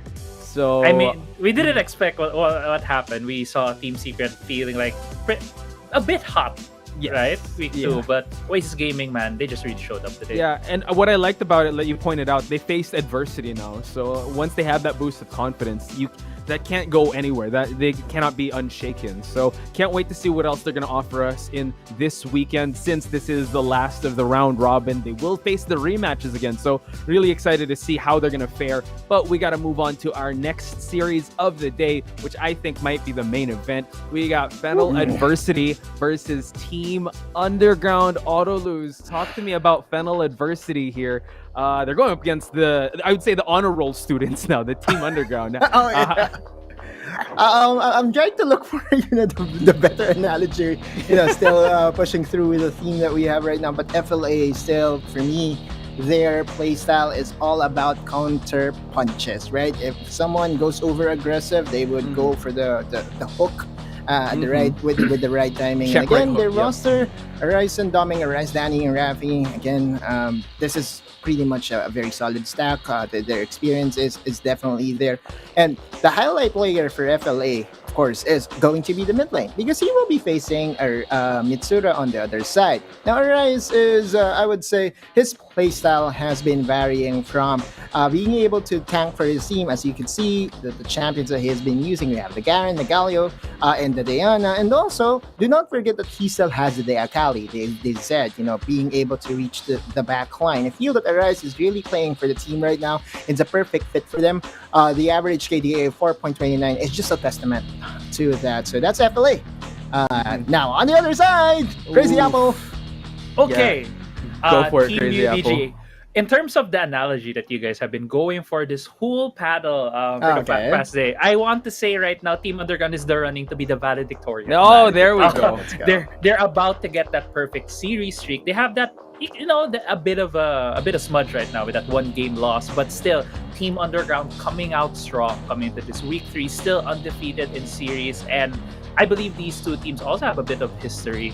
As was mentioned when we were discussing these teams, the previous iteration from Team Underground has always won against Fennel Adversity. So coming here, there's a lot of that, you could say, bad blood coming into this because, of course, Fennel Adversity wants to prove themselves that coming into the WCS, they can defeat old demons, and they were not successful with Team Secrets with Team Secret last week. And here they need to prove themselves again against Team Underground. And I don't know, man. Team Underground is just coming too hot, and I feel like they're gonna be really strong. And we want to highlight I believe they're in the solo player. We're gonna highlight Mitsura in that mid lane. As you mentioned as well, he has a bit of a shared champion pool with Arise, but Mitsura has been playing more of a solo carry for Team Underground, and Team Underground has such a free-flowing composition. If FLA is more of a counter puncher, Team Underground wants to play their own style, and they will force you to play on their own pace. And Mitsura's champion pool is a testament to that. That Qeon is the pocket pick that we saw him bringing out last week. And I think coming into this, Team Underground might show some new cards if forced by Fennel at first. All right. Actually, I like the stylistic matchup. So let's head into the head-to-head because counter puncher versus aggressor can Fennel Adversity. You know what? Wait out the storm that Underground has. Autolose. Let's talk about this head-to-head. Arise versus Mitsura.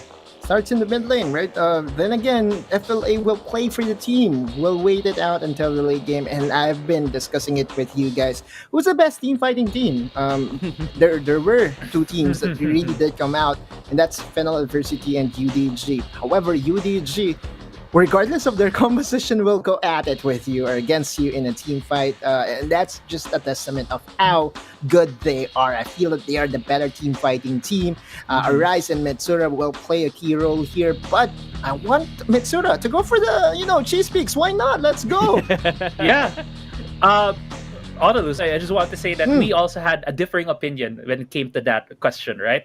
You're saying that you think FLA is a better team fighting team. Well, on the other hand, I think it's Team Underground who's the best team fighting team right now. And it's this concept we were talking about, controlled chaos.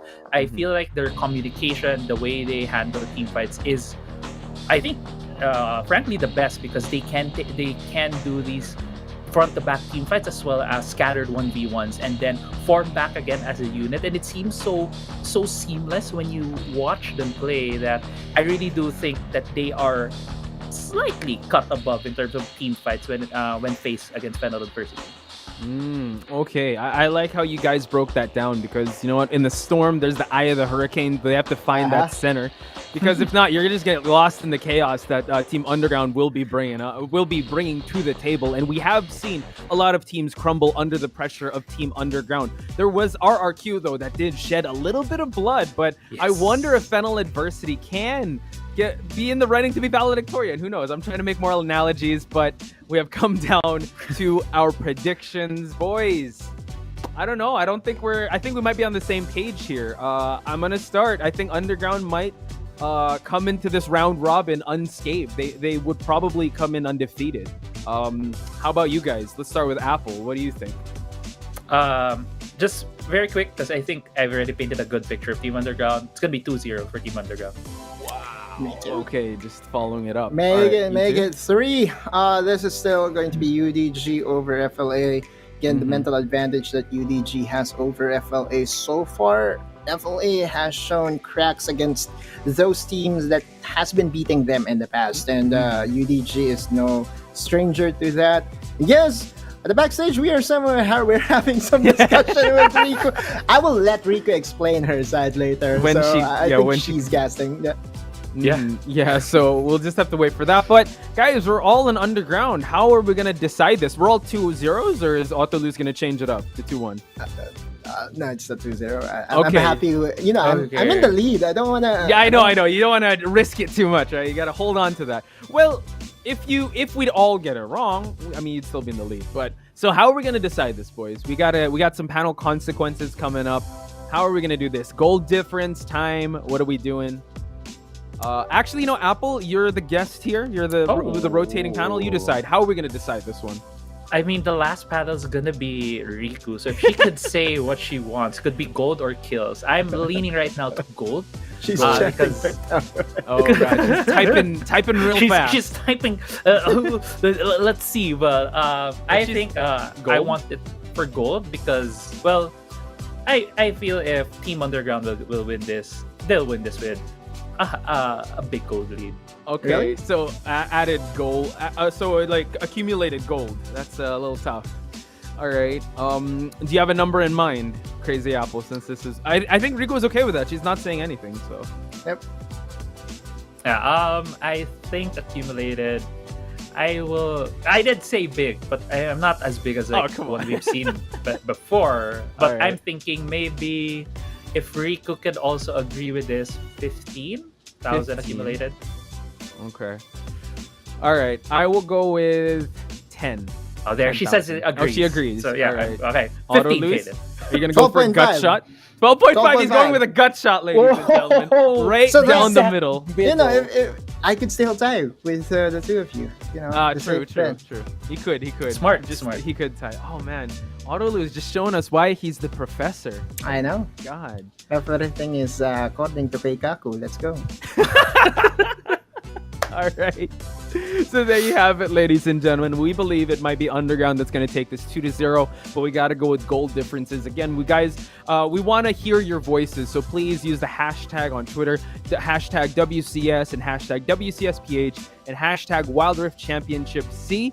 Also, if you guys have time and you're watching the games, drop on by the PPGL Discord, man. We're having a ton of fun there. I'm not talking so We have much, a but classroom. we have a classroom. Yeah, I know. I think It's at one insane. point we were at 40 or 35. Wow. No Full exceptions. No cap. attendance. Full attendance. And this just in, we got a tweet coming in. Let's see it come up. All right. Panado pala pag panalo ni Rox kanina. Oh, okay. We talked about this. Let's go. Ang gandang laban yeah. today. Yes. Tas nakaka-hype pag-watch. Yes, please join us at the watch party. I think we also saw Mishrian also in, I think he was going to take a shot of vinegar. I saw someone comment that on the Twitch. I think we got receipts, but we'll see. That was the consequence last week. But big shout outs to you and big shout outs to everyone using the hashtag. Please join us in the PPGL Discord. It's definitely a ton of fun, a lot of memes, And I've seen different sides of Crazy Apple. It was like, wow, that one play was very tilting. Like, I'm not gonna lie. The other side is orange, right? You know, apple and orange. All right. It's sometimes Crazy Apple, sometimes Crazy Orange. Crazy Orange. Ooh, that's when he gets all turned up. Anyway, guys, we can't wait any longer. Casters are ready. Is everyone ready? Let's head on over to Underground versus FLA.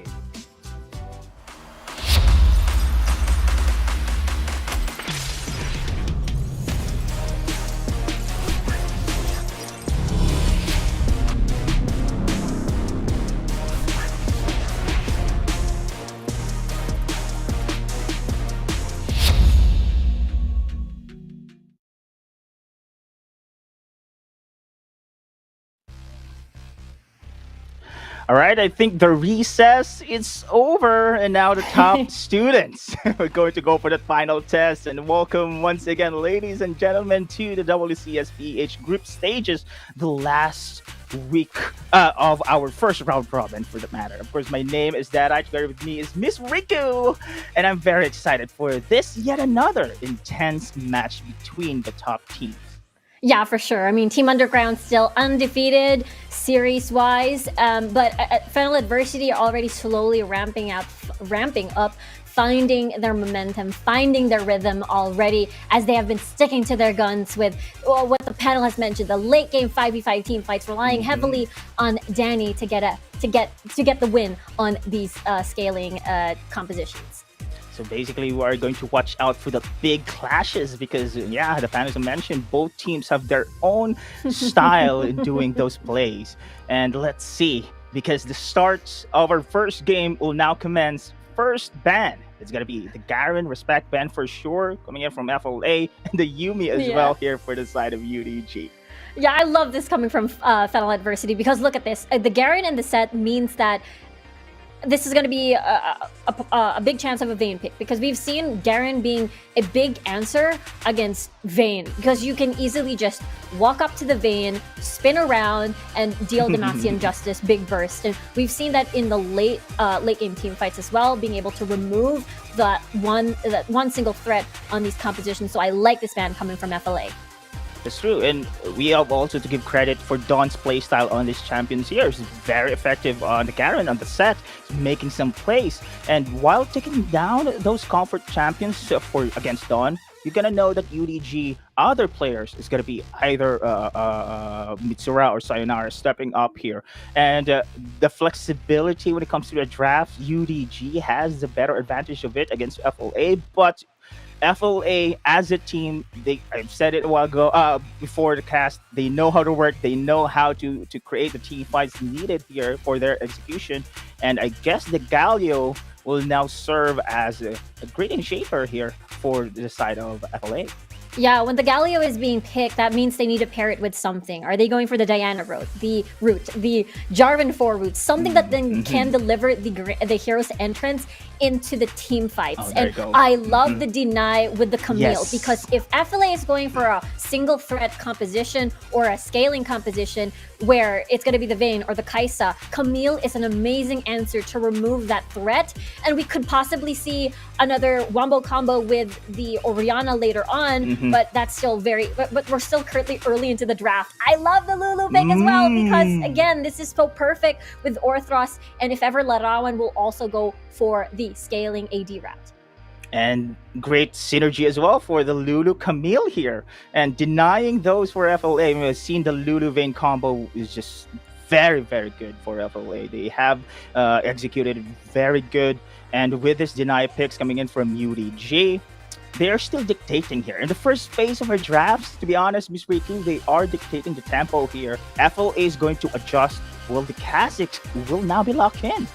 Wow, they do not want to risk the Kazakhs and the Rengars, just one Rengar, getting banned on the second phase of the draft. So they picked it up early. So they're going for the Spooky Ghost composition, right? Where level 5 Hero's Entrance into, again, level 5 Kazakhs just going to snoop around the enemy jungle, make it a 1v2 situation, and then get that early lead. Now they're getting into a double assassin composition, which this is not gonna give leeway for Danny for Peel, because this is again double assassin composition. Everybody's gonna keep diving in. They're gonna get picks here and there. So FLA moving or veering away from the usual traditional thing that has worked in the past. That's true. They really love those 5v5 team composition. Now with these two assassins being locked in their composition, Ms. Riku, now they do have that advantage when it comes to making some split pushes. I think this is also one of the strengths right now coming from FLA. And giving those advantage in the early stage of the game as well with his great mobility, I think Danny will go for that heavy carry pick, I assume. But they are going to ban though the Vayne, of course. You cannot give the Lulu Vayne here for the side of UDG. That's already a common sense here in our series. But UDG though, they're going to ban here the Darius, because I think top side champion is still missing here for the side of FLA. Yeah, there's still that big mystery. Darius has been banned already, so Set has been banned already. So at this point, Renekton could be another choice that FLA can take. Curious to see if they're going to ban out the Kaisa, forcing Larawan to be on a Corki, or both of these team compositions will be fighting over the Corki, will be fighting over the Varus, if ever, because there's a lot of single target going on the side of UDG. And we talked about this in the panel before, where no matter what UDG picked, if it's a pick type of composition, if it's a poke composition, it doesn't matter. They're going to make it work as a 5v5 team comp, and we'll see what the option is going to be. They can still pick up Kaisa here to pair with a Lulu, unless they decide to switch it up instead and put it somewhere on towards Mitsura, picking up the Lulu as instead of boosting someone, but more of a denial against double assassins, because you've got the Whimsy, you've got the polymorph, rather, to scare off any of the combos coming from the burst combos coming from the side of a Kha'Zix and as well as Zed. Now, you have mentioned, of course, with the Camilla and Diana synergy, and with that Lulu as well. I think this is pretty strong for the side of UDG. So much synergy between these champions here. But FLA, there you go. I think this is going to be their late game insurance, badly needed here in their team composition. We all know right now that it's going to be Assassin doing most of the work in early to mid here, providing those space for the Senna to scale up. And still, Fiora is pretty much open. I think it is going to be a lock-in against that Renekton in her top side. But, Cinch. What is your comment here, Rick?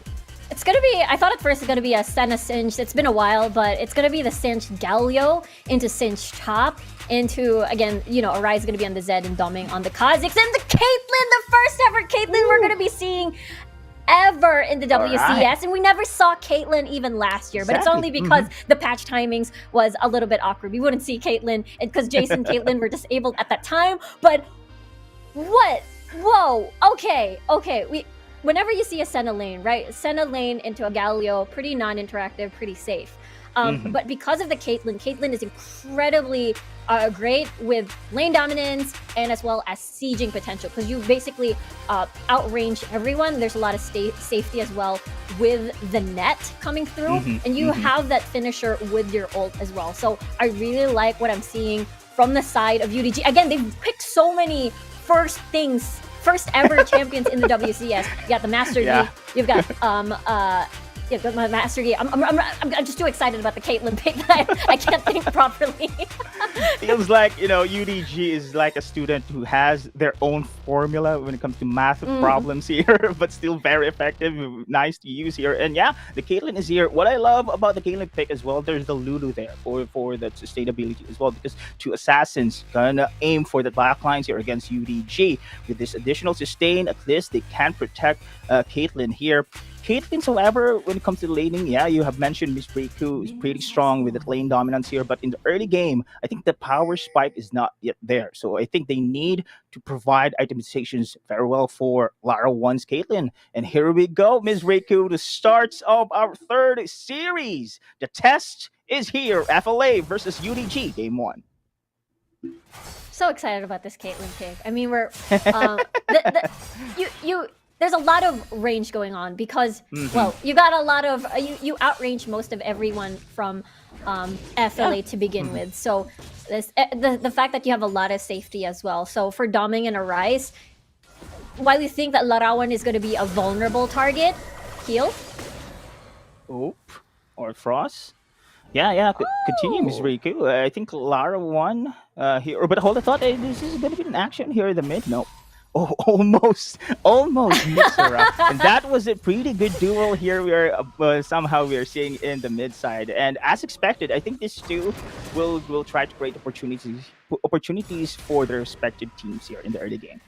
Yeah, I know I said that this could be potentially a non-interactive lane with the Senna and the Galio, but once you get rooted, it's an easy taunt for the side of the FLA bot lane, so they'll take any opportunity as they can to burn a summoner spell or two. But there's still a lot of poke to begin with for the side of UDG's bot lane. But good news for FLA, they do have that form of sustain on their end. So we'll see now, because the level 5s are going to be extremely important. You've got the Hextech ultimatum into, just as you mentioned, the Moonfall of Mitsura here. That's their game-winning setup. And with the necessary damage coming from Larawan on the Caitlyn as well, with a lot of damage mitigation from Orthros. Horizon is going to be fine.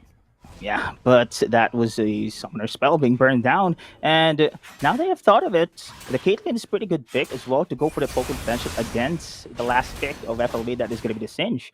There's just so much poking potential here for Lara 1. I think this composition really revolves around this Caitlyn pick. Yes, I do consider it as well. I think Caitlyn has the most range when it comes to ADC. Second, of course, to the Jhin here. And I think we are going to see the passive gameplay in the side of UDG, to be honest, because proactively it is going to be FLA with Rafis on the Galio and Danny with the poking potential here. They will continue to harass against UDG. I think this is one of their victory conditions right now. Do not give the proper space for Lara 1's itemization power spike in the late signal. I think for UDG, they have a lot of things going on. They have very strong early to mid comp just because of the Moonfall setup, Dawn as well here on the Renekton. You know, the typical where you use the hold that thought though. Oh, great pick up indeed with a Hextech ultimatum. Then burn their first blood in favor for UDG. Now we're talking about the Renekton being known to be the early game monster if he's able to get 1 to 3 kills. 3 kills early game once the objective spawns. It's just he's absolutely scary with the dominance into the wild growth. So his sustainability, survivability into these fights once he goes in is gonna be absolutely scary, because again, FLA double assassins with the wild growth, with how tanky Dawn is, with the dominance. It's so hard to burst him down, and then he can keep doing Renekton things basically and stun you and burst you down. And they should put it into consideration once they go for the pickoff here for the side of LA. They make sure that it's going to be 100% pickoff. If not, the prolonged team fight will really cost FLAs in those clashes. But meanwhile, of course, we have seen a big difference right now with the first blood in favor for UDG on the top side. And here in the Dragon takedown, rather, FLA securing this one gets the BR buff without any contest from UDG. FLA took that dragon really fast, so they can still contest the Rift Herald at top side. UDG, they have a lot of power to get a pick off before an objective spawns, but they weren't able to do that. They decided to just reset instead and call it a day, as UDG still not in position to take this Rift Herald just yet. Wow, this is great for FLA. They have successfully gone for that contest and the reset on that Rift Herald. And I do believe FLA is setting up for this next objective. UDG. Contest is really needed here, especially during the early stage of the game. They need that Rift Herald in favoring them, especially for the lane pressure. And I think it's going to be UDG going in and FLA going to prepare. Yeah, UDG wants this Rift Herald to unlock the map, so Dawn can roam and can gain control, see if they can get a skirmish down. There's Kim the Flame. On the other side, Hero's Entrance did not connect. Oh, Hextech ultimatum! But no follow-up with our clients. FLA, great disengage and go for the counter punch! And Dawn here alone alive. Death Mark going to go for the kill. A double for the Kazakh. The damage, the burst for FLA is here. Lara 1 is the solo survivor. Still lingers on. Really go for the Hail Mary contest. They have no jungler this time around. For sure, FLA will secure the referral. That looked like the fight UDG was willing to take because they were able to get all the ults down in order. Sayonara and Mitsura, landing their ults down. But I felt like they were... Ryzen was the one who was tanking pretty much everything, and the assassins were able to survive, and that's how Doming was able to finish off low health targets on the side of UDG. The absence of important ults like the Hextech Ultimatum and the Moonfall meant that UDG, if they can't get someone down immediately, that's when they're in trouble, because this composition is very ult reliant, their mode of disengage is on Orthros' side with the Wild Growth. Yeah, big points there, Miss Riku. I do agree. And they need to capitalize on that usage of their ultimates. And, the panel have mentioned that FLA is one of the best teams who can go for the counter punch. And it shows there on that Rift Herald scenario. And they know how to disengage Arisen, of course, tanking all the damage as well. The Fling has been used there to stop the combo coming in from UDG. And now FLA going to transition here in the bots. And I think this is going to be the first star takedown in our game. Yeah, with the Rift Herald still actually being preserved, rather. They're able to get a free tower, and they can actually unleash it towards mid lane or either towards top lane. Whether they want to open the map even more. We talked about the Spooky Ghost composition, which relies heavily on opening the mid lane map, so you gain more access towards the quadrant of the blue side and red side buff of UDG, and then Doming is going to roam deep into the jungle, land those wards, get the hero's entrance access, and see if he can get a pick. And this is one of their win conditions, but UDG is able to deny that take. It's pretty low at this point, but they're still able to prevent that tower from falling down. Yeah, luckily, of course, not luckily. It was the game plan here for the side of UDG for sure. To hold that mid turret there. FLA, I really thought they were going to push through on that siege here, but they're playing it safe. I think FLA's playstyle is doing small risks, and they have the controlled aggression as well. But still going to put pressure here in the middle lane. So I mentioned, of course, is Riku. I think this mid lane pressure is really big deal here for both teams.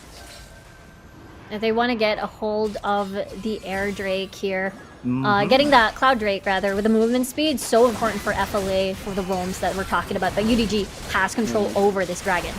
Here comes the root, low on life, going to go for the steal, but it's not enough though. But look at the Moonfall, but no follow up here from the side of UDG. What just happened there? Oh, this is going to be a miscommunication for them. The death mark hits, but that is going to be the stasis bay pop up. Look at this one, Rafe with a crowd control as well, taking down two players. Unfortunate execution for UDG. What a play from FLA. They're waiting. Not over. Again. Mitsura backs away. Here comes the leap here. Doming secures another kill and secure the mid card as well. They were so patient with that. Okay, so Doming went in the pit. They weren't able to get a steal, but they're still able to eliminate low health targets on the side of UDG. And FLA can keep rinse and repeating this, where UDG is going to keep starting the dragon first, wait for them to start it. FLA then enters and take advantage of the low health targets. The fact that let's take a look at a replay again, because as long as the wild growth has already been used, there's not a lot of threat. There's not a lot of tankiness on the side of UDG. With that absent, they have free reign to do this. Zonius Hourglass can buy you some time, but without the necessary disengage, which is again in Orthros' hands, they're again free reign to keep doing this. And I love that FLA is just so very confident. We talked about this team being incredibly strong in more of a traditional setting with the late game 5v5s. Hold that thought. Yeah, but it's going to be picked up, but nice taunt Rob there. is so Delaying tanky. this attack of the Dawn Shadow with additional shield. But on the back line, there's going to be Mitsura with a Woodfall. And down is going to be a kill as well. Arise in the back lines, going for more. Oh, the fluffy maneuver coming from Doming. Going to go for a 1v1 against Dawn. Dawn low on life. Going to go for the pickoff. He will be killed as well. Arise on time, man. FLA, proper execution time and time again with the counter. they wanted to get Rafi's life. They wanted to take advantage of the fact that he's all alone. But at the same time, he is quite tanky. He has the Dead Man's Plate already, which is just gonna deter any of the burst coming from, or the damage coming from Dawn or Sayonara or Larawan and the rest of FLA. He bought enough time for the rest of FLA to go and join the fight. Look at this. Arise already buying teleport means he's already gonna do Zed things. He's gonna split push and he's gonna teleport to join in the fight. Plus, they really do have the advantage in these lanes here. I think with Riku, UDG, as I've seen in that team fight, they somehow lacking the damage needed there. Yeah, they initiated team fight, but they cannot finish the play. It is going to be, again, FLA with those counter punches, punishing them so much. UDG here still did not secure even a single turret here against FLA. Yeah, for the damage, they're relying heavily on Dawn here for the damage. I mean, Larawan is going to have a stable, consistent damage, but the fight has to prolong if you want to take advantage of Caitlyn's passive. But FLA is not going to give you that room. They're just going to go dive in and not give space for Larawan for free hit, and that's exactly what they keep doing. The fact that Doming is already 303. He can go towards the squishiest member or the unhealthiest member when it comes to HP bars and just dive in and burst them down. And you know what? This is also the first time I've seen that UDG is not dictating the tempo. FLA is controlling the game here. And I think this is going to be a game looking pretty good here for the progression coming in from FLA.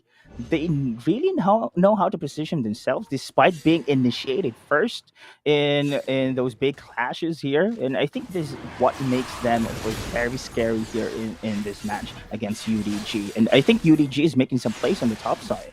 They were trying to get a pick off of Arise, but it's incredibly hard because Zed is so it's just so slippery with the shadows. You also have Flash.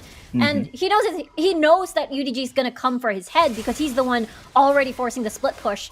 And we'll see now, around this time.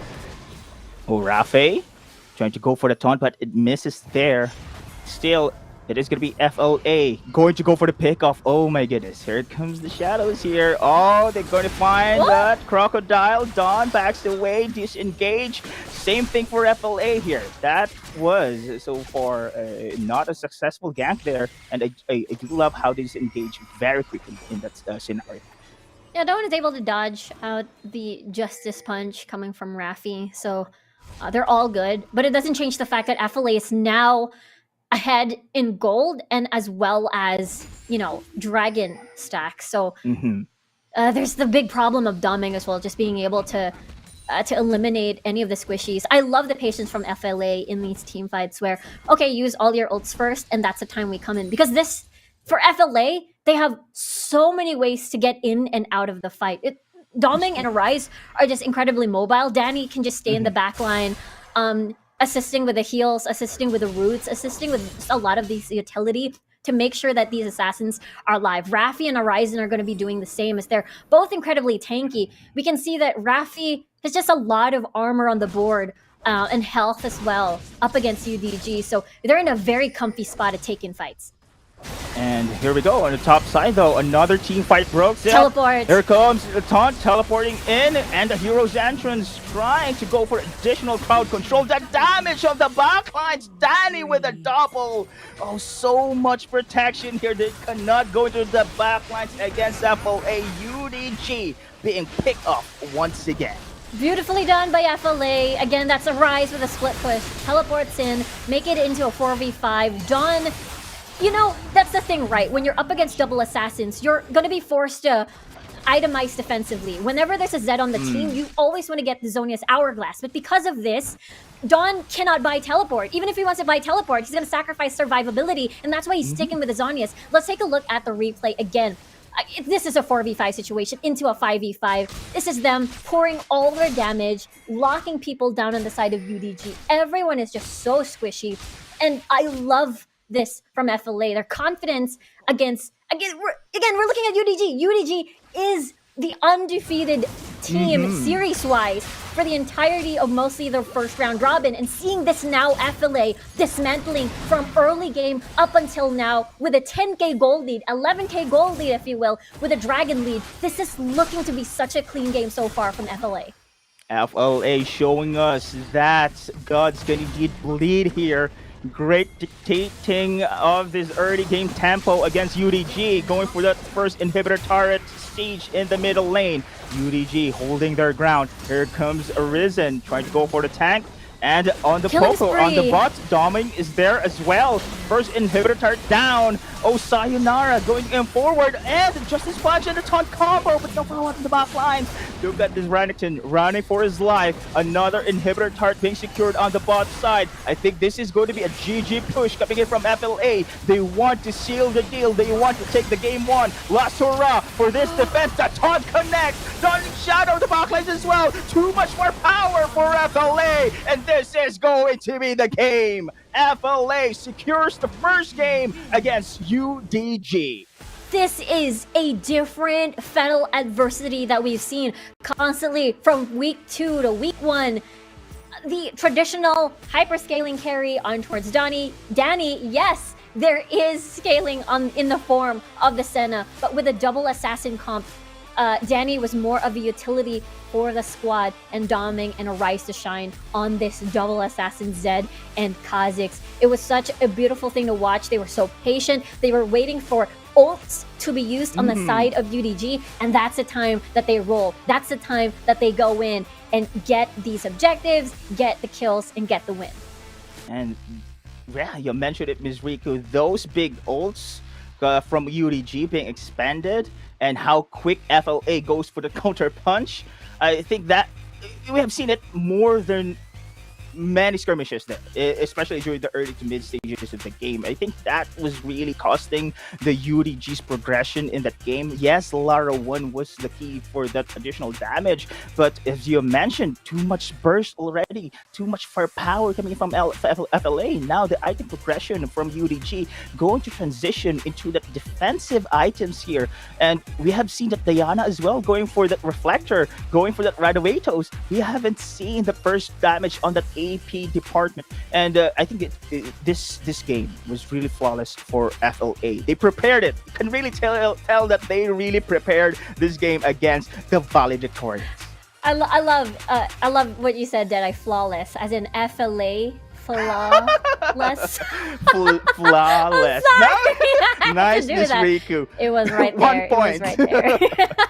Yeah, I got a point for my pun. FLA was very confident with our composition. I mean, we've seen double assassin composition struggle in the WCS so far, because these assassins can't exactly find leeway to get a kill, therefore transition into the later stages of the game. Everybody has defensive items, they won't have enough damage, and therefore the pick is struggling to be relevant. But this time around, that early Rift Herald fight near the blue buff of FLA was the key, because Doming had a triple kill, and that was enough for Doming on the Kha'Zix to shine on this pick.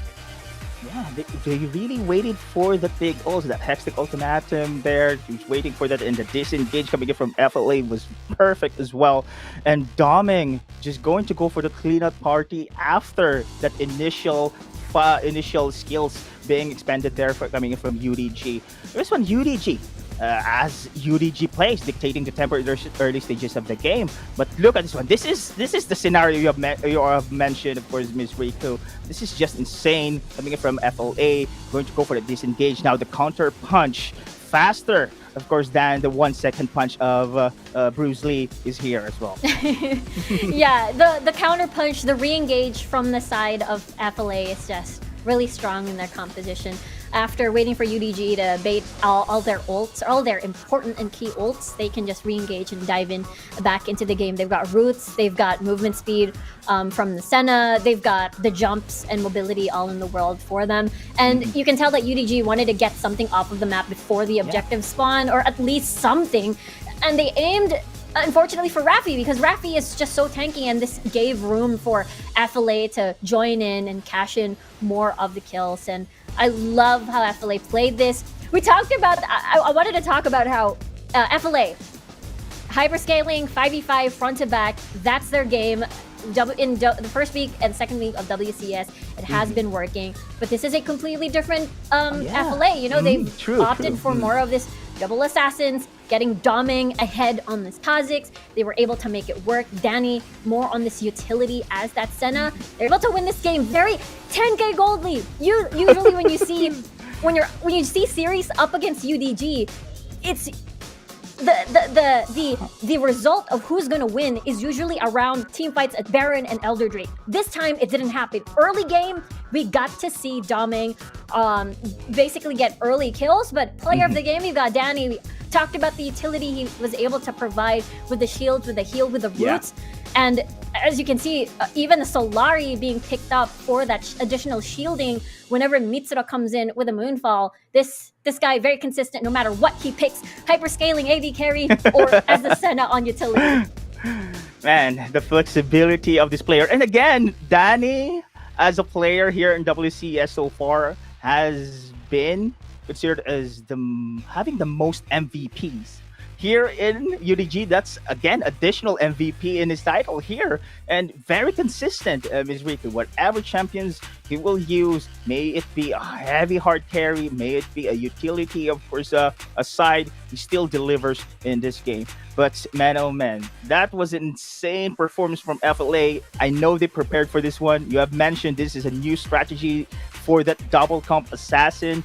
Compared for the previous series we have seen them so far, and they did it flawlessly there against the side of UNDRGRND. And of course, ladies and gentlemen, that was still our first game. This is a best of 3 series. Will the undefeated champions be able to go for the comeback?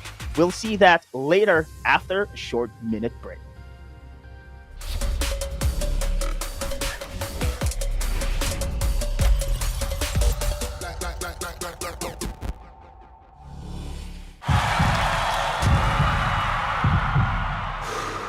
Stop and refocus. Get a clearer perspective. See things from different angles. Power up and set your eyes on the prize. It's time to step up and rise to the challenge with the Redmi Note 11.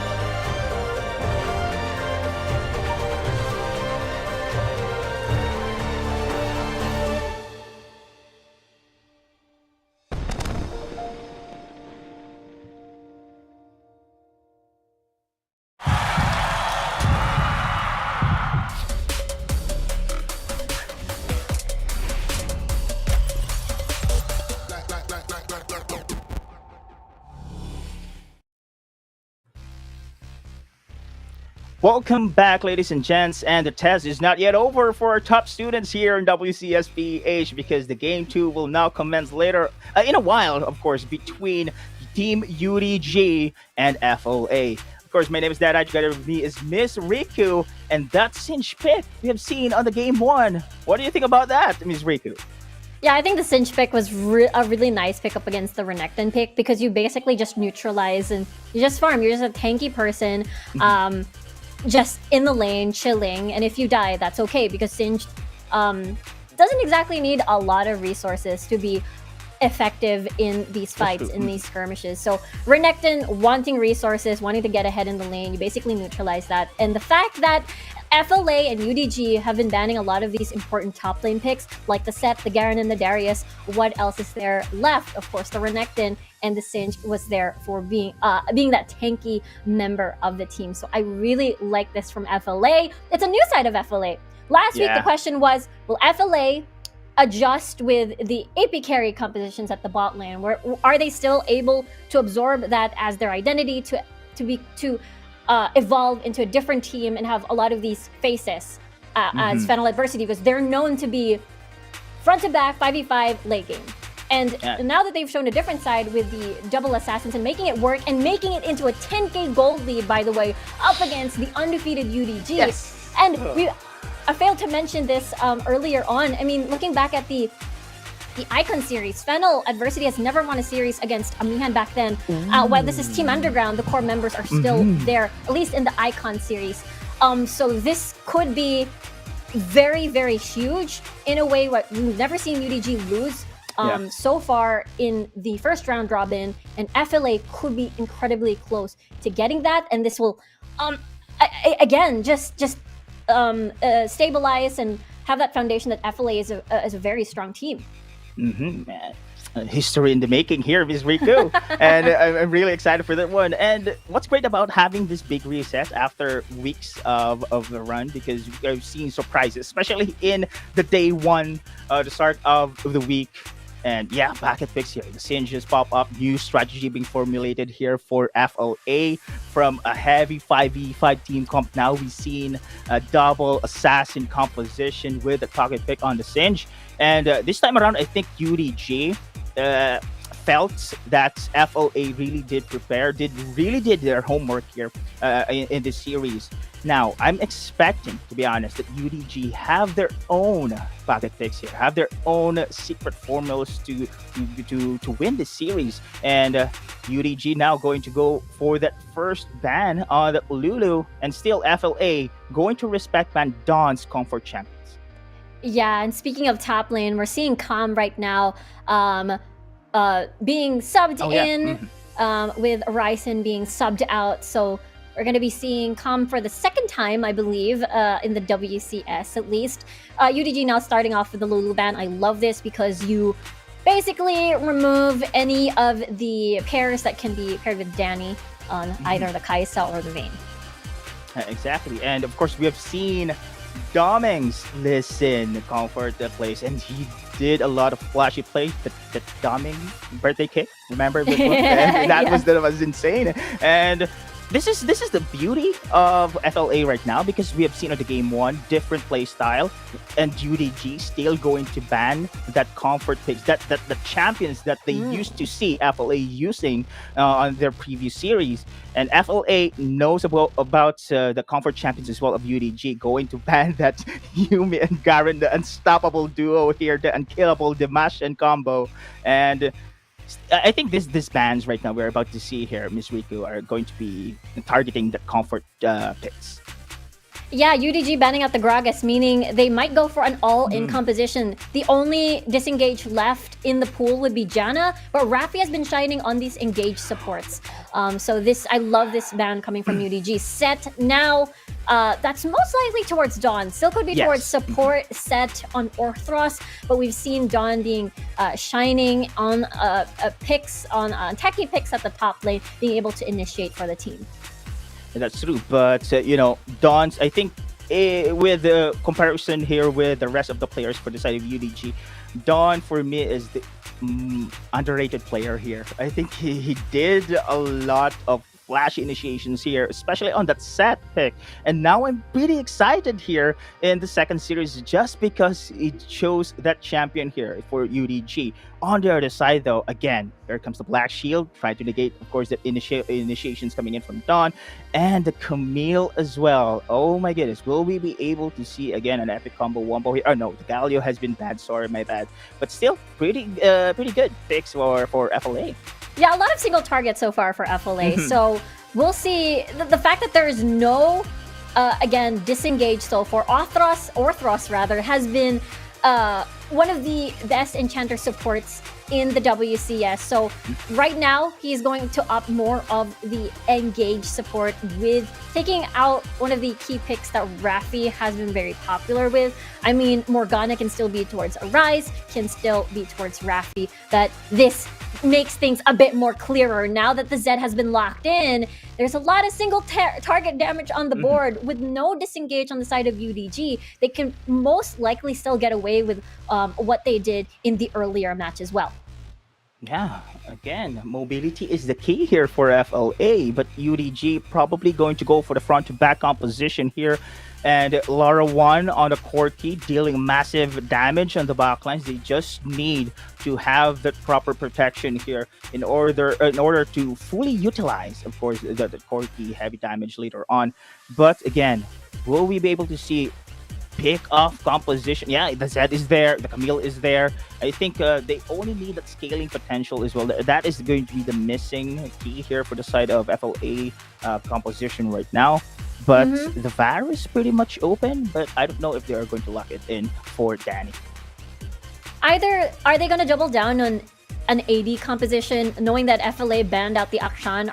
Were they expecting a double AD carry in mid and as well as bottom? Because if this is a single target threat, this is going to be countered by the single target CC or single target composition from FLA with the Morgana binding into the Hexac Ultimatum, into the Death Mark. So UDG needs another additional damage dealer to at least, if one dies, they have another source of damage. And, you know, we've seen Mitsura being absolutely scary on the Fizz before. And if this is going to be a quadra melee comp from UDG, they're going to hesitate a little bit because the Leona is an absolutely scary monster with the Solar Flare being able to get dropped down on, again, melee targets and as well as a lot of peel for your carry. Oh, there you go. Of course. Why didn't I consider the Saya Rakan combo for sure? I think it's pretty great, especially you have a Saya here with that Feather Storm, negating that single target burst potential coming in from FOA and the Jax. I think, Ms. Rico, this is a very greedy team composition for UDG. Yeah, there's a lot of damage sources. There's a lot of AD damage sources, if you will. They got a lot of scaling as well in heavy team fight. But at the same time, it's going to be Orthros and Dawn being those two meat shields, and who's the pressure is going to be on them for reliable engage. Wait a moment. This is going to be, hold the phone. A Leona Morgana lane. Zenith Blade into the Dark Binding. And they're going to be able to get that, get that burst down. Well, not exactly burst down. Or see if they can get someone down. Because again, we talked about the single target damage. It's there. A lot of AP damage on the board. A lot of assassins. So this is... How will they reach the backline? It's possible because UDG has an all-in composition. And if Orthros and Dawn go in, this could potentially be the window to enter the backline. Larawan has self-peel with a Feather Storm. Mitsura has Valkyrie and the package as well to bridge the gap away from anyone from FLA going close to them. But from earlier, if FLA gets the same setup with any of their assassins getting early kills, this could spell a very difficult game for UDG. That's true. I think early game or the early game dominance, shall we say, for FLA is badly needed here. But you know, I'm just mentioning that very greedy team for the side of UDG, Jax, Corki, as well as Asai here, and the resources will be split into these players. And I don't know which to prioritize here for the side of UDG. They have to Oh. rely for Arthurs here, but I think there's going to be a cheeky play. Nope, it is not going to happen here. But I'm just really looking forward for this series here. But for me, UDG's composition right now has some warning signs in the early game. We have seen FLA rather dictate the tempo with those pick of plays on their assassin types. But we'll see, Miss Regan. They have the ability to burst someone down, that's for sure, for FLA. So potentially they can get a 4v5 before objective spawns to get a comfier setting on objective takes, such as the Rift Herald or the Dragon. We're talking about Doming entering first with a Black Shield, of course, coming from Danny. Well, just a little tussle over here. Arise is Ignite. Mitsura, though, carrying Barrier, so more on the defensive side of things up against Arise, especially once the Death Marks come. Death Mark comes. Well, that's true. They really need that additional sustain here, especially we have now seen Arise here on the Zed, on comms, again, Assassin as well on the top side here, the Kali. And, but hold the thoughts. Domang going to jump in. The flash has been burned. Now, this is big. Big advantage indeed for FLA in the middle lane. Mitsura, a little bit vulnerable. Once Doming reaches level 5, this could be an opportunity for a second visit and see if they can double down, get a rise ahead. For anything else, skirmish at top side, though. Done. Oh, one nice crowd control on 2. Here, follow up by Sayonara jumping in. Here comes the Shroud. Backs away. UDG still going to secure the Scuttler vision on top. Don't have a lot of hold after that. There's the FLA's composition just spells mobility. Yeah, Arise, Doming, and Calm. Danny gonna be the most vulnerable target. We've seen that before in our first series. Once you've seen second series rather, once you've seen a Morgana using the Black Shield, that's the time you can go in. But do not forget how deadly the Zenith Blade into the Dark Binding and vice versa can absolutely get. And FLA, I'm excited to see the team fights later on for UDG again. We talked about resources here. That's exactly what they're going to be striving for. Sayonara is going to scale into the late game, being an absolutely scary split push monster. And this UDG has the option for 4-1, or what the panelists mentioned. UDG can form any kind of composition. If it's a pick comp, is it a poke comp? It doesn't matter. They can use it still as a 5v5 composition. Yeah, I'm really excited as well for the upcoming team fights here, because I think, you are right, Ms. Rico. They need to go for the pick-off first, before going for that objectives, because they do have the advantage when it comes to that aspect here. And the late stage, though, UDG has so much scaling potential, and this is very scary for the side of FLA. They need to control the map here. Mobility, yes, they do have the advantage for this one. I think split push will be the key pick of plays for the side of FLA. UDG just going to hold their ground and scale on the Corki, scale on Lara One Shaya as well. And it's going to be a big bam boom in the later stages of the game. Yeah, it's definitely a possibility here. You mentioned 4-1. FLA has the option for 1-3-1. Doming is gonna split push, or Doming can be with the rest of the squad, because they have if it's Doming, Danny, and Raffi, they have a pretty killer single target wombo combo going on here. So it's gonna be Calm topside into Arise on the side lanes as well, both of them.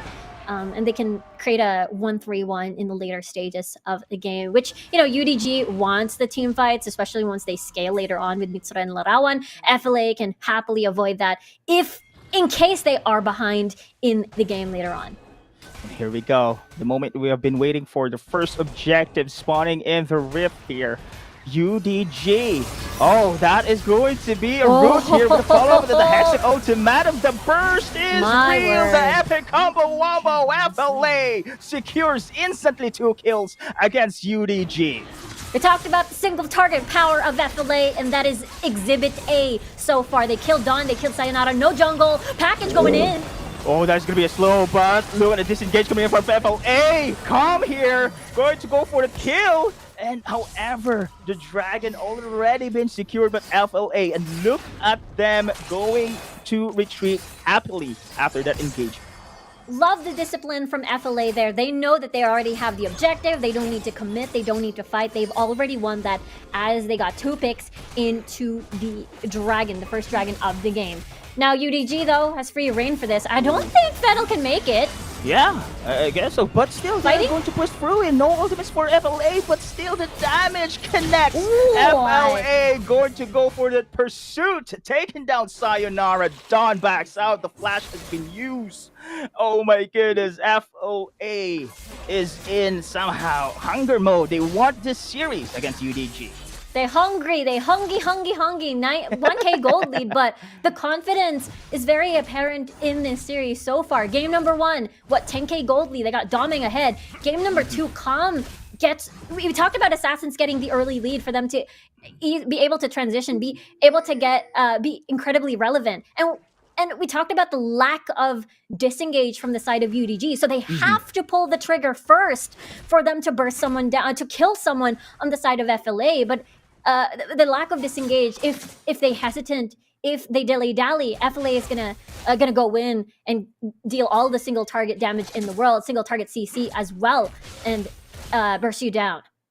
Yeah, I think this front-to-back composition going in from UDG has its weakness as well. It's easy for FLA to disengage if they're being initiated first, and I think something spicy is going on here on the top side. Sayonara hiding in the brushes. Here comes the stun. Follow up Danny there, here. but Calm popping up the shroud, easily evading, but the charm connects. What? Dawn popping showstopper as well, but still the sustainability for FLA is there. Counter attack, Luna stun, Rafe, ladies and gents. Oh my goodness, that was sweet. But meanwhile, on the bot side, Mitsura low on life. It is going to be still FLA going to dictate the early game tempo.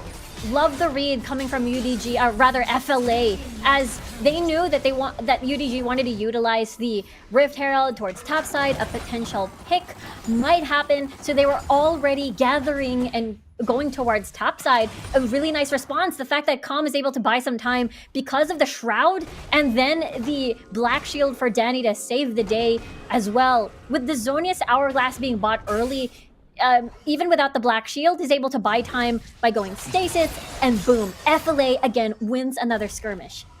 And now they secure the lane pressure needed, Ms. Riku. This is their game plan here. Again, the game 1, same strategy here. It's going to be the assassin doing the work mostly in the early game. Those pick of plays from FLA did its part as well, providing this advantage against UDG. And look at how FLA dictate the tempo. They are invading the UDG's jungle right now, transitioning here in the mid tower takedown. This is going to be big advantage already for FLA. Yeah, definitely. The fact that UDG doesn't have stasises, earlier the quick QSSs, and now the stasises, the hourglass available enchants just yet for UDG, they're going to be very vulnerable against these assassins, against these engage. If Zenith Blade gets you or a Dark Binding gets you, it's very risky. And so UDG, especially the carries, will have to buy that at least defensively to be able to buy some time in these fights and survive. Here we go, Ms. Riku, the second dragon. It's the Infernal Drake. My favorite dragon buff is now here in the Wildrift. And look at the UDG. They want this one. They need that scaling potential into their side. They want to grab this objective against FLA, but FLA came prepared here. They had the great zone as well. And UDG, what is your plan here? Now, UDG cannot, even though earlier they have to get in first, or else they might get jumped on by FLA. They're still very hesitant because, again, they're not ahead. FLA has control over this game. So that's why they're looking for the perfect timing to see whoever is going to be caught off guard. Whoa! Oh, Dark Binding hits against Mitsura. My Well, the word. package has been used. Trying to go for the defensive wall, but this is big already. No package available for right. UDG. Oh, the plugging maneuver coming in from the Z as well. Hexing Orthros ultimatum. traps. Orthros with a charm, but still they pick 45. off. Calm is here on the front line. Trying to go for the Wow. perfect execution. Kills. And the rest of UDG scattered out. And this is going to be a disaster for UDG indeed. An ace, and FLA secures another objective into their side. Yeah, that is an ace. That is a clean ace as well. FLA managed to catch out. It was Danny. It was Danny's Dark Binding that basically forced Mitsura to use the barrier just a tad vulnerable without that summoner spell. They were able to, again, and the positioning of Arise as well, coming from the flank was absolutely crazy because UDG was torn and sandwiched between two sides of FLA, and vision is extremely important up against FLA's comp because all these single target CCs could hit you from anywhere, and that's exactly what could happen, and what happened rather, in that dragon fight. Man, love that pincer movement, Miss Riku. Yeah. Man, this is just insane here. Yeah, really nice binding from Danny. And look at the positioning of Arise here on the Zed.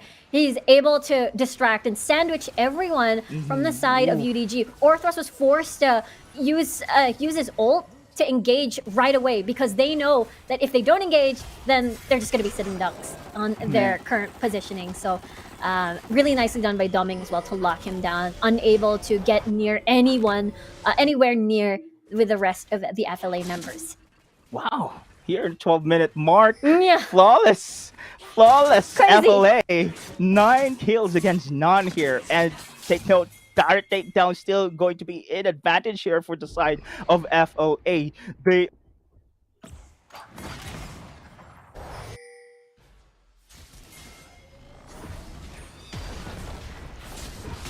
is scattered across the Wildrift, and FLA pushes through. Dark Binding did not hit though, but this is going to be another Rift Herald going to go for the bash here in the middle lane. 4 versus 4 situation, make it 5. Well, Mitsura joining in the fray as well. Another disengage for the side of FLA, and this is going to be a protection for UDG on the top side.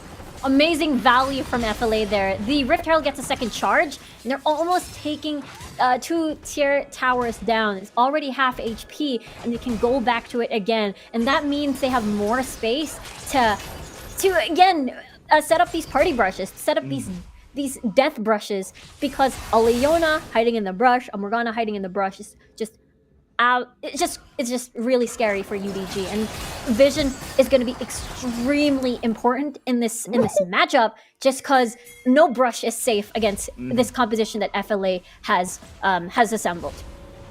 Man, I do love the discipline here, Ms. Riku, for the side of FLA. Just taking the objective, control the aggression, backs out, nothing to do here anymore, and not risking. Despite having this great advantage already, almost 10k net worth gold difference here in advantage of FLA. Most of the teams I've seen, this is going to be a finishing blow already, but still they are respecting UDG's comeback potential. Speaking of comeback, late game, we have mentioned about Lara 1 on the Chaya, Mitsura on the Corki as well, and Sayonara on the Jax. These are 3 very greedy Yets. The power that these champions can contribute in between fights is insane, but FLA's continued pressure just eliminating that opportunities, that breathing space being cut off against UDG.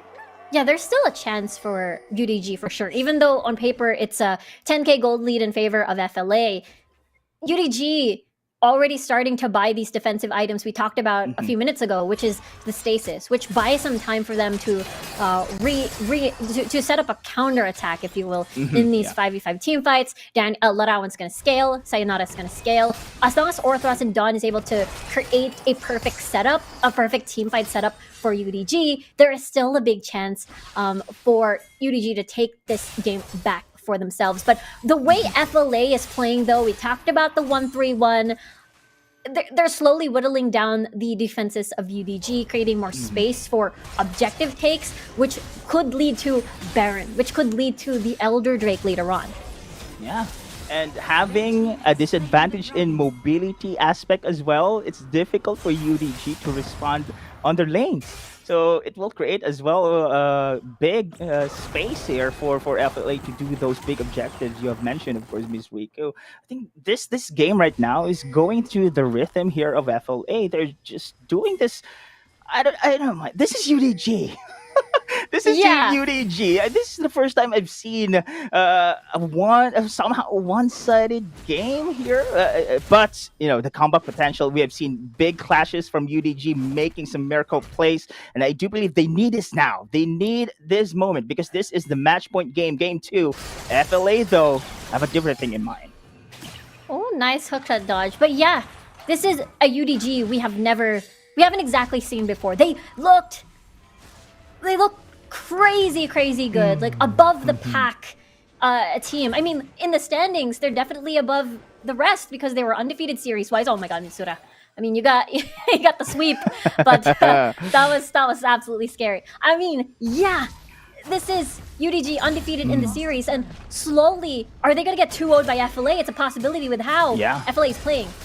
Oh, here comes the charm. Grand entrance connection here. 4 versus 1 death mark for the last hurrah for Arise. And that is a big pickoff, but space created! UDG here did not going to go for the contest Steal? in the Baronet, but Sayonara is still too late for that contest. Oh, here dear comes me. the payment. Here comes the prize. Hextech Ultimatum. The stasis big pop up. Oh, Thunderstorm! The blade collar stun, but no follow-up, unfortunately, for the side of UDG.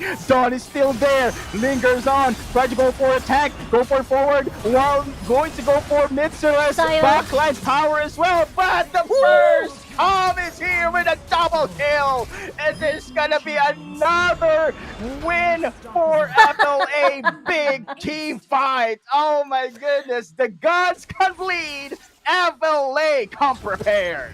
What? They get the Baron, they get to win the team fight. Doming and Sayonara with the 1v1 in the Baron pit. Crazy hook shot from Doming to get the stun against Sayonara, and they 2-0 UDG, the first defeat in the entirety of the WCS. FLA looking really strong. Sheesh!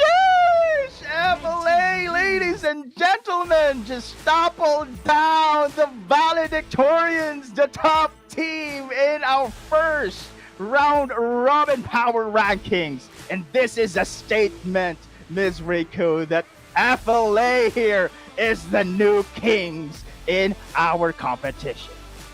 Oh my word, this is a different Fennel adversity as well. We talked about how their team fight is incredibly strong. Yes, we saw that, but the drafts that they have drafted in this series were what? 4-1s, 1-3-1. You got the Z, you got the Z on the teleport. This is a completely different and extra confident, even going outside air quote their comfort zone, because again, time and time again, we see how consistent they are whenever they go front to back scaling 5v5s, but they can also do this 1-3-1, Akali, Zed in the side lanes, double assassin composition, putting Danny more on the utility for the rest of the members of FLA to shine. I love this from FLA. They're so confident. The way that they're able to get ahead and keep that lead and not allow UDG to take back the game, get a win on any of this in these engages with Orthros or with Dawn. I love it. FLA looking really solid. Man, I offer you FLA Arise Zed. I give you, of course, you receive the win here. This is just insane. This is just insane, Ms. Riku from FLA. And this is also a statement game here that FLA is going to be considered as one as can grab rather this WCSPH. But this is still the first round robin. Anything can happen, especially here. The first reset on the first week. Now, boom! FLA, new composition, new strategy is being popped up. The gods complete, indeed, Ms. Riku. Team Underground, the first series loss. Yeah, FLA, so confident with this. Even when we looked at the draft with their single target, like, okay, we're banning all the disengaged champions, no Gragas. You locked in Rakan earlier on. We can double down on the single target without the disengage to worry about. I mean, both of these teams do not have disengage, but FLA has more on the all-in type of composition. And UDG desires to have the 5v5 team fights, to have the 4-1, but at the same time, UDG expended a lot of resources towards the bottom side of the map to remove Arise, but FLA very quick on their toes, like, yes, that's all part of the plan. We want the Baron, and if Sayonara steps in, we can just single target him down. That's exactly what they did. I want to look at this fight again because I believe Sayonara entered this fight again, and there was a mini 1v1 of the two junglers in the Baron pit. And it all boiled down to who gets the stun in. Doming and Saya was so low. Hookshot stun, boom, auto attack. The passive kicks in from Doming with the shield. And it was just really, really beautiful to watch from FLA. Beautiful, beautiful indeed. And it was really scary, to be honest, in paper for this UDG's composition during the late stage of the game. But it's FLA's doing their thing, doing what their victory conditions been set in. And again, Danny, Miss Riku, yet another MVP into his name here. 100% kill participation. Oh my goodness. And that one score kill for the side of UDG was a Rise's sacrifice there, and that was the game ending here. But we have to consider as well Danny's on that Morgana. His dark binding was always on point here, making those opportunities for the big clashes to be in their favor here. No doubt, man, Danny, the most consistent player in the league. Yeah, it don't matter if he's on utility, AP utility, support, or the usual hyper scaling AD carry. He's still gonna do well, consistently well, 100% kill participation as well. What a player here from Danny. Oh my goodness! Just somehow I'm having a goosebumps here, Miss Rico, because I did expect if this series gonna be intense, I did expect it will reach the distance here, a game free. But so far that was very flawless gameplay from FLA. One score kill on that second game. FLA with double assassin composition did really its thing against UDG. I'm just speechless for now, and I think this is really FLA highlight here, that they come prepared and they did it pretty well against UDG. We talked about how Fennel adversity last year in the summer season wasn't able to take a game off of Amihan back then, and now they got it. They got the series here in the WCS, and seeing their growth is just absolutely beautiful to watch. History in the making indeed. And this has been, of course, your third series with FLA secures the first series win against, of course, that undefeated that is going to be a UDG. What an epic series indeed.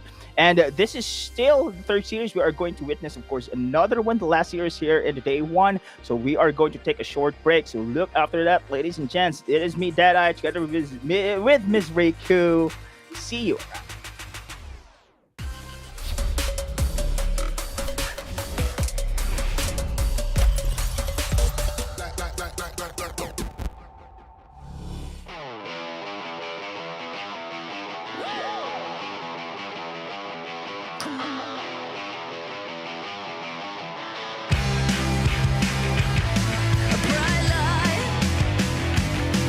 Feels right. I can't lie.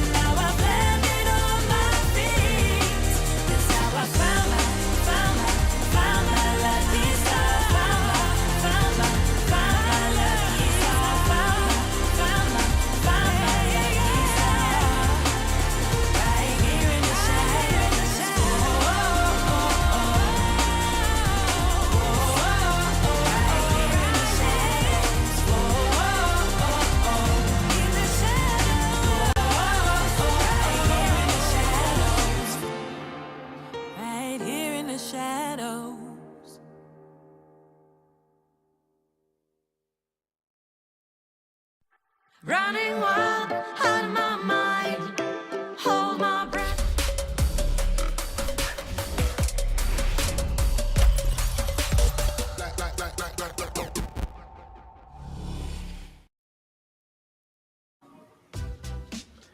Fennel freaking adversity, ladies and gentlemen, getting a victory over the Underground Kings, the team Underground. What a moment to watch. 2-0, by the way. Riku, auto lose. Let's talk about it. Actually, let's go to Riku first. You were in the side. Had the best seat in the house, and you were reacting to everything.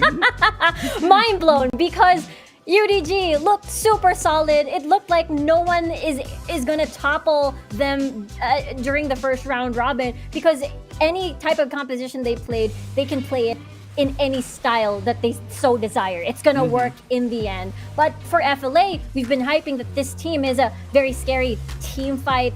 They're crazy when it comes to team fight composition, especially once Danny gets that hyperscaling, Kaisa, Vayne. But they didn't do that this time in those two games in the series. They went with 1-3-1s, double assassin, getting Doming ahead or Rice ahead. And this time around, they even did a swap mid-series of putting Calm at topside instead of a Ryzen, and then putting the assassin threat at topside instead of a tank. So I love the dynamics that's forming for FLA, and now they're able to get that, series defeat up against UDG, who seemed like unstoppable. And I just love the evolution of FLA in the first round robin.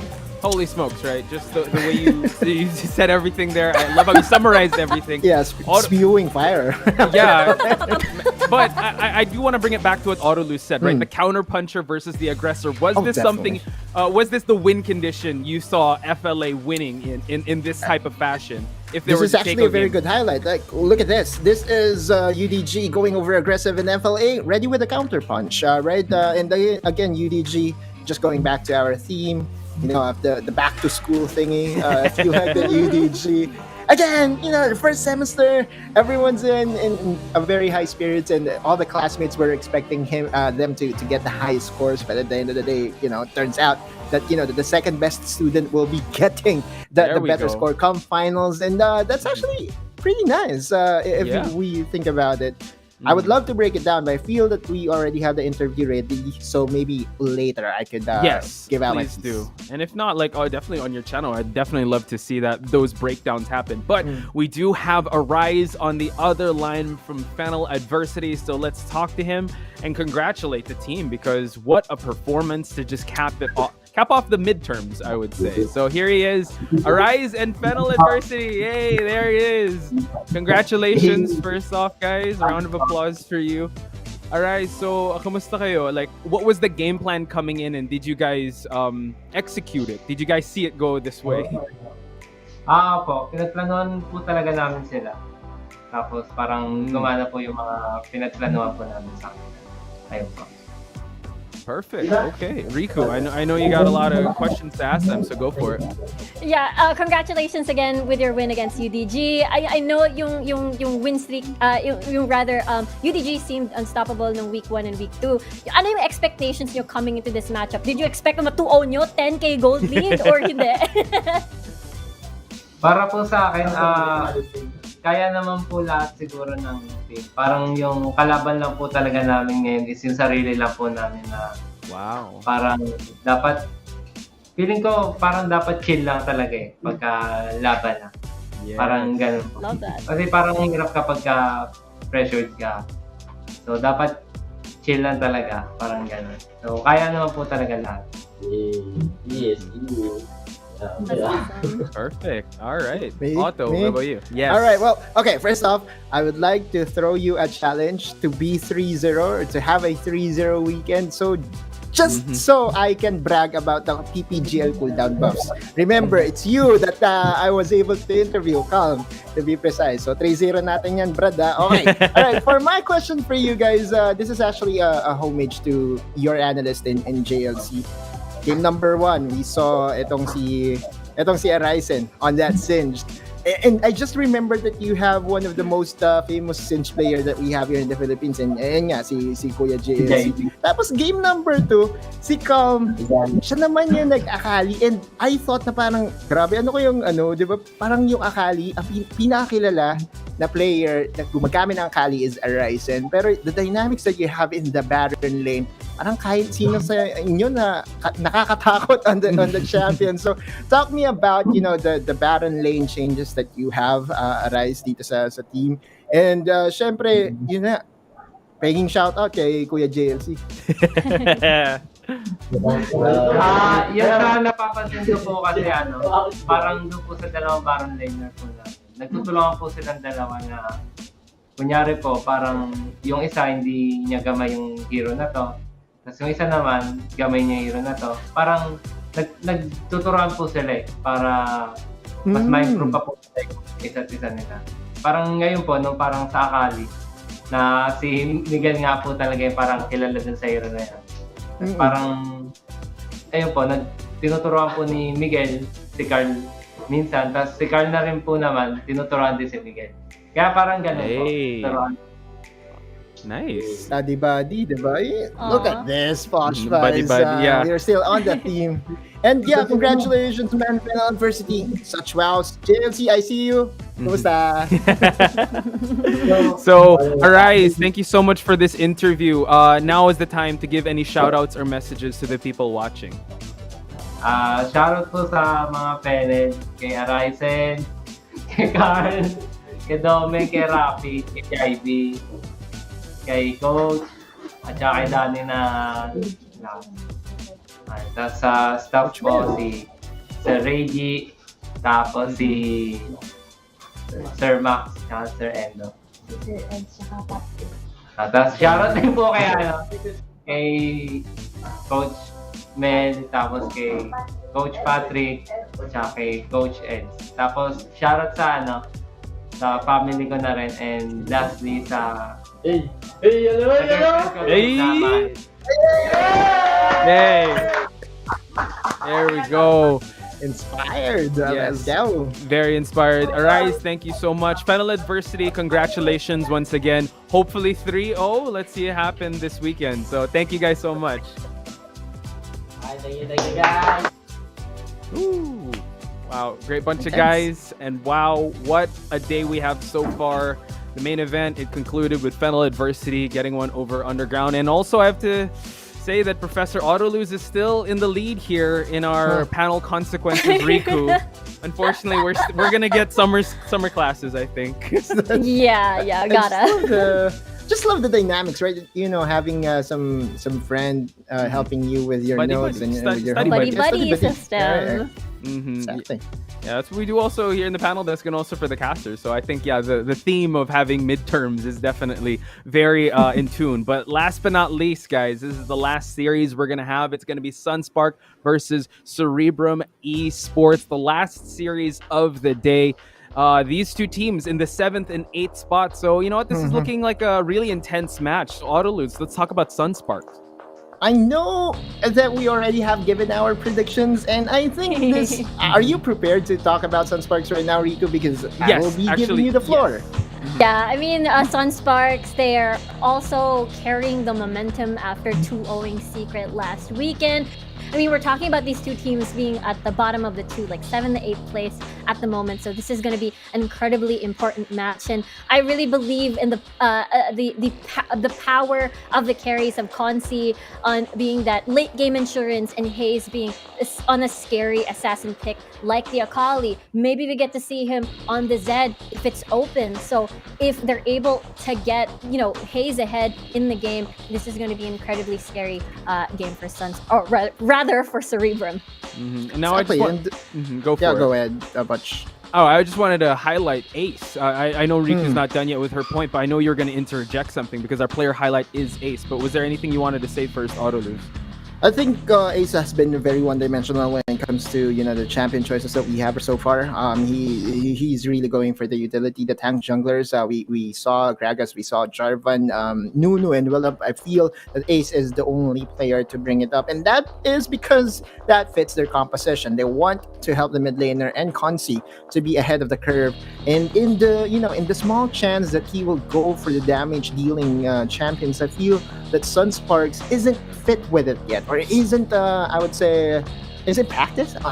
I don't think that's the right term, but you should get my what I'm trying to say, right? But Ace again is the utility jungler that we have to look forward to as to how he's going to help his team moving forward. I agree 100%. He definitely enables the team, especially when we talk about the late game carries like Ponzi here on the Vayne. I mean, looking back at their victory up against Team Secret, it was the Vayne Lulu combo and him on the tank, Jarvan or the Nunu. Both of these engage for his carries and very, very straightforward, and being that meaty, tanky champion for the rest of the squad.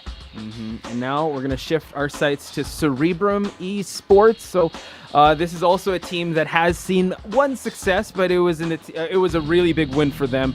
And here they are now. Who wants to take the floor with this one? Because I'm pretty sure both of you have a lot to say. So yes, Autolus there for recitation.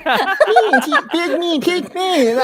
Just because I have predicted them as the team that would end up winning in the series. Again, the battle between the 7 and 8. We have a discussion. Me and Osiris actually have a discussion here as to who's going to be the number 17 or the number 18, and he picked Sunsparks. Meanwhile, me, I'm picking Cerebrum, so I'm sticking to my guns here. And for Cerebrum Wildrift, I just know that they're going to group up, regardless of what's going to happen. They will stick as 5, and the question for them is up to what extent, right? Because sometimes in Wildrift, if your opponent really knows how to play the map and would not really, I would say, take the bait of having a 5v5 composition, then they get out macroed. And I believe that there's now, if there is one player that we would need to highlight over and over again for Cerebrum Wildrift, aside from Evilist, it's going to be Zhao P. On the jungle. Riven? Man! Okay, so the playstyle is for Zappy to really carry the games, right? And that's the reason why they're sticking as 5. Sometimes I feel that Zappy should, take the lead in going for the sides and having more trust in his teammates to win a 4v5 or a 4v4 skirmish. What do you think here, Riku? Yeah, I think for Zappy, Riven jungle has been incredibly effective when it comes to skirmishes. I mean, you talked about this already, Autolus. Okay, Cerebrum is definitely going to group up. They are going to be grouping up early to mid, and this fits their composition so well if ever Sunsparks is going for the late game scaling composition. So this is their window of opportunity. If they do draft the similar composition rather, when they went up against Oasis and they 2-0'd them. So this is most likely their strength. And for Zaupi here being that setter, basically, to be able to get the lead into these skirmishes. Yeah, we always note that Cerebrum has like this hive mind, so it's very fitting that their name is Cerebrum because they think as one and they move as one. So let's head into the head-to-head matchup between these two combatants. We have Ace and Zhao P. Autolus. How do we break this one down? Because this is our last match of the day. Playstyle diff of the team, not the player. Because again, Ace is more about taking care of the team. Meanwhile, Zhao P about the team taking care of him. Would you agree, Rico? Yeah, I think I think Ace is definitely there to facilitate the entire squad, being the tank of the team, being the initiator. For Cerebrum on Zaupi, he has a little bit of leeway for more of the skirmishes, more on the 3v3s, especially whatever your parry is going to be on the top portion of the map, and as well as your mid lane. So this is the trio that we're talking about for Cerebrum, and even asking the support floor to join in the fight for the scary 4-man, while your AP carry just sort of chills at the bot side, clearing the wave. Yeah. Exactly. All right, so your job is to clear the wave. That's it. I love it. Later ka na. There we go. Styles indeed make matchups, ladies and gentlemen. So I'm excited to see who will come out on top between Sunsparks versus Cerebrum Esports, and it seems like, you know what, I've been 0-3 today. I mean, and Riku, I mean, your group mates also, not to throw them under the bus, but they didn't really do that much as well. So we're kind of put in a tough spot here. Autoluz here's the one grading us. Autoluz, you want to be the first one to say your prediction first. I did say my predictions already. Right, I'm going true, for true. Cerebrum, not just because. Yeah, it's also to spite my good friend in Osiris. Right. Osiris has been saying a lot of things in the Tagalog broadcast. Wow. Ah, you my Fighting friend. words. Okay, I'll see you in PPGL cooldown. Okay, look forward to that on Wednesday, right? Is that happening on Wednesday? There we Wednesday go. always. So I'm gonna go next. I'm gonna copy the professor. I know I told this beforehand, but I will go with Cerebrum Esports. I think that they might actually shine better in clutch situations, but I do understand that the style will make this matchup, and if Sunspark does implore their game plan, it could turn the other way. How about you, Riku? For me, it's going to be Sunsparks. Going to be the difference in the panel here. I believe in Consi and Hayes as well for the carry, and be able to turtle the game out and see if they can unlock the 5v5 late game team fights. There we go. And please let us know also your predictions, your insights, as well as your voices heard on social media using the hashtag WCS. WCSPH and hashtag Wildrift Championship C. There you have it. 2 Cerebrum Esports for me and Autoluz, and 1 Sunspark. So by the end of this broadcast, Riku, one of us is going to buy some RRQ merch or some merch. We'll decide. Sure. Some merch. Yeah. It's a good sport. I think it's a very wholesome consequence. But we do have one tweet to show you guys. Thank you guys for chiming in. So let's see. Tonti says, "Oh my God, Fennel adversity, very great draft and suave strat. Damn." I'm also looking. I don't know if I was allowed to say that, but I said it. But I'm also at that pro meta Z push. Smiley face with the big brain thing. Congrats, big win, UDG. I think this was history, to be honest. How they were able to do it. Morg plus Leona was a beautiful to watch. Yeah, it was crazy to watch that in the PPGL that Discord. So Yeah. Many were chiming in, Rigo. You know how noisy we are in that chat room. like zoo animals. It's a lot more fun. I'm just there to watch in the background. But yeah, please join us if you still have time, because I think this one's going to be a great match. And again, I think you set the tone, Autoluz, when you said that the one that wins has a bigger chance to break it to the 6th spot. So it's a make or break game. I think the close to a do or die, because it will just give the winning team a better chance to crack number 6. There we go. All right, I can't wait. Panelists, thank you so much, but we're ready for the game between Sunspark and Cerebrum Esports. So casters, take it away.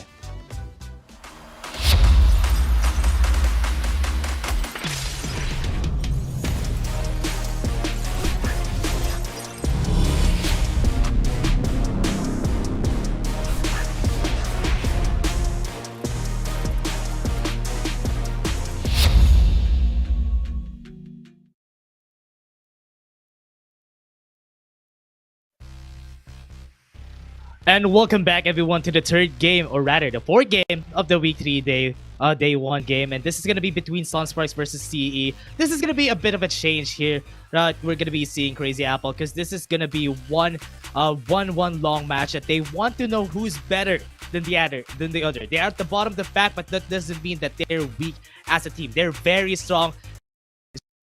Now, Crazy Apple, we're going to be your shoutcasters for today. I'm Dash, and I'm here with Crazy Apple. Crazy Apple, how are you doing today?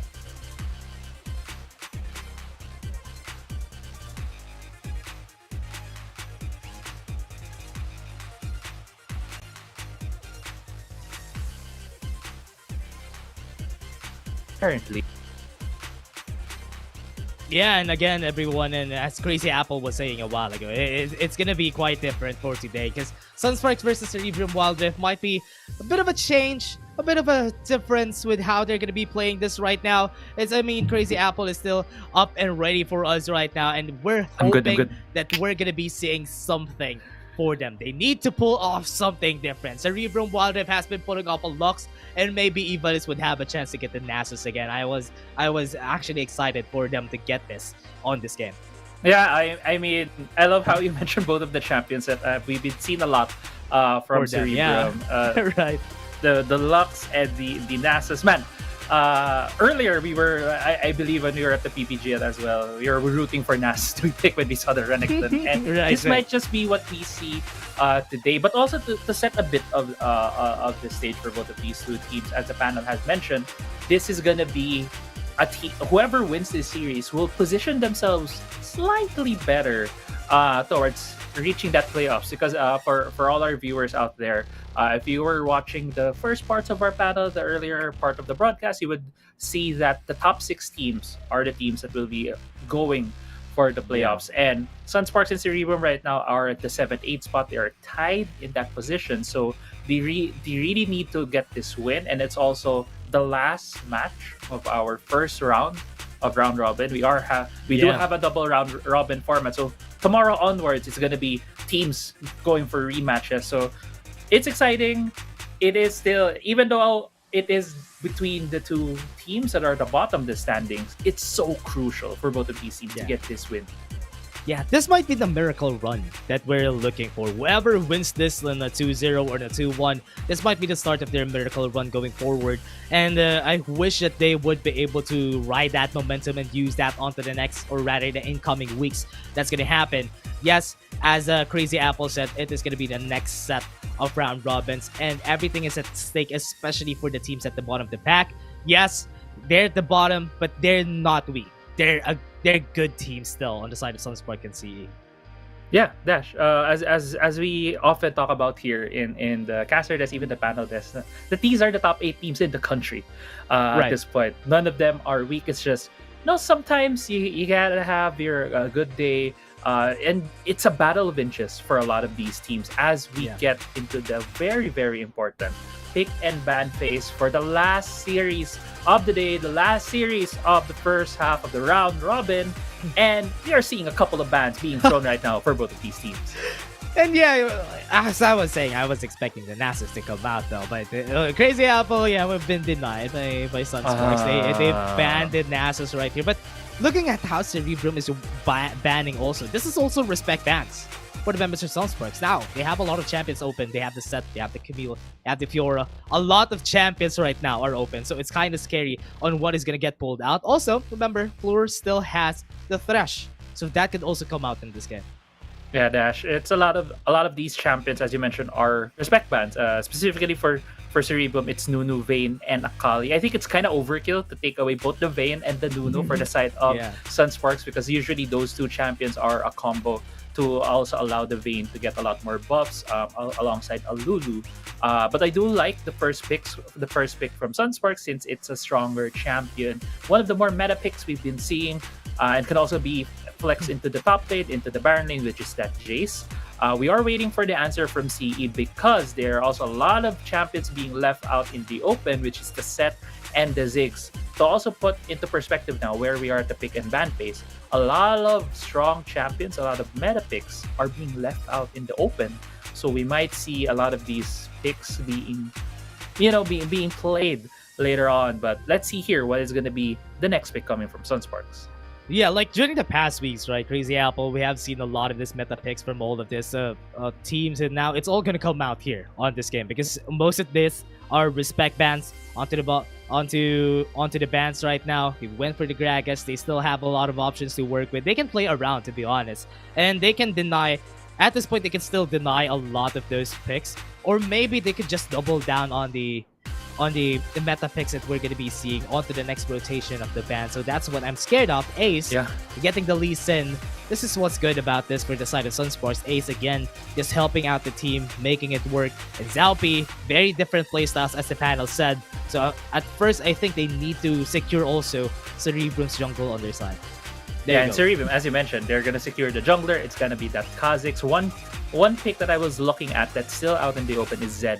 Both, I believe, Hayes and Pago play that champion. That could have been an assassin pick by both of these teams. But right now, with the second round of bans, I feel like Cerebrum should be banning out maybe an AD carry on the side for Sunsparks. They have banned out that Galio. I am thinking maybe Corki would be one of the bans for Cerebrum, because, as mentioned by the panel as well last week, Cerebrum, Corki was the champion of the week, and Corki has come out as one of the most influential and strongest champions we have seen here in the WCS. Yeah, so far, Corki has been one of the strongest champions and has been played really well by a lot of our teams, and I hope they would be able to pull that out. But they're really banning on this Darius, this Garen's Yumi's up if ever they still want to put that up into perspective on the side of Cerebrum Wildrift.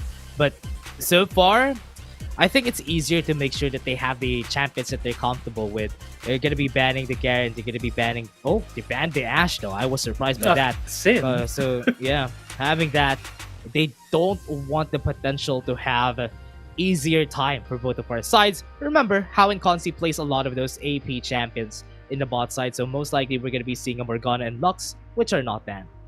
Yeah, maybe we'll see one of those, although Conti also plays a lot of marksmen as well. He was the guy who really popped up in the Luna Vein. The Thresh band is a respect band against Floor.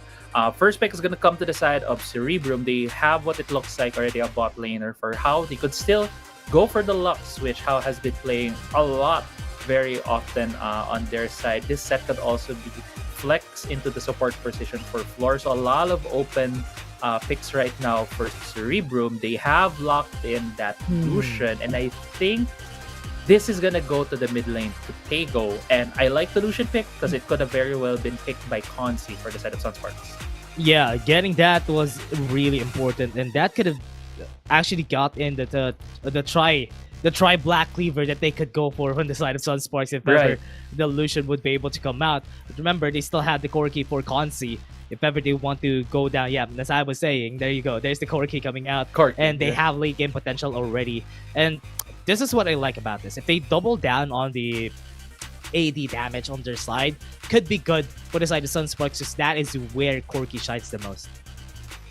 Yeah, C is gonna get forced to build more armor because of the many AD champs inside of Sunsparks, but they could also, all of them could build black cleavers, and Zed being left out in the open, as mentioned earlier, Zed is one of those champions that Hayes can very well use. We could maybe see we could probably see Consi going for the first build black cleaver on the Corki to be able that armor shred to help the Jace and the Zed. But the last pick from CE is that Leona, which shows to be a very strong lane, dragon lane right now for the side of CE. Yeah, and again, going forward though, that was really great. That was really great for CE, getting a lot of CC on their side together with a what do you call this? The assassin on their side, and having a mage and ADC. They just got the full package on their composition. So this is like they want to go for. They want to disrupt most of the members of Sunsparks. Sunsparks, very linear. What you want is not even front to back. They just want to go in, try to go CC, try to brute force their way, get the kill, and that is where the advantage goes to. On the side of CE, we can see a lot of CC going to their side, and we all know how Floor is when it comes to CC. So it's kind of scary if ever Sunsparks wouldn't be able to answer back on those CCs that CE has. But as well, as you mentioned, Sunsparks is very linear. But as we've discussed in the first series of the day, whenever we see a set on one team and you have a linear front-to-back composition, it proves to be very hard to play your composition, because Set can just grab him, use the showstopper, and throw maybe the Gragas or even the Lee Sin whenever Sunsparks goes for these contests on these objectives. So with that in mind, we have to look at which team will prioritize going for these objectives first, because with that Set can very well be the guy in the position to be able to throw someone into the team, or even as the guy who's going to be coming in later into the fight. So a lot of flexibility on Ivalis's hands right now on that set in the Baron lane. But going to the start of this game, we are just seeing a lot of default starts from both of these from a lot of the teams, and from both of these teams right now, it's just going to be a bit of a bullying in the mid lane for Pego, since he does have that range matchup against the Zed. Very easy setups for in the mid lane, especially when Pego gets to... I think when Hayes gets into level 3, that it's when Pego would have the disadvantage. But now we should look at how our junglers are pairing up. Zalpi, but the top lane though, pushing back away. Ivalice. Oh, they're both on very weird health stages right now. It's just the usual trading that we see a lot of these top laners at this point, Dash. But yeah, you're talking about the junglers between Ace and Zalpi. Yeah, and back to my point there. Thank you for getting that crazy apple. Because honestly, on this for both of our junglers, like what I'm saying, Ace could have an easier time, and that's why he was able to pull that off. Forcing the flash out of was really crucial. He can go for a regap whenever he wants to, but now that they have vision on the top side of the map, it would be hard for Ace to go for the gank because Ibalis had that ward there. So at least weren't successful for that gank, but was able to burn the flash in the mid lane. Zalpi might be catching Sunspark, but no? Okay. But yeah, I do agree with that point. But again, this might be a 4-man diversing here. Okay, Zenith played on the bot side though. Kansi was able to Valkyrie out of the way. The body slam onto the flash, was able to make it work, but that is going to be a 2-for-1 trade. Still a win and a first blood for the side of CE. Yeah, first blood with another kill. That's give a lot more gold to their side because they do get that first blood gold, as well as they're getting some plates here on the bot side. Yes, it did result in the trade for Zalpi, but if you're Cerebrum at that point, you're gonna get that trade any day because it gives your Kha'Zix a bit more gold to be able to get a bit more items. Unfortunately, first blood gold did go to the side of Floor, which is this Leona who's not gonna build damage, but you know, you gotta make lemons out of, you know, the best situation. You gotta make lemonade when at this point. So just having more of that tankiness, and also look at the enchant right now for Floor is that needed redemption gives Cerebrum that chance to have a bit more strength coming into the objective fights, which we're gonna see in about a minute. Going for this, I mean, they still have the minute for them to get the 3k, just for them to hit that power spike that they have whenever it comes to items, the black cleavers coming out to them. So we're still waiting for that point to happen. And I think there's a brewing fight in the bot lane right here, Crazy Apple. Look at how Zalpi is positioning himself, trying to bait out, but Sunsparks kind of smelled this from a mile away though. Yeah, Sunsparks, but Zalpi still staying here. Only 2v3 at this point between Sunsparks and CE. Could go in. Oh, Solar Flare onto the Mega Inferno. Wow, was they able to get the Valkyrie though, but that was a great explosive cast for MJon to be able to deny that. MJon on the 1 HP, and what was that? Almost a fadeaway shot from How, and here he comes. Here comes the superhero. Here comes the sun, but Ace is gonna trade his life right there. Here comes the Death Mark. Was able to get the damage. Take down. What a great play from Hayes, and now he forces the flash. They won't have anything else. Hayes doesn't have the Living Shadow yet, but they don't have the damage. What a great 2-for-1 in favor of Sunsparks. Yeah, great series of plays right there from both teams. Cerebrum trying to bait out the member of Sunsparks, waiting for that gank, staying a long time in that bush, but also the explosive cast coming from MJon essentially stopped the fight from happening, gave that space from Sunsparks. Ace was kind of late, but still went in for that 3v1. I thought he was gonna die there because he was getting stun locked by Floor, but fortunately for him, he was able to deal enough damage to get one more kill, and still 2-for-1 in favor of Sunsparks right now. Though the Drake is being started out by Sunsparks, but it looks like it's just gonna be a handshake between both of these teams. Yeah, but because he got the kill a while ago, it kind of delayed the fight from happening though. They are gonna be taking this. The Zenith blade onto Ace, almost getting the kill, and now he's super low in HP, and they're gonna be taking this down. CE are just doubling down under pressure. They might be able to take the kill onto MJon. Not enough damage on the side of Sunsparks though. That's why CE was able to get the one, and the dragon at least has been taken by Sunsparks. Call me a liar. It wasn't a handshake. It was Cerebrum wanting to get everything. Try to get a steal. They didn't get that steal though, but they got the Herald, got a kill, and now took the first turret in the mid lane. We're still 5 minutes in this game, Dash, and they've already broken the first structure of the game. Oh my, they broke the first wall, and this is just not really what they want on the side of Sunsparks. Whenever mid lane gets pushed, pressure is just all together, especially on your side of the jungle. Well, especially on most of their players, they need to ward on those sides of the jungles, because anytime CE could go in, and they're fighting against a Kha'Zix also, which makes it a way harder for them to push forward if they want to go for shoves. Yeah, and you know what we've been seeing between Sunsparks and Cerebrum for the past couple of weeks is that Sunsparks is this really good macro focused team, but there could be a 4v2 brewing the bot side. Okay, there's gonna be a death mark coming in. Pago is just gonna fall down. Ace is gonna be the trade out, and this is gonna be 2 taken down by Cerebrum. They're just trading out, or rather, out trading Sunsparks every step of the way.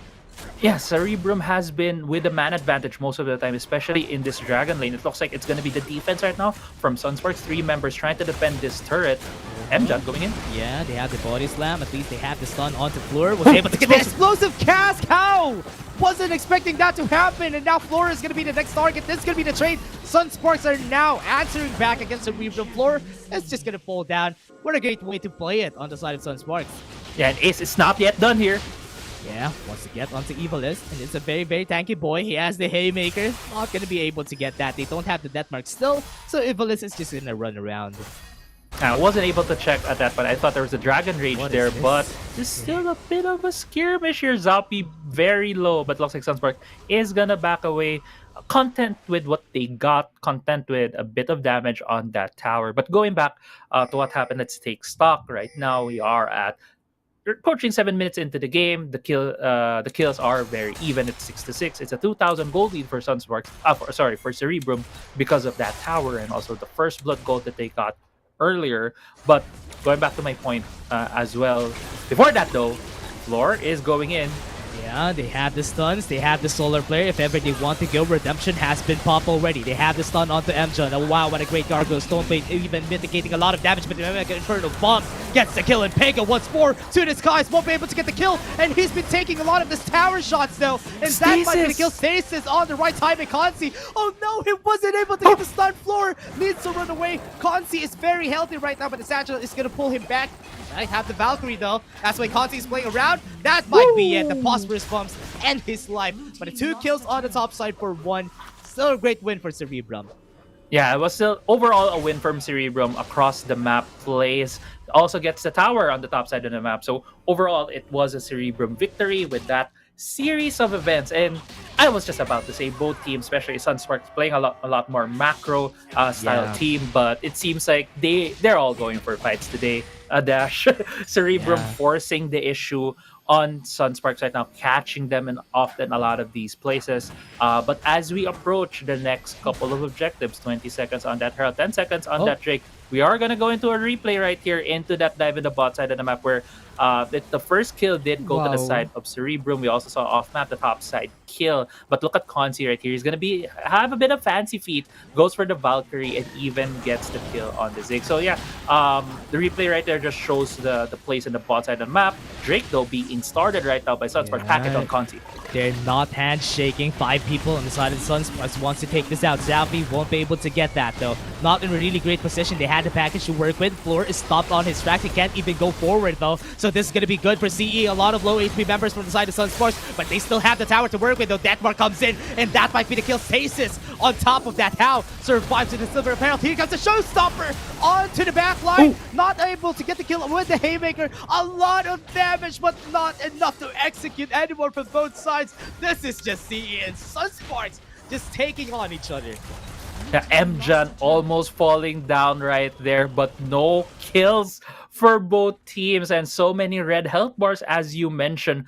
But at the same time, at the end, it was a Drake going to the side of Sunsparks. Rift Herald is still up. Zalpi right now crawling his way here. He might catch out Nastro. Oh, Nastro, not enough damage. Respecting this team strike here, but a good call there, Crazy Apple. So if ever they want to go for this for the side of CE, 2 Drakes have already been taken by Sunsparks, so this is just the bare minimum. That's what they want to do. They need to take this out for themselves, just for them to have more pressure. But CE now, playing it so well.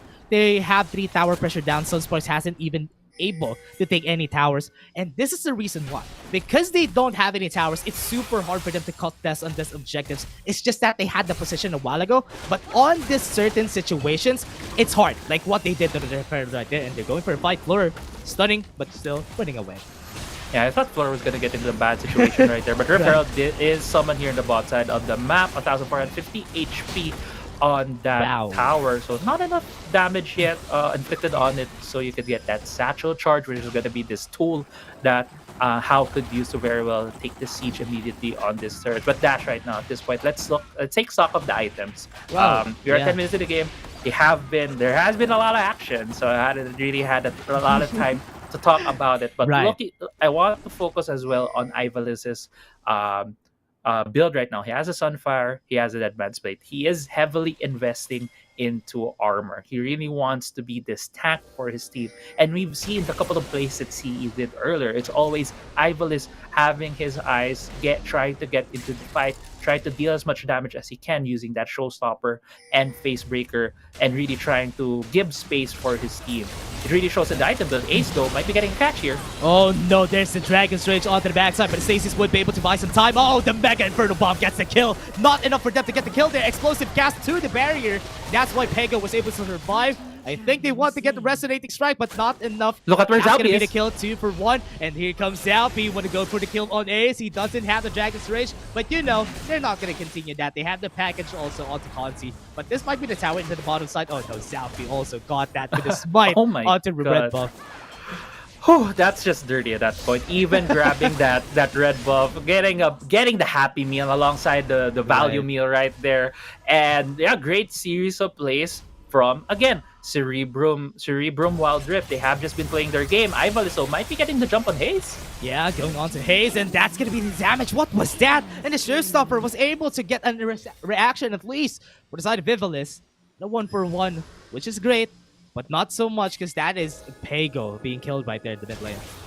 Yeah, Pego does fall down, but there's no real big objective right now on the map. The Infernal Drake is going to come up in 20 seconds, and all of the Drakes have gone towards the side of Sunsparks. It feels like this next Drake would likely go to the side of Cerebrum just because of the gold lead that they have at this point. They are 8,000 gold ahead. They are very much ahead as well in pressure in the map when you look at the structures that have been taken already by Cerebrum Wildrift. Let's look back at the items, and I keep focusing on the items right now of Ivalice because I believe he has had some of the most unique item builds we've seen in the Rift lately. yeah. He has the Warmugs right now, also has that Stone Plate Enchant. So it's just going to be this big, beefy tank along with the shield coming from that set. Oh, expect him to be always diving for his team though. Sunsparks may be trying to look for a steal here. Yeah, building up on those pounds though. Ivalis is just actually flexing his muscles right now. And now they're even respecting. Just because Ivalis was there, he doesn't even deal any damage, but because of his sheer presence, it was enough to pull them back out of the way. That is just a Chad hour right there from Ivalis. Now, want to go forward. Emjan gonna be the target. They had the explosive cast with the face breaker. Was pretty, but on the backside, look at Haze. He's gonna go onto How, and it's not a good position to be in. They have the Stasis to work with, but they're not gonna be getting the kill right there. They're trading 2 people down. Ivalis onto Haze, but 2 has fallen down on the side already for the side of Sunsparks CE. They need to find ways to get more objectives on their side. That's a big advantage right there. A big advantage indeed, but this is deja vu right here. 2-for-1 trades all across the board. T may be catching one more. Yeah, getting to slow. They have more though, so Zalpi not going to be following that up because Flora doesn't have the Solar Flare. Yeah, doesn't have the Solar Flare, so not going to be able to chase that down. But because of that series of events, CE having the man advantage on the map, they could very well wrest control over the Baron. They are pinging it. They do want to they have the idea right now of trying to take it, but since they don't really have enough vision there at this point, they go for the bats, get the items, and while they're getting the items, while there's still no fight, let's take stock a bit of where we are at this point. Look at the junglers, Zalpi. We have the panel that has mentioned Zalpi is this carry for the team. He is the one who is getting a lot of the gold. He is 3,000 gold lead right now compared to Ace. He has 3 completed items, but looking at the map right now, Zalpi is looking for a kill. Ace does hit that Sonic Wave, spots him out, so they're not going to be fighting anytime soon. Let's get back towards the items, I believe. I was going slow right there because there might have been a fight, but Floor might be getting a catch. Yeah. Okay, just both teams just positioning at this point, Dash. Yeah, they're just finding ways for them to get some kills before they actually move forward. They have a lot of tower pressures inside of CE. That's why they're going for a lot of death brushes here. Now that they don't have the package, might be a problem for their side. Gargoyle Stone Plate has been popped, so maybe, just maybe, Emjan is gonna have a bit of a problem later on. Yeah, but with that engage coming from Floor, he did use the Solar Flare, so 1 ultimate down for them, but Ace also needed to use his Dragon's Rage. Ace right now trying to get into this Baron, while the Baron is being started by CE. Okay, yeah, they're gonna start that out. They want to go for fights though. Okay, 4k HP already. Nashio, they don't have their junglers in yet, so this is gonna be good for their side. They were able to get that, and the Baron is taken by CE, and they're gonna follow up. Here comes Emjan in front, not gonna be able to do anything because Ivalis is chasing Consi. They can even go for a fight here because they're all scattered around. That's gonna be the flash coming in, and the Haymaker would not be even needed for CE, and they got the win right there. CE is just gonna go and move forward, take some towers, take some more objectives, and look at bot lane though. At least Hayes was able to get some towers on his end. Right, Hayes was the guy just with pushing. Sunsparks tried to go for that 4v5, tried to make it feel a bit more playful towards that Baron. Maybe they could have gotten a steal with Ace, but unfortunately, CE did a good job to not enable the Ace to sneak himself into the Baron pit to get that steal. So good job right there from CE, even getting a couple of kills after that. And right now, at this point, CE has the Baron. They have destroyed all of the turrets that are not inhibitor turrets, so they have possibly a huge control over this map. They just need to shove the side lanes at this point while keeping Ivalice with his job. He already has the force of nature. This guy is just gonna be this huge truck for the team. Look at how many bars right now he has with his HP. He's gonna be this big beefy tank. It's just his presence will scare Sunsparks. I also remember Crazy Apple. I think Ivalice was the one who took down Ace in the end there. And remember, he's a tank, but he's still capable of taking down anyone. And he's absorbing a lot of pressure here, though. Dragon's Rage has been used. He has to Showstopper to put himself in a better position, though. They got the kill on Haste. But Ivalice, is this a really worth the trade? They have the Gargoyle Soulblade and the Redemption. It took a lot of time. And now that's going to be the turnaround for the side of CE. Sunsparks got taken down. And wow, that was enough. Ivalice just made it work in there. And Baron has been taken also, so they're just gonna be taking this towers. Last member standing, Nasjo. Would he be able to do anything? Because bot lane is ticking, the towers, the minions are here, and this is gonna be the takedown. I think this is gonna be it. Sunsparks, Nasjo tried his best on the top side, but not enough for them to get the win. Pego fell down, but their Nexus fell down with it. Yeah, and congratulations to Cerebrum Wildrift taking game 1 of the last series of the day. And yeah, to break it down, I think it was really Cerebrum having a lot of these plays where they had a man advantage every time. And if you look right here, they're even yawning, like, just another day in the WCS getting that win, because it's still not over yet. They still have at least one more game to be able to close out this series. But going back, Cerebrum Wildrift, there's a lot of good timings as well that went their favor. Whenever Sunsparks, especially Ace, tried to make plays, there's always a member of Cerebrum right there, always going for the help and always trying to, take that man advantage. And slowly and surely, Cerebrum was able to get those advantages. But at the same time, I really want to focus dash on Ivalice, because I if you'll let me, I want to make a reference. Yeah. I'm ready. Have you ever watched Yu Yu Hakusho? Yeah, that's where my name came from. So yes. Oh, really? I mean, didn't my know. real name came from. So, that's why. So could you agree with me that set at that point, Ivalice, looked a bit like Tagulo, and it was like 100% power? Good reference. To be honest, that's a good reference. I love that. Because honestly, that was how it worked. It's because Ivalice was just there. He was alone.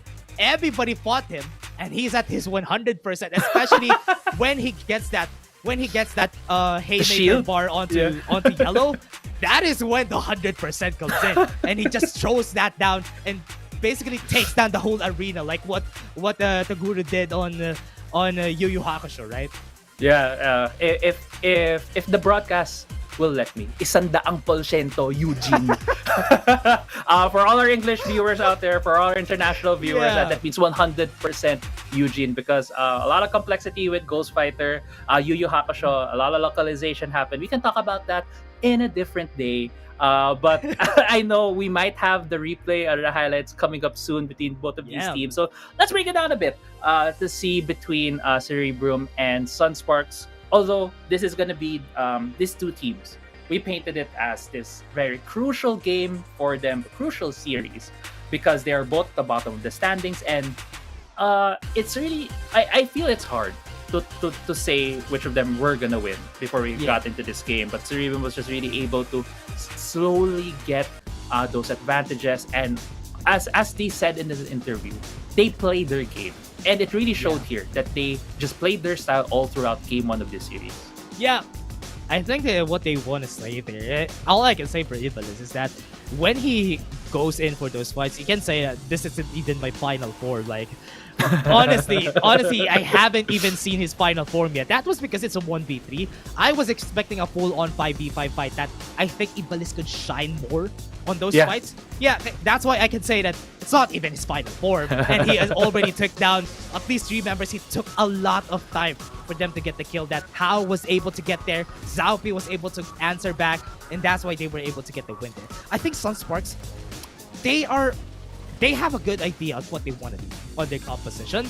But I think you need to agree with me here, Crazy Apple, because it was just so hard for them to make work. It's because Ivalice, they weren't expecting Ivalice to go full tank. And the menace that he has been during the whole fight, they don't have a dedicated frontline to answer Ivalice. That's why every time that they go for fights, they're scattered around, which is why it's hard.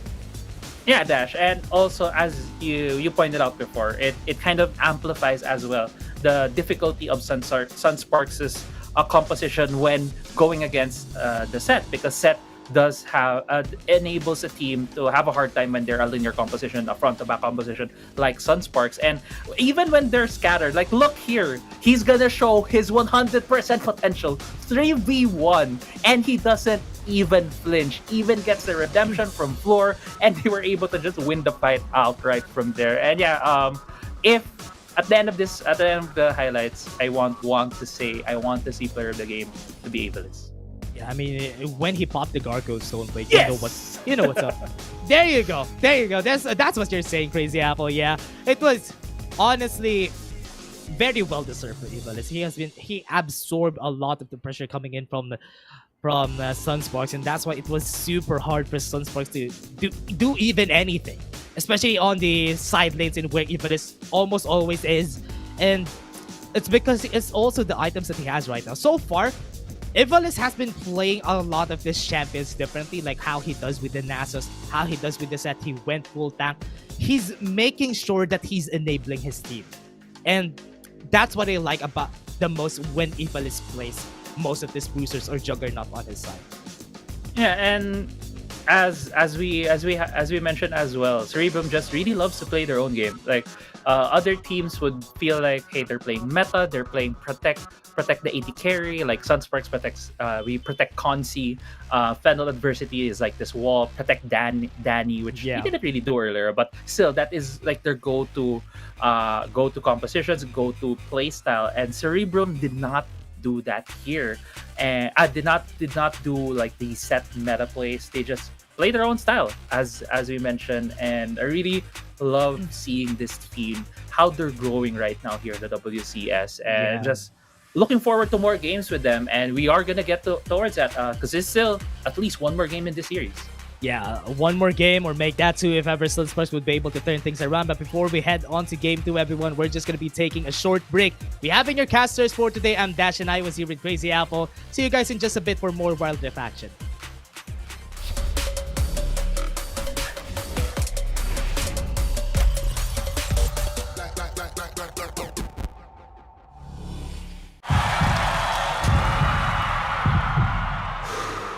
Stop and refocus. Get a clearer perspective. See things from different angles. Power up and set your eyes on the prize. It's time to step up and rise to the challenge with the Redmi Note 11.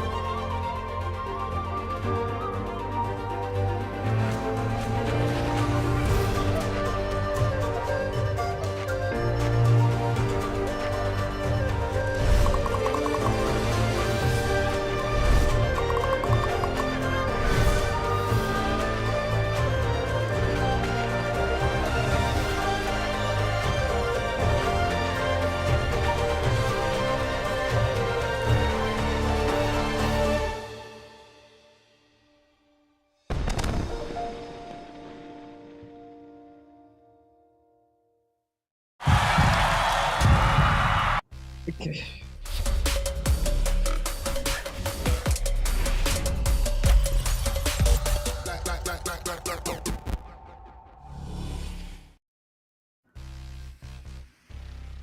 back, everyone, to Game 2 of Sunsparks versus Cerebrum Wildrift. This is going to be an exciting match. It's going to be Game 2 for the day, and some things could change for the side of Sunsparks. But I guess I would just like to remember, though, we did a Taguro reference or Yu Yu Hakusho reference a while ago. I was expecting a JoJo reference, to be honest, but yeah, that's okay. We're still going to go with a Yu Yu Hakusho reference to Taguro here on our panel. I mean, it's showing our age, but it's okay. It doesn't really phase us that much. But again, everyone, we're going to be your shoutcasters for today. I'm Dash, and I'm here with Crazy Apple. And Crazy Apple, talk me through that Taguro moment right there. Oh my god. For all the JoJo's fan out there, I'm sorry. I'm showing my age in the caster desk right now. I thought of Yu Yu Hakusho first before of JoJo's because I very much know set looks a lot like JoJo's. But anyway, going back into this series, Cerebrum Wildrift versus Sunsparks. This is still gonna be the battle between the two teams who want to get the 7th place at least after the first half of the round robin. And also it's gonna determine who is the better analyst. Is it Osiris or Autolus? Stay tuned for that. But at the same time, we're gonna see what are the adjustments from Sunsparks. They still are going for the Ponzi carry for their team right here. So I want to see what are the adjustments coming from them, because for me, I felt like there were not a lot of big moments where Sunsparks made mistakes. It was really Cerebrum Wildrift having better reinforcements. You could say reinforcement speed to their members. They were always there helping each other out. And it just became so hard for Sunsparks to be able to fight, even though they did get the first 2 Drakes. The gold lead just kept ballooning towards the side of Cerebrum, and they just got the items to be able to handle Sunsparks easily towards the end of that game.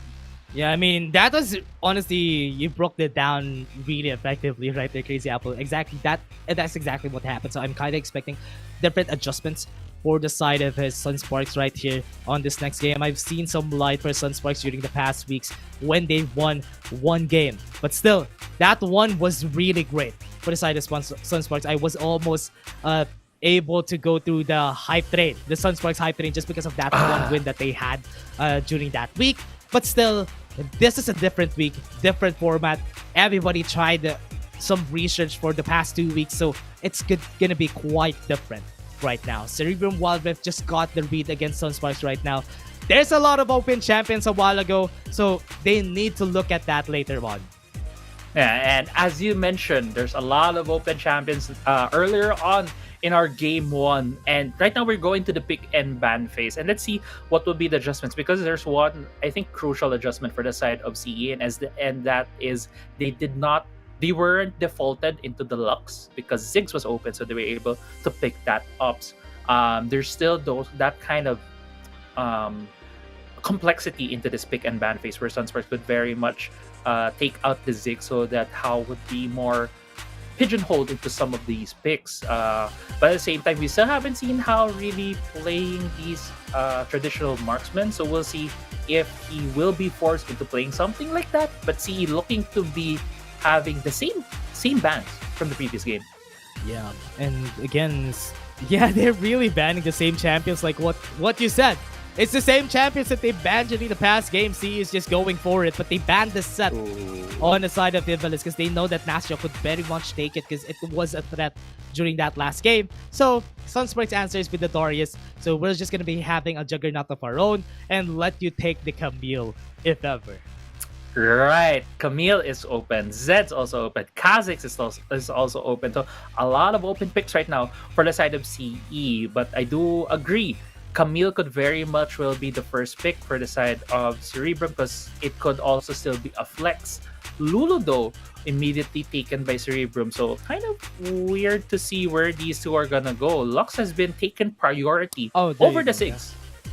Yeah, that is House, one of the House favorites champions. That's why they went in, double down. Let's just risk giving out the info on what floor and how are gonna pick.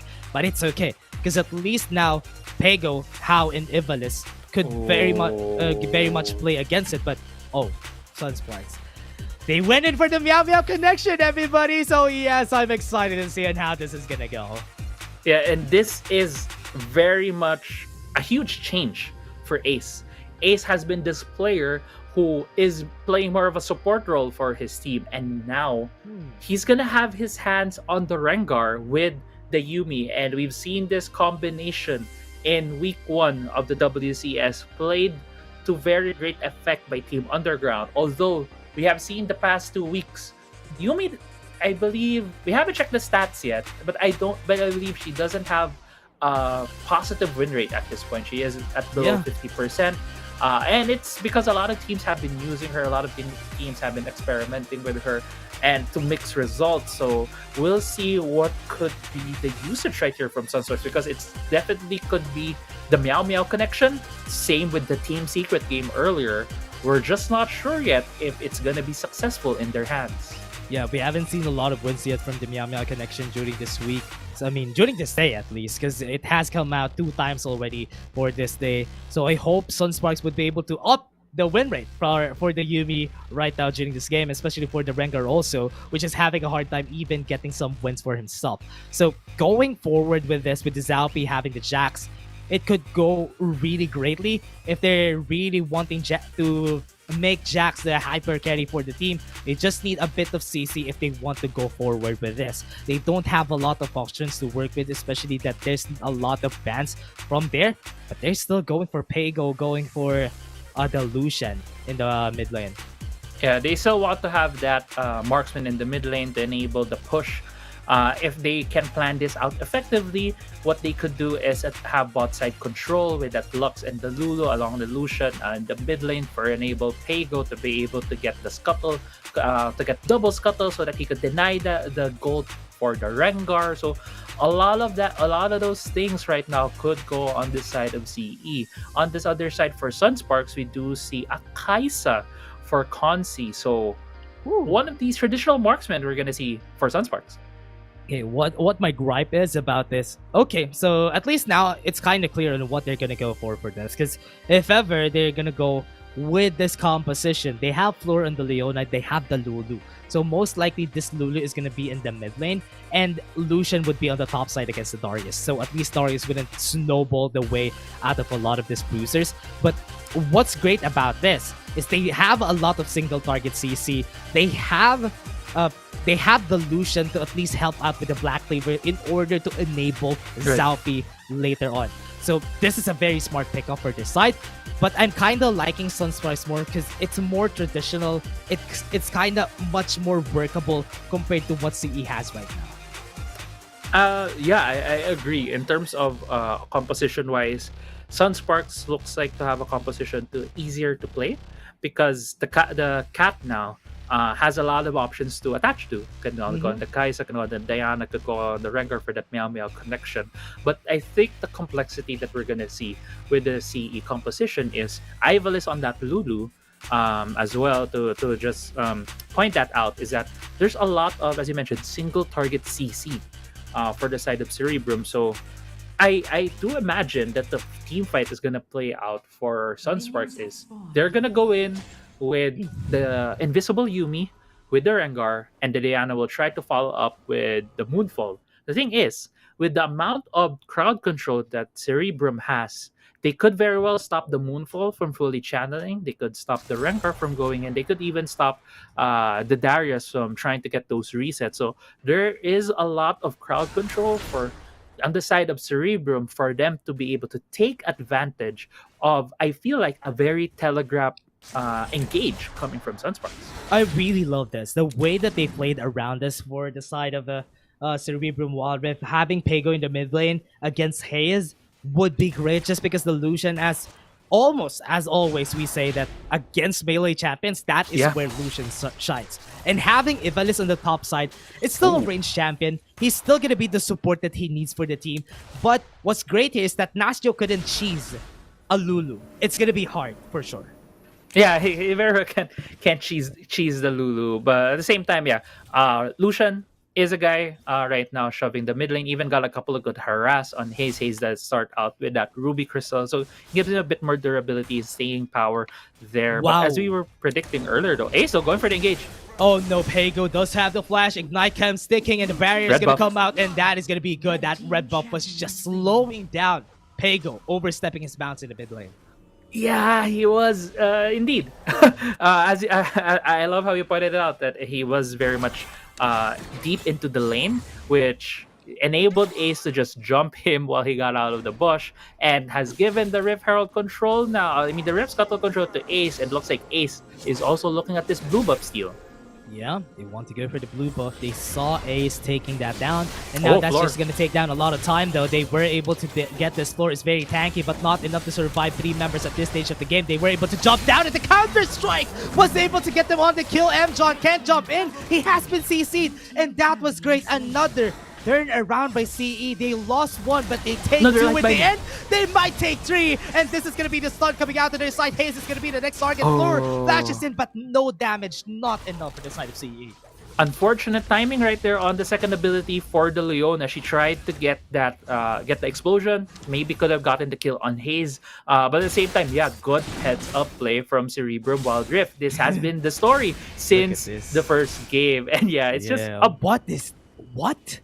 How is this happening right here, Crazy Apple? I'm kind of surprised if Iblis is just throwing around some fairy fires against Nasio right now. And it's actually been successful, but here comes the gang from Ace, and that's a takedown. And that's the answer back to the fairy on the top side. Yeah, Sunsparks didn't let it happen. Didn't let the fairy just bully the big man with the big ball with a Dunk Master Darius skin right there. And great answer from Sunsparks, at least making a play on the other side of the map, still keeping the gold close at this point. They do have that 500 gold lead, 2 kills. But as we approach the 4-minute mark, we are about to get towards that the 2 objectives that are gonna come up. Both of these teams right now, a lot of their members poised to get their first items as soon as the objectives come up. It looks like it's going to be the Triforce for Zalpi. He is 2-0 on that track, so he's very much accelerated. Pego getting jumped here. Yeah, getting the Hextech Photo Belt. Not enough damage though, but not going to be able to get the kill on the top side. But at least now they burned the culling before this objective fights are going to come out. Yeah, and I don't think, Pego doesn't have enough gold. He did burn the culling right there. He was waiting for one more wave to be able to have enough gold to get that Black Reaper. It doesn't look like he's not gonna have that for a possible objective fight. Look at the timing right now for Consi. He is going for that recall with the cat. But as we all know, Kaisa won't go for a completed item. She's gonna prioritize maximizing that AD to evolve her first ability. So she's not gonna have as strong of a fighting capability at this point. We're gonna see which team will try to contest these objectives, because for the side of Sunsparks, they have a lot of scaling on their hands, while for Cerebrum, they also do have a bit of scaling, but they have a lot more catch potential on their side. They have seen Zalpi and the Solar Flare onto the backside. Was able to get the last chapter, and that's going to be the kill already, and that is going to be great for their side, though. They were able to make it work. 2 people are down already with the side of CE. Sunsparks are taking them down. The 5 stacks on the head, and he might take more. Not going to be enough for them to get with the Protobell, though, but that's a 3 takedown together with the Rift Herald on the side of Sunsparks. And just a huge win right there for Sunsparks. The hidden Moonfall is the deadliest. They weren't able to see the Moonfall being charged up in that bush because there was no wards for the side of CE when they got the Solar Flare on Sunsparks, and they weren't able to get any vision. Didn't know Haze was already channeling that. They got baited essentially into that fight, giving more kills on the side of Sunsparks. Sunsparks right now going for the back, has a bit more gold in their pockets. They will be looking at this Ocean Drake at this point. Yeah, got that. I love the fact that the Sunsparks was able to answer, especially on that fight. As you said, the Moonfall was going to be crucial for Haze, especially if Floor and also Zalpi goes in. Yes, there's not a lot of targets though, but Moonfall's AoE is really big, so he's going to be hitting that for sure. Here, I think they're just securing the bot lane just for them to get the pressure on the bottom side of the map before they go for the Drake. And this will give CE a bit of a conundrum right here. Will they go for the defense? They might just very well get jumped right here by Sunsparks. Yeah, if ever they go for the jump here right now for CE, this might be the right timing. A while ago, right there on the bot lane, but Ace is playing with fire. Oh no, he clicked the wrong target. That's why it was able to get the kill onto CE. Now they don't have the jungler, so they cannot get this Drake. Yes, they might be able to get some kills, but because Hayes just went into the bot lane, he's just gonna put some pressure, before we go on for the fight here. But still a good position. The Solar Flare comes in. They have the Moonfall if they want to work this out, though. Good positioning for the side of CE. They're just making it work. Here comes the Moonfall, but not enough for them to get the win there. Hayes is gonna get taken down. That line binding. Oh, that's on point. And CE gets this win and gets a Drake in the end. That was a delayed ace. If you think about it, for Cerebrum, they have killed all 5 members of Sunsparks before getting that Drake right now. The kill count is 5 to 7, and I just want to go back to Ace getting picked off. And as you mentioned, he probably did a boo-boo right there. A bit of a misclick towards floor, was able to be stun locked, immediately killed. So the Dragon was very much open for CE. I think Sunsparks should have not contested it anymore. They should have backed away, licked their wounds, not give Cerebrum Wildrift more gold, because look at this. 3-0-4 right now on Zaupi on this Jax. He's about to complete his Blade of the Ruined King alongside the Triforce. Ace going for the jump on out. Real of the hunt. They have the stun shield, Daybreak, they have the solar flare, but that's a lot of damage. Floor is just gonna be sacrificed here, but that's okay, because that's enough. That is gonna be the execute, but top lane is ticking, and they want more for the side. They got the first turret. That's a big advantage. Still, I think that's a 1-for-1 trade together with the tower on the top side.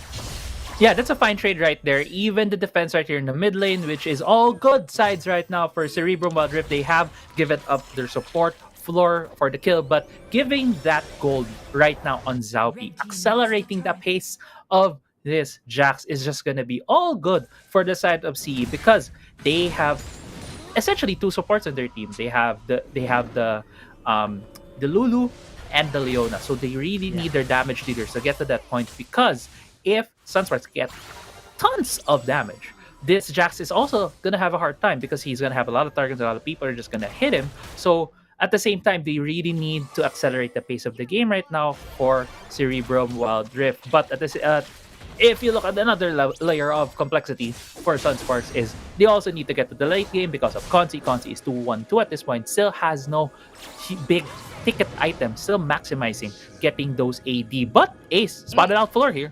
Yeah, there's a lot of what ifs on the composition right there, but the apprehend onto the top side. Is he gonna go in? For them to get the kill, they're gonna go in, and that's not gonna be it though. Flora was able to buy some time with the stasis onto Pago. And Sunsparks, wow, they went in, and they were the ones who were low HP after. Right. I asked, is he gonna go in? Because I can't believe he went in. But at the same time, Sunsparks is a bit in chaos at this point. I can feel they have a lot of things that they're not sure where to go to. Ace wanted to get that pick on the top side of the map, tried to get that lone Lucian, but there was floor there, still push the tempo, but see getting pulled. Okay, they had the final chapter onto one, not going to be able to get a kill. I think Ace is just going to fall down right here, but the jump right here was great. The Moonfall wasn't able to hit a lot, so that's why they just turned things around. CE just going to get the clear. Look at Pago dancing around. CE would be able to get that 1 kill onto Hayes, and this is going to be an easy take for the Rip Herald. Yeah, and Cerebrum just won that fight essentially. Now they have their eyes on the Rip Herald. They've also taken the first break of the game. Another fight in the mid lane. Yeah, Consi gonna be the target. They don't have enough damage though. This floor just went in. Not enough to work with. But this tower in the mid lane is just gonna fall down. Another one of... It's kind of deja vu moment right here, Crazy Apple, because I think CE has the tower advantage again, like what happened during game 1. Yeah, and it is deja vu. CE again. The plays that been happening here, Dash, is that Sunsparks trying to make a play, Ace trying to go for these kills, trying to go for these tower dives, and CE has always been there, has always been having more troops, having more members, having more champions defending each other. It feels like this kind of I got your back, bro, kind of moment for Cerebrum. They just have these layers of people watching their backs, and it's just a never-ending cycle for them, and it just keeps catching Sunsparks off guard whenever there's more Cerebrum members there. And because of the advantage Cerebrum right now has 2 members here in the Dragon, Sunsparks is nowhere to be seen. Yeah, wasn't able to see it though. They're respecting a lot of the space that CE has right now alongside the map. So Dragon being taken, but mid lane though, they have the chill of the hunt onto the mid, won't be able to survive, and that's gonna be a kill already onto Hal.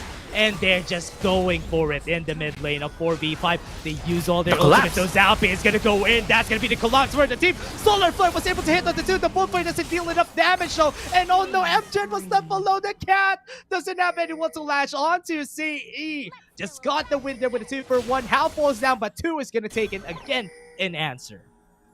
One word, actually, 3 syllables, one word, deja vu. For this series. Again, it's another 2-for-1 trade in favor of CE getting map control, and now they're sieging down the turret.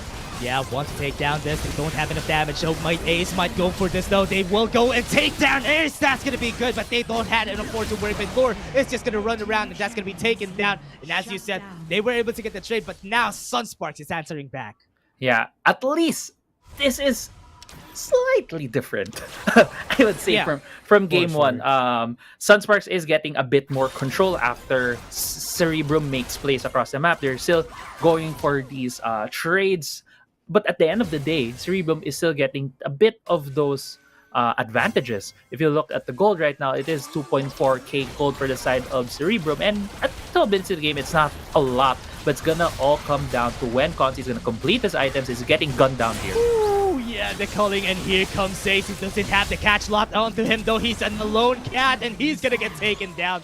Conti is just gonna run, and that is another kill. What is that? Oh no, that Pago! is really crucial, but the pull out, oh no! That is gonna be the stasis that need to buy some time. Nacho not gonna be able to get the execute. Oh no, that is not good. Backline though. Pago was able to get that. Moonfall gonna be able to hit on the 4, but not enough for him to get the win. Conti gonna be the target line. Look at this. The crosshair placement on their side. Not enough for the side of Sunsparks to be able to get the win, and that's a good ace for the side of CE.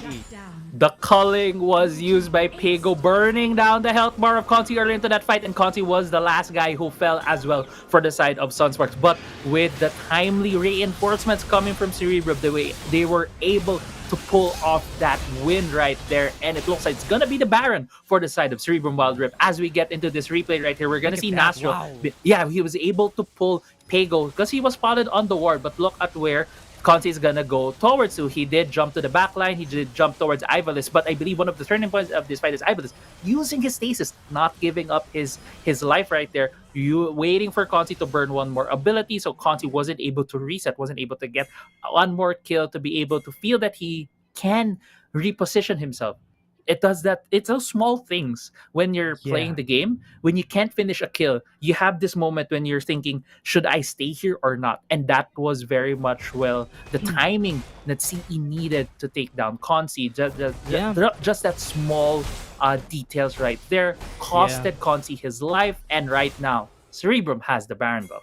And also, I think right now, John has always been, every time that his target is taken down, if ever he's on Ace, if ever he's on Consi, if they're taken down, he's gonna be taken down with them. I really like that CE is just going for it whenever they see that the cat is around, and they're going for bot lane. Evil is gonna be the target though. They have the final chapter, not enough to stick onto the target, so the Solar Flare is just gonna take them down. Nacho onto the backline, but not enough for him to get the kill onto Evil. That's a lot of shielding right now, everybody. 2 people are down. MGen has always just been the bonus for the side of CE. And that's what's so hard when you're playing the cat. You're gonna be a bonus if your team is behind. It's gonna be a 5v3 siege now on the Nexus. Oh, How gets it, but the stasis is there to stop them from getting the kill, the execution, and that is gonna be the kill. They want to end this, and that is CE taking a 2-0 against Sunsparks, and that just puts them up there compared to Sunsparks that is still at the bottom of the pack right now. Yeah, and Dash, this is a statement game right here for Cerebrum. They're telling the whole league right now that we came here to play. Yeah, and as Flor would say, ganda lang. Alright? Yeah, ganda lang, exactly. lang is the name of the game for Cerebrum Wildrift. They keep playing their game. They keep going for these, they keep reacting to each other. I love seeing how you could see the communication lines within the team. It's always, I'm here, I might need help. The other guys, not the other team members from Sunsparks aren't here, they might be going for me. And it's always been this layer of protection. Always one guy looking behind the other guy's back, helping them out on these fights. And Cerebrum Wildrift was able to edge out Sunsparks with just a bit of that advantage going into Game 2, winning this series 2-0. Yeah, most of the teams right here in the WCS, we would put them on some kind of a standard, right? Especially when it comes to our power rankings. But right here, we've seen Cerebrum Wildrift almost exceed. They have their own standard right here for Cerebrum Wildrift because they're at the bottom of the pack, right? But what's great about being at the bottom of the pack is that you can just exceed all the expectations that they have for you. Because there's not a set expectation for you guys. You can just, there's nowhere to go but up. And that's why right now Cerebrum Wildrift is just using it in their favor. And now they just answered back, or rather answered against Sunsparks, putting them up there, closely going to the playoffs. Because, you know, yeah, we're getting 6 teams onto the playoffs. So at least they're on the 7th place, so they still have a chance. If ever this could go smoothly after this day and going to the next round robin, they might have a chance to get into the playoffs though. Dash, I want you to think about this. As you mentioned, power rankings. Right now, Cerebrum with that win, they are 7th place, right? And who is, I think, at the 6th place? I think it's Team Secret. And we have just ended the first round robin. We never expected this is how we're gonna see the standings. And even though we haven't seen it now, we're gonna see it later. You guys are gonna see it later in the panel. But it's so wild to think that we have these expectations on these teams, and not everyone has, hit the mark essentially.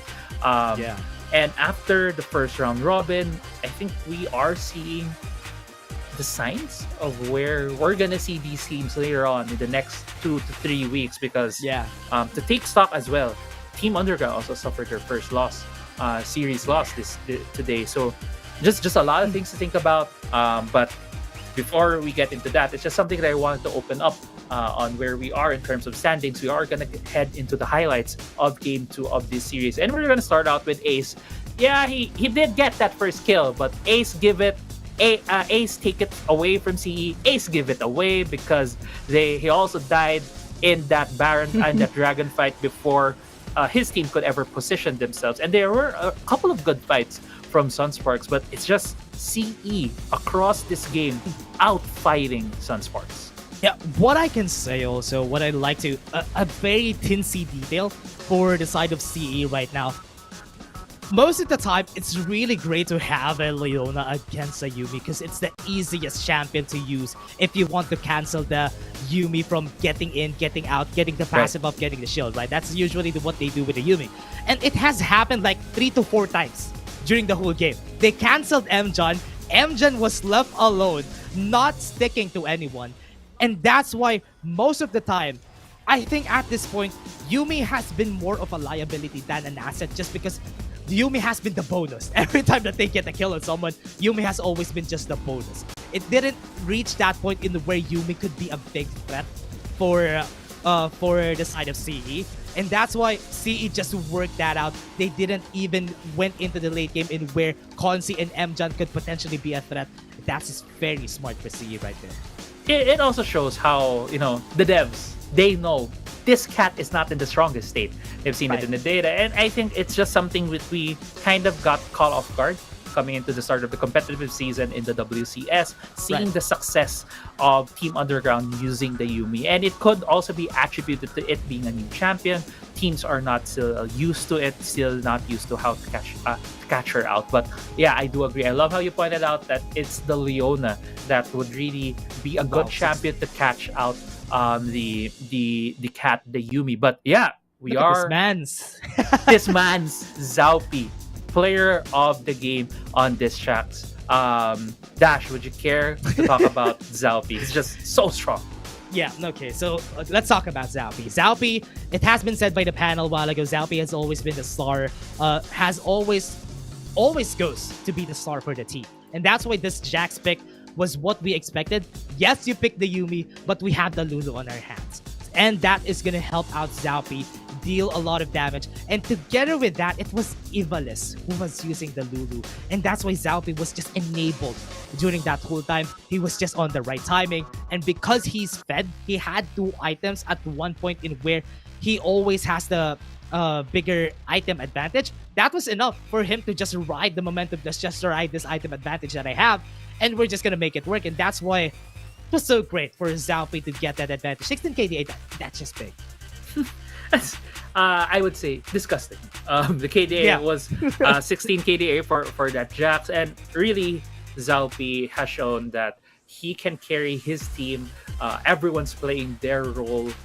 Zalpi is enabled to use a lot of different champions. Essentially, he can play a lot of these carries, and a lot of the carries that we're seeing in the jungle are very auto attack heavy or very AD heavy. And I think that's just a good compliment to wherein Hao is a AP carry specialist there in the bot side of the map. So we're really seeing this chemistry from Cerebrum. But still, before we finish this series, I also want to highlight Ivalice. Ivalice, I believe, has had the most colorful, different, unique champion pool in the WCS so far. Honestly, and I'm just so excited to see more of Ivalice in the next coming weeks. Yeah, and good thing that you pointed that out, because I was about to point that out, but thank you for that, Crazy Apple. But still, it was a great win for Cerebrum Wildrift right now. I'm kind of excited for their interview later on, though. So I want to know what the reactions are after this. But now, Cerebrum Wildrift is in a pretty great position. 7th, might be able to get to 6 soon enough, on this next round robin. But still, we're just praying that everyone would just be... We love all the teams equally, don't worry, everyone. But still, we have been your shoutcasters for today, everyone. We're just going to be taking a short break before we go on to the analyst test.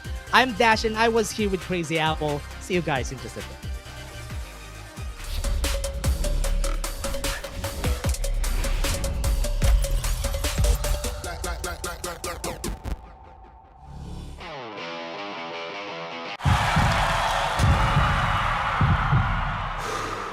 Stop and refocus. Get a clearer perspective.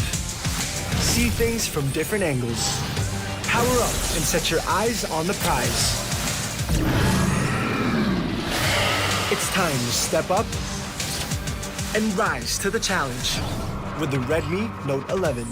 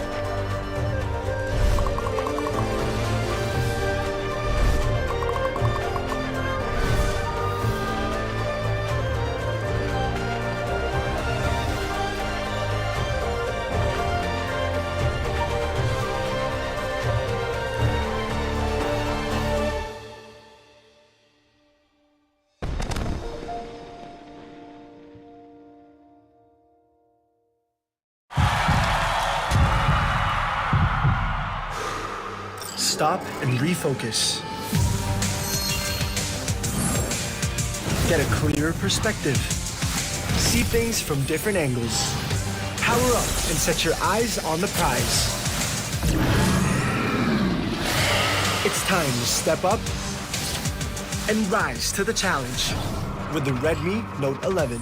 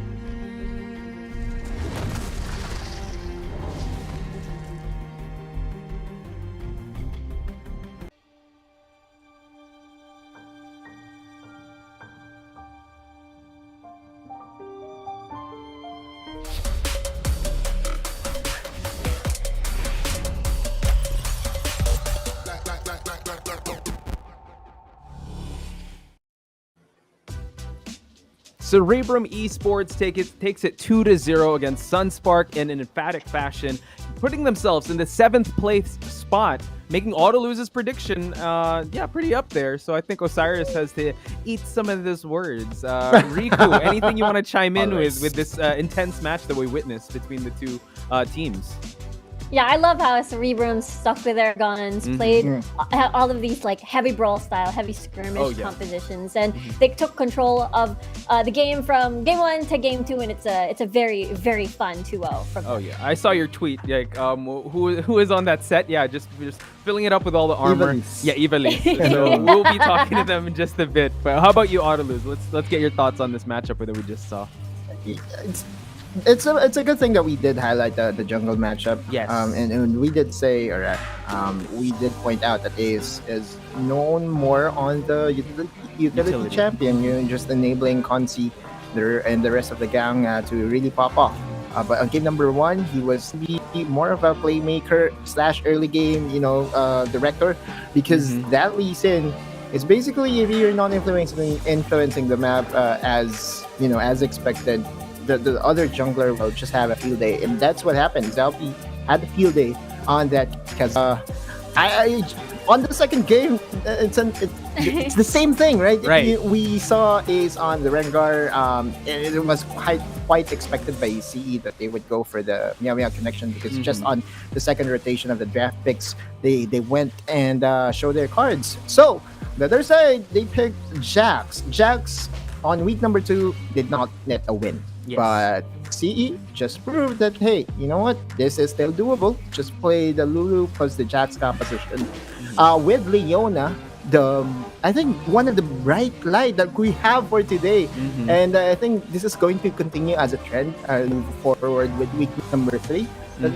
Heyman is back in the fray because of the Hunter Titans nerfs that we have seen in patch 3.0b. So, guys, watch out. Yeah, and speaking of like trends, I think the casters did mention this. It seems like people are starting to figure out the single meow connection. The other meow. I'm not sure, but the results today weren't as favoring as last week. So maybe we'll talk about that in just a bit, because on the other side we have our interview ready with the player of the game from game number 2. We have Zalpi from Cerebrum Esports. So let's talk to him. There we go. Cerebrum, hello, Zalpi, hello everyone. Congratulations. Thank you po.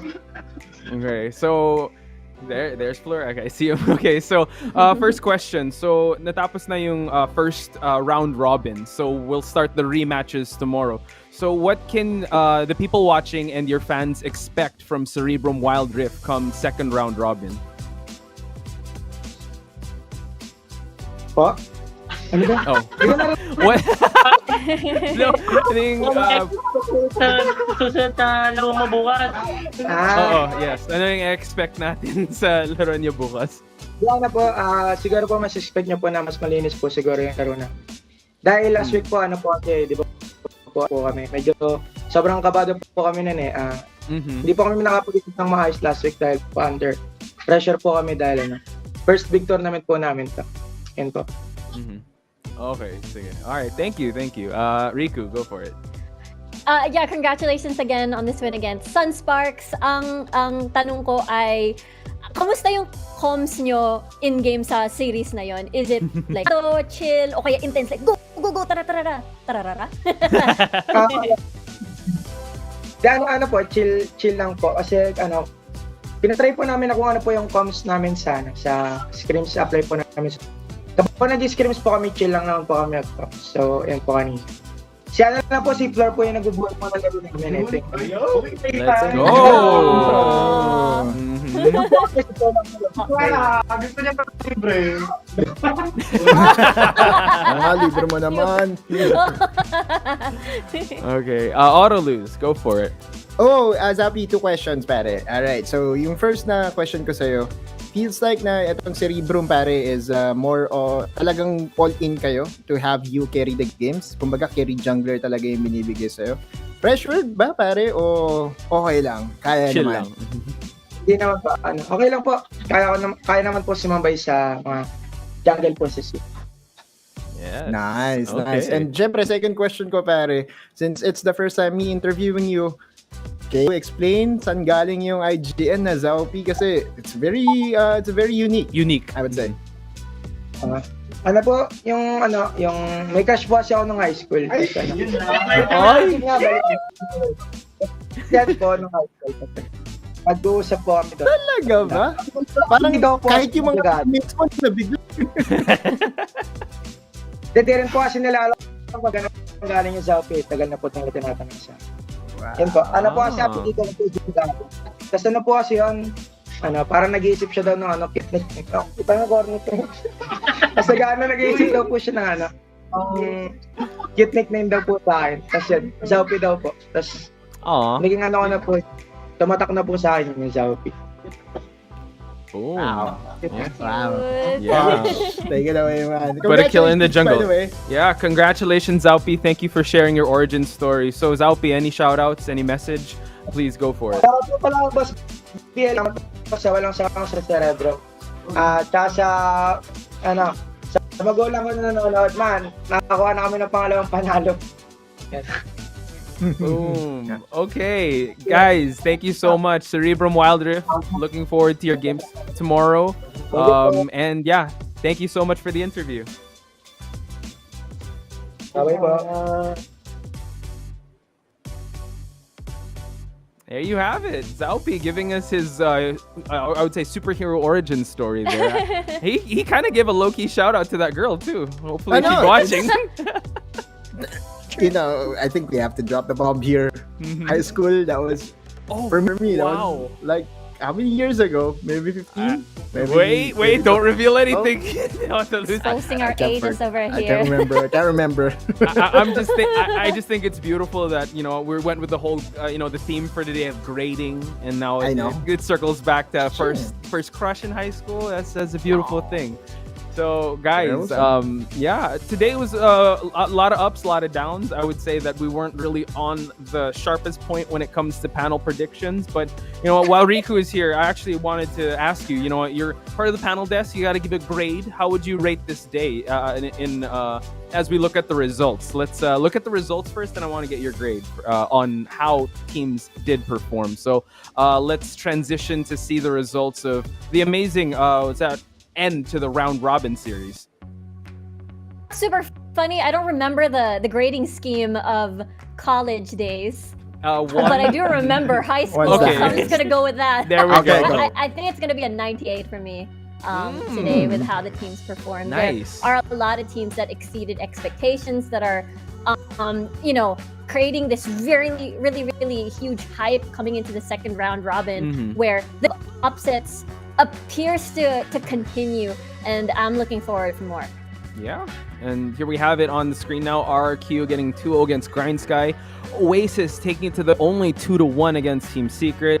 Everyone, big shocker, Fennel Adversity 2-0ing Underground, and Cerebrum Esports taking the win 2-0. So just full of ups and downs. Autolose, I might know the answer to this question I'm about to ask you, but what for you was the biggest surprise of the day?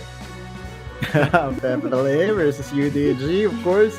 Well, I just would like to highlight something. There's an interesting thing that did happen today, and I think Rico and company was not able to get at least one correct score. Oh man! Hey man! Because their team went for their collection of group guys, girls. Deadeye and friends. Went for SS. Yeah, went for SS. Went for UDG. Went for TS, and went for GS. So 0 out of 4.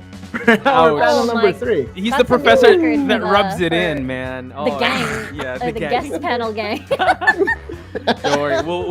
The guest panel gang would definitely got some brownie points for Professor Autolose. So let's check out the standings next, because this has shaken up a lot. So can't wait to see this and compare it to our original power rankings.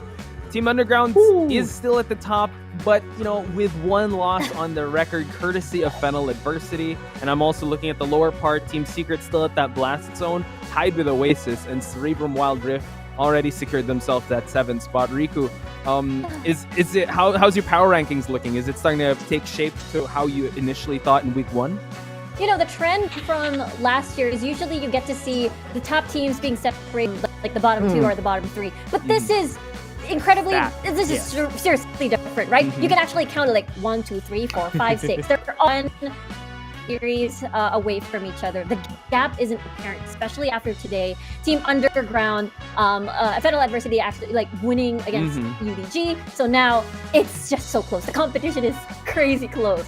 Agreed, for sure.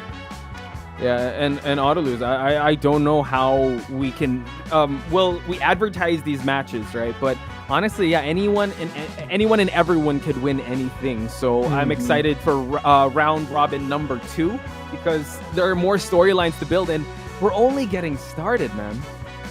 Oh, exactly. So another set of 7 games for each of this team. So Sunsparks and even Cerebrum could turn things around come second round robin. And I feel, this team, all they need is just a good weekend. A good weekend will give you a 3-0 additional onto your standings and would push you over to the safer zone, as I would say. But the standings right now, Fennel University clear number 2 so far. Yeah, interesting. Yeah, I mean, that was the match we just watched. Kind of, it actually invites. Did Fennel give the blueprint on how to go about facing Underground? Because Team Secret, trust that they have been watching, because that's going to be the first match. That's like one of the main events. It's going to be the first one. So, everyone in the WCS team backstage is definitely spoiling everyone watching. That's the first match, followed up by RRQ versus Oasis, another banger. And we got Sunsparks looking to move up in the list here to try and secure the 6th spot against GS, and closing it off with Fennel Adversity versus Cerebrum Esports. Holy cow, Riku! Any match you're looking forward to? Everything's very exciting, but the first 2 series I think is going to be incredibly spicy. How about you, Autolose? Second series and first series, of course. I'm looking at the rematch between Underground versus Team Secret. As you said it, there's a blueprint that could be followed, and if there is one team that can really capitalize on that quote-unquote blueprint, that's the team with the eye.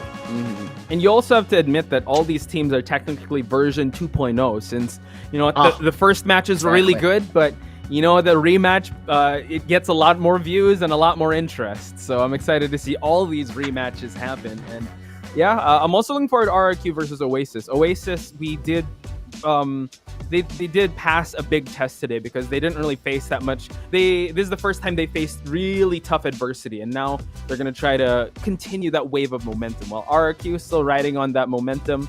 Really excited for how this is going to turn out. And guys, we finally reached the finish line, and I do have to let Riku know that, fortunately, you'll have some RRQ merch courtesy of your buddies. I actually don't know, Autoluz. Will all three of them get RRQ merch? Because I think that's going to be better Yeah. for me. No, it depends on them as to what team they will be willing to, buy merch from. Then again, it's amongst the 4 teams that they predict Yes. wrong. So the plethora of choices. Just here. rubbing it in, Autoluz. But So yeah. I prefer for them to at least support the team. Oh, yeah. Because that's how we do it here in WCSPH. Oh, yes. And speaking of support, just want to give some shout outs to some amazing people. First off, this event was made possible by PPGL, the largest multi esports league in the country, together with Riot Games. And we would also like to acknowledge our official mobile partner in Xiaomi. The hashtag Redmi Note 11 is equipped with 90Hz AMOLED dot display, making it possible for you to experience powerful and responsive gaming. Less waiting time with a 33 watts pro fast charging enabled by the all-new MMT technology, and a 6 nanometer Snapdragon 680 for high performance while improving battery life. More information about the Redmi Note 11 at the Xiaomi Philippines FB page. And of course, this tournament is under the supervision of the Games and Amusement Board, and that about does it for this semester of the first round robin. Oh, yeah. Thank you Tomorrow. so much for everything, guys. I can't wait for ESM. Sem 2. Yeah, we don't have summer classes. We don't have any break for now because WCS, you did see the schedule. We will, we are marching into the playoffs. So on behalf of everyone here at the panel desk, thank you so much for watching, and we'll see you guys tomorrow for week number 3, day 2 of the WCS PH. Good night and have fun in playing Wildrift, I guess. Oh, God. Close the Yes, show. definitely Wildrift. Close the show. I was like, what? Yeah. Okay. We're done. We're out. Yeah. See ya.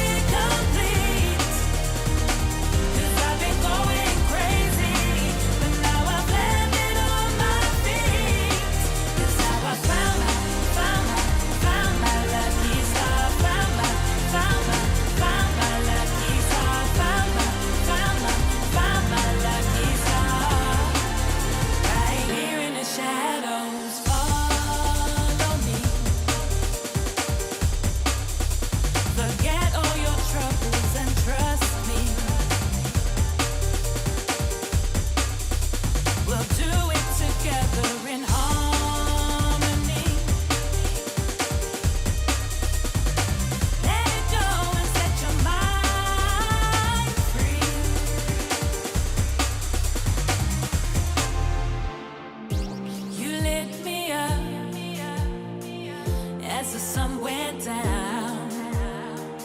Now my search is over, over, over. Wherever it takes me, my world will be complete. 'Cause I've been going crazy, but now I've landed on my feet. That's how I found my lucky star. Found my lucky star. Found my lucky star. Right here in the shadows. Right here in the shadows.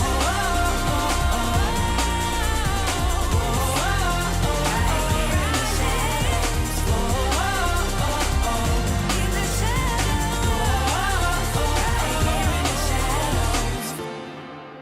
Right here in the shadows.